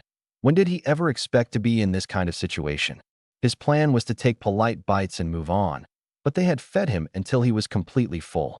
By the time Chun arrived to fetch him, full daylight had settled over the camp. Su Cheng's situation was becoming complicated. Despite being an outsider, Luo and Lin were growing increasingly attached to him. For Luo, Caring for Su Chung had become her top priority, and Lin was now imitating her every move. Su Ching knew exactly what this level of closeness signified within the tribe's dynamics, but he had no idea how to handle it yet. Even more pressing was his physical recovery. He wouldn't remain in this semi-dependent state for long. Once he regained full mobility, how would the rest of the tribe view him? Where would Chun decide to place him? The piglets surviving was a good omen. But what came next? When Su Chung stepped out of his tent, the camp was already alive with commotion. He could hear the beast-eared girls laughing and chatting. A bright, genuine sound. A group of feline-eared girls gathered around a wild rabbit they'd caught in a trap the night before, beaming triumphantly. For once, they didn't have to sit around staring at an empty pot. Chun stood at a distance, silhouetted in the sunlight, her rabbit ears twitching faintly. She turned towards Su Chung as he emerged, her tone as cool and no-nonsense as ever. "When are you leaving?" "Where's Sure You and the others?" Su Ching asked instead. "They left at first light," Chun replied after a pause. "They were so thrilled about yesterday's catches that they made a few more traps and left to check them before dawn." Su Ching chuckled. "Traps are all about luck. No point sitting around hoping for hits every day." "Won't hurt to try," Chun retorted, already turning to walk towards the edge of the camp, her pace deliberate and steady. Su Ching fell and stepped beside her. After a moment of quiet walking, he suddenly spoke. "You know, you could just wait for me in my tent next time." "I'm not doing that." "Why not?" "It's too cramped. Just the two of us." "How is it cramped?" Chun paused for a second and glanced sideways at him. There was an inexplicable expression in her eyes. Su Cheng's heart skipped a beat, but he stubbornly replied, "Even with the four of us, it wouldn't be cramped." Chun said nothing, but her pace noticeably quickened.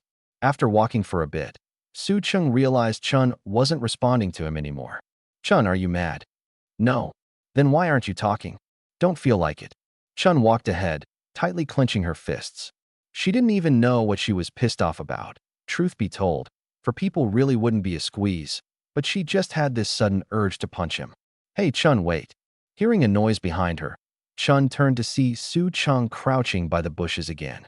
He was carefully digging at the soil with a bone knife, his face alight with excitement. "What's that now?" "Another spice." Chun walked over to help. "Pepper vine." Su Chung replied with visible joy. "We can take it back and plant it." "Haven't you already planted a ton of stuff in your plot?" "Those were seeds.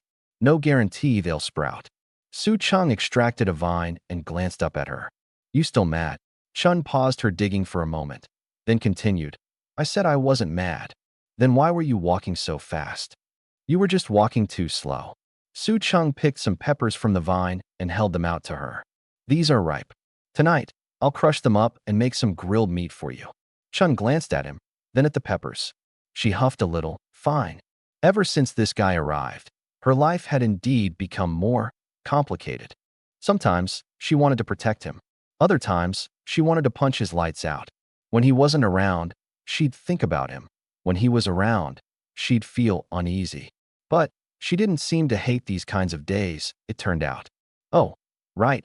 We need to head to the eastern riverbank later," Su Chung said, clapping the dirt off his hands. "Why?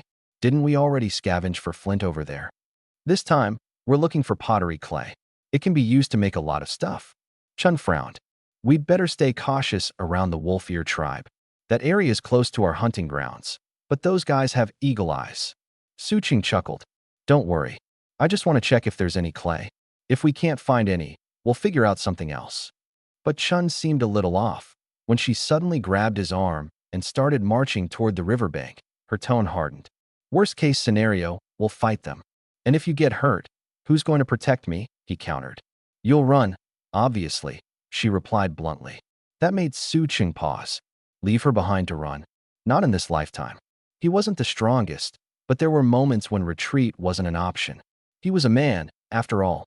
Suppressing his frustration, he stated his feelings very clearly. "Stop telling me to run. Unless it's absolutely necessary, don't casually pick fights. How many people can you fight off alone? You can't win against overwhelming numbers. It's okay to get hurt, but not for no reason." Chun stopped walking, furrowing her brows at him. "I didn't hear you," she snapped. "Oh, great. She's being stubborn now." Su Cheng's voice stiffened. "I don't care if you heard me or not. You have to listen. I'm the shaman.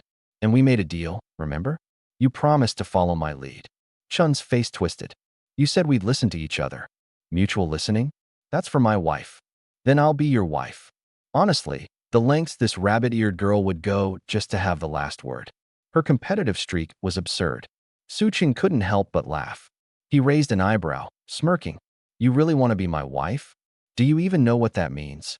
Chun, unrelenting, said, it just means listening to each other, trusting each other, protecting one another, and being recognized as a pair by the tribe elders, doesn't it? Su Chung grinned wider. That's just the basic stuff. There's something deeper. What deeper stuff? Chun's heart skipped for no reason. Sharing a bed and raising children, he said, deadpan. The statement landed like a stone, cutting through the sounds of chirping insects and birdsong, leaving the air painfully clear. Chun's rabbit ears shot straight up. She froze, her whole body like a statue. So? Still want to be my wife? Chun didn't answer, just shot him a glare so fierce it could pierce through bone, and then yanked him forward by the arm, continuing their march. Su Chang could feel her hand getting warmer, her grip stronger. They walked in tense silence for a while before Chun finally pulled in a deep breath. She glared at him again, declaring in a frosty tone, if we really run into trouble with the wolf-ear tribe, I'll make sure we run together. A compromise, but not too much of one. When they finally arrived at the riverbank, Chun returned to her usual cool demeanor and urged him to hurry up and get to work finding clay. Su Ching nodded in agreement, stepping into the muddy riverbed to begin digging. From a distance, Chun watched the silhouette of his hunched-over frame as he worked. Quietly, she bit her lip and muttered under her breath, jerk. On the way here, she'd acutely felt his gaze burn into her, fixed on one particular spot. The thought made Chun's face heat up as she tugged the hem of her fur skirt. And yeah, last time Su Chang tried to trick her into calling him husband. If there's a next time, who knows what else he might pull. The more she thought about it, the angrier she became. Her teeth bit down on her lower lip even harder. The nerve of this guy? This thought alone occupied all of Chun's mastery of insults. But it also reinforced one thing, her determination to punch him. Just one punch, though. After all, Su Chung was a shaman now. Yes, one punch would suffice. Meanwhile, Su Chung, entirely oblivious to the brewing storm, was reveling in the discovery of a cache of red sedimentary clay beneath the mire. Upon closer inspection, he realized it wasn't just ordinary clay, but also contained higher quality kaolin. A gateway to a new era. A resource that could spark a leap in their civilization. The cost of this discovery? His wife's punch was already inbound. Staring at the red clay staining his hands, Su Ching's breath quickened. Not because of the clay, but because he finally realized the real problem wasn't here. He raised his head to look towards the northern banks of the river.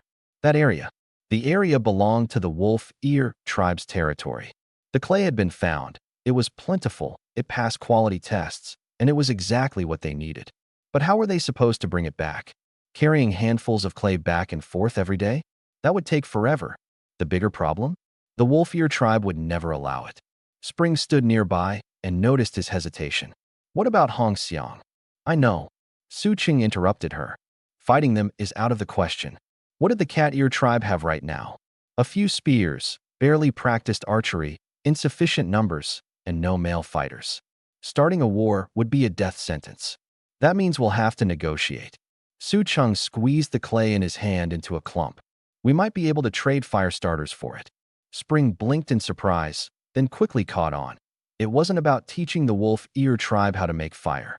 It was about providing a steady supply of fire starters so they wouldn't have to constantly worry about keeping embers alive. That's a pretty heavy bargaining chip, she admitted. But are you really willing to give that up? No rush, Su Chung said with a faint smile. I have other plans for the wolf-ear tribe. This card isn't one I'm ready to play just yet. He turned and started heading back. Not going to look for Sure you and the others? Spring called after him. Back to camp. I need to figure out a transportation plan and get the tribe trained on it. When the time comes, we'll resolve everything all at once. Spring followed him, but after a few steps, she suddenly stopped. Her face was expressionless as she said, You walk in front. Su Ching sighed. Seriously? For the next week, Su Chung holed himself up in the camp. Using ordinary dirt as a stand-in, He taught the cat ear girls how to knead clay, shape bricks, dry them, and stack them properly. He also wove a few baskets out of branches and vines, demonstrating how to carry and secure them. But these were only stopgap solutions. What he really wanted to make was a cart. 2 wheels, a wooden axle, and a flat base. In a world like this, it would be revolutionary. A cart could carry 5 to 10 times the weight a single person could manage, with far less effort. Of course, building a cart took time. Still, Su Cheng knew the real value of the cart wasn't just in hauling clay. It could be used for hunting trips, foraging, carrying lumber, or even moving the entire camp. It was a long-term investment in the tribe's survival. The only question left was this: when to negotiate with Hong Xiang, how to approach it, and whether the Wolf Ear tribe would keep to the deal afterward. Su Cheng stood at the edge of their camp, gazing toward the distant riverbank. The Firestarter trade was a powerful card, and he wasn't sure if now was the right time to play it. In a way, the card itself was just as important, a game-changing piece of leverage. 8 days of effort had turned a vague idea into reality. A cart. While it was a commonplace tool in a modern civilization, here, it was a game-changer. It meant they wouldn't have to carry heavy loads of meat or drag logs. They could use wheels instead, doubling their efficiency. Before winter arrived, they'd have enough time to store up significantly more supplies. But what was the cost? Su Cheng looked down at his blistered hands and then at Lin and Luo, who lay sprawled on the cart, their foreheads dotted with beads of sweat glowing in the late afternoon sun. Nearby, Spring sat on a hay pile, massaging her sore arms. 8 straight days of work, from dawn till dusk. They had even forgotten to eat sometimes. He had thought it would be easier with flint chisels, 3 helping hands, and some basic woodworking knowledge. But just making one had taken 4 days. Every part, the axle, the frame, the stress points, had to be meticulously tested and strengthened. If the cart failed during transport, it wouldn't just be a loss of materials. Someone could end up seriously injured. So Su Cheng had tested everything, over and over, until he was confident the cart would hold up. Lin and Luo were now lightly dozing on the cart, their breathing steady and serene. The golden light of the sun painted everything in warm hues. Spring, still working out the ache in her muscles, seemed more exhausted than after a hunting trip. She wasn't alone. Every one of them was worn out. Su Cheng sat down beside her, stretching out his limbs with a groan. His whole body ached. Spring glanced over at him, but didn't move away. Sitting this close, she could smell the faint, earthy scent clinging to him. Her heart was beating fast, an odd sensation, but not unpleasant. Su Cheng broke the silence, asking her if she was tired. "Look at yourself," she shot back. "That's different," he replied with a grin. "You hogged all the hardest tasks. Chopping trees, carving wood, the stuff that takes the most energy." Spring was quiet for a moment before responding in a low voice. "You're the shaman. Those tasks aren't for you. Is that what you really believe?" "Of course it is," she snapped, her face serious. Su Cheng paused, then teased, "I thought maybe you just cared about me." Spring didn't reply. She looked away and lowered her head, rubbing her legs again. He froze. Wait, did he guess right? He turned his attention to the typically sharp-tongued, bunny-eared girl next to him. She was unexpectedly quiet, and honestly, kind of adorable. "Leg cramps?" he asked. "What do you think? Want me to massage them for you?" "No need." But Su Cheng had already pulled her leg into his lap. "I happen to be a pretty skilled masseur." Spring's ears stood up in shock, and her expression turned to playful annoyance. She was about to argue back, but then his fingers pressed into the muscles of her calf with just the right pressure. The tension melted away immediately. Suddenly feeling boneless, she gave in and laid back, even shifting her other leg over into his lap. Su Cheng chuckled. "Your body seems to disagree with your words." Her legs were long and sleek, shaped by years of hunting and activity.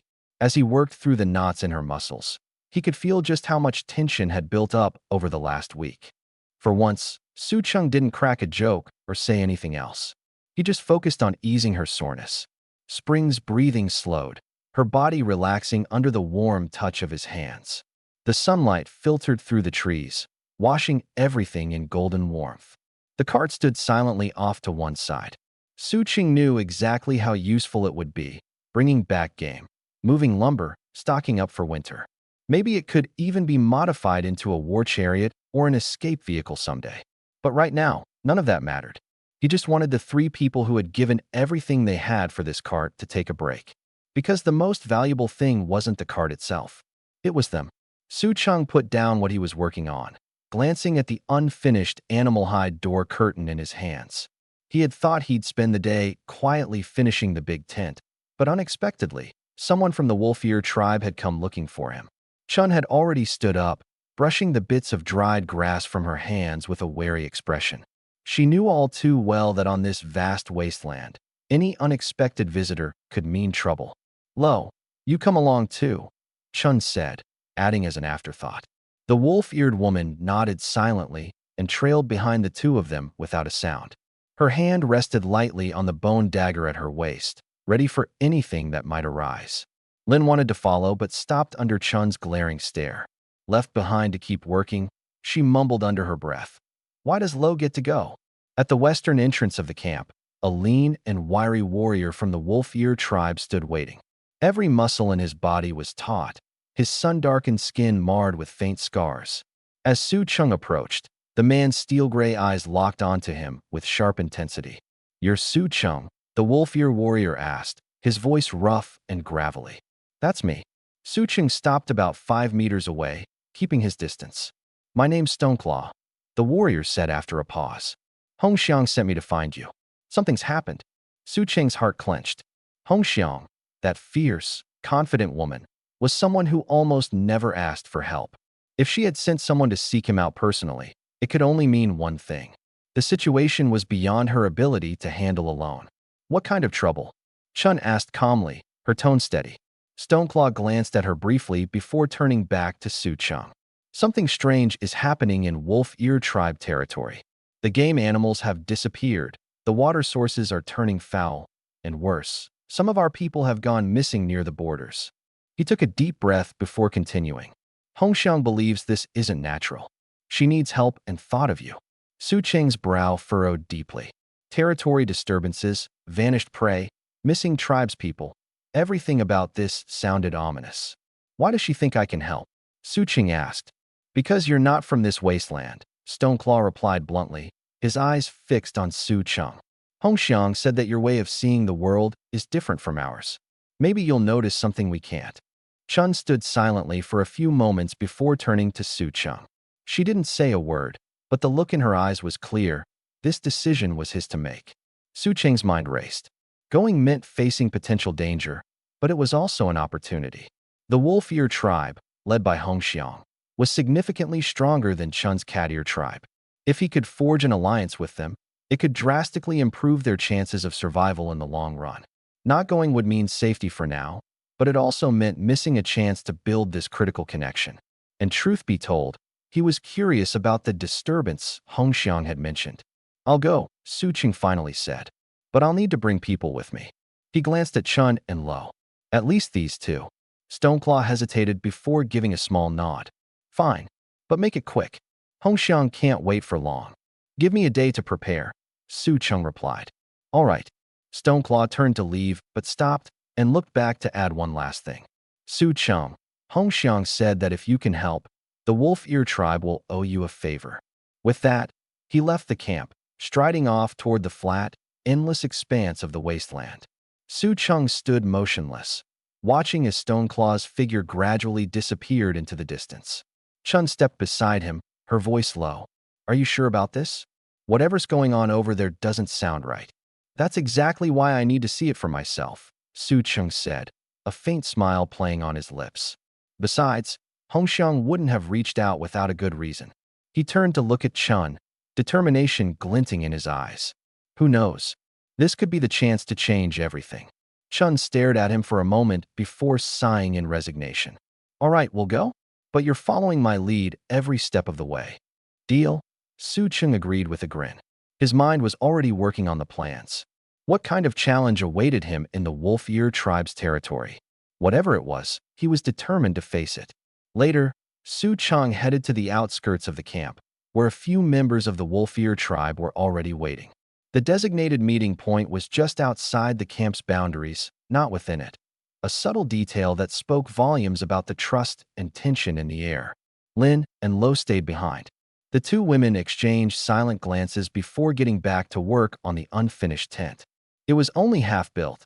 The animal hide still needed to be fully secured. The wooden frame joints had to be reinforced with strong vines, and more layers of dry grass were needed for insulation. Lin worked swiftly, but Lo moved like she was born for the task. Hardened by life on this barren land, neither needed directions. As they worked, Lo suddenly froze and looked at Lin. "Lin, when the tent's done tonight, I want to sleep in Su Cheng's tent," Lo said softly. Lin paused, blinking in surprise. "So, you don't like sleeping next to me now?" "It's not like that." Lo looked down, hesitating before continuing. "You've always been so kind to me, Lin. I like you a lot. You're like a big sister to me." Lin couldn't stop the smile spreading across her face. Warm, indulgent, but with an underlying hint of exasperation. "All right, but don't think you can sleep in Su Cheng's tent every single night. I still like sharing a tent with you. It's cozy and warm." Her words were lighthearted, but Lin understood the unspoken meaning behind Lo's request. In this unforgiving wasteland, a woman's decision about who to share a tent with wasn't just a casual matter. It was a declaration of trust, dependence, and who she ultimately chose to rely on with her life.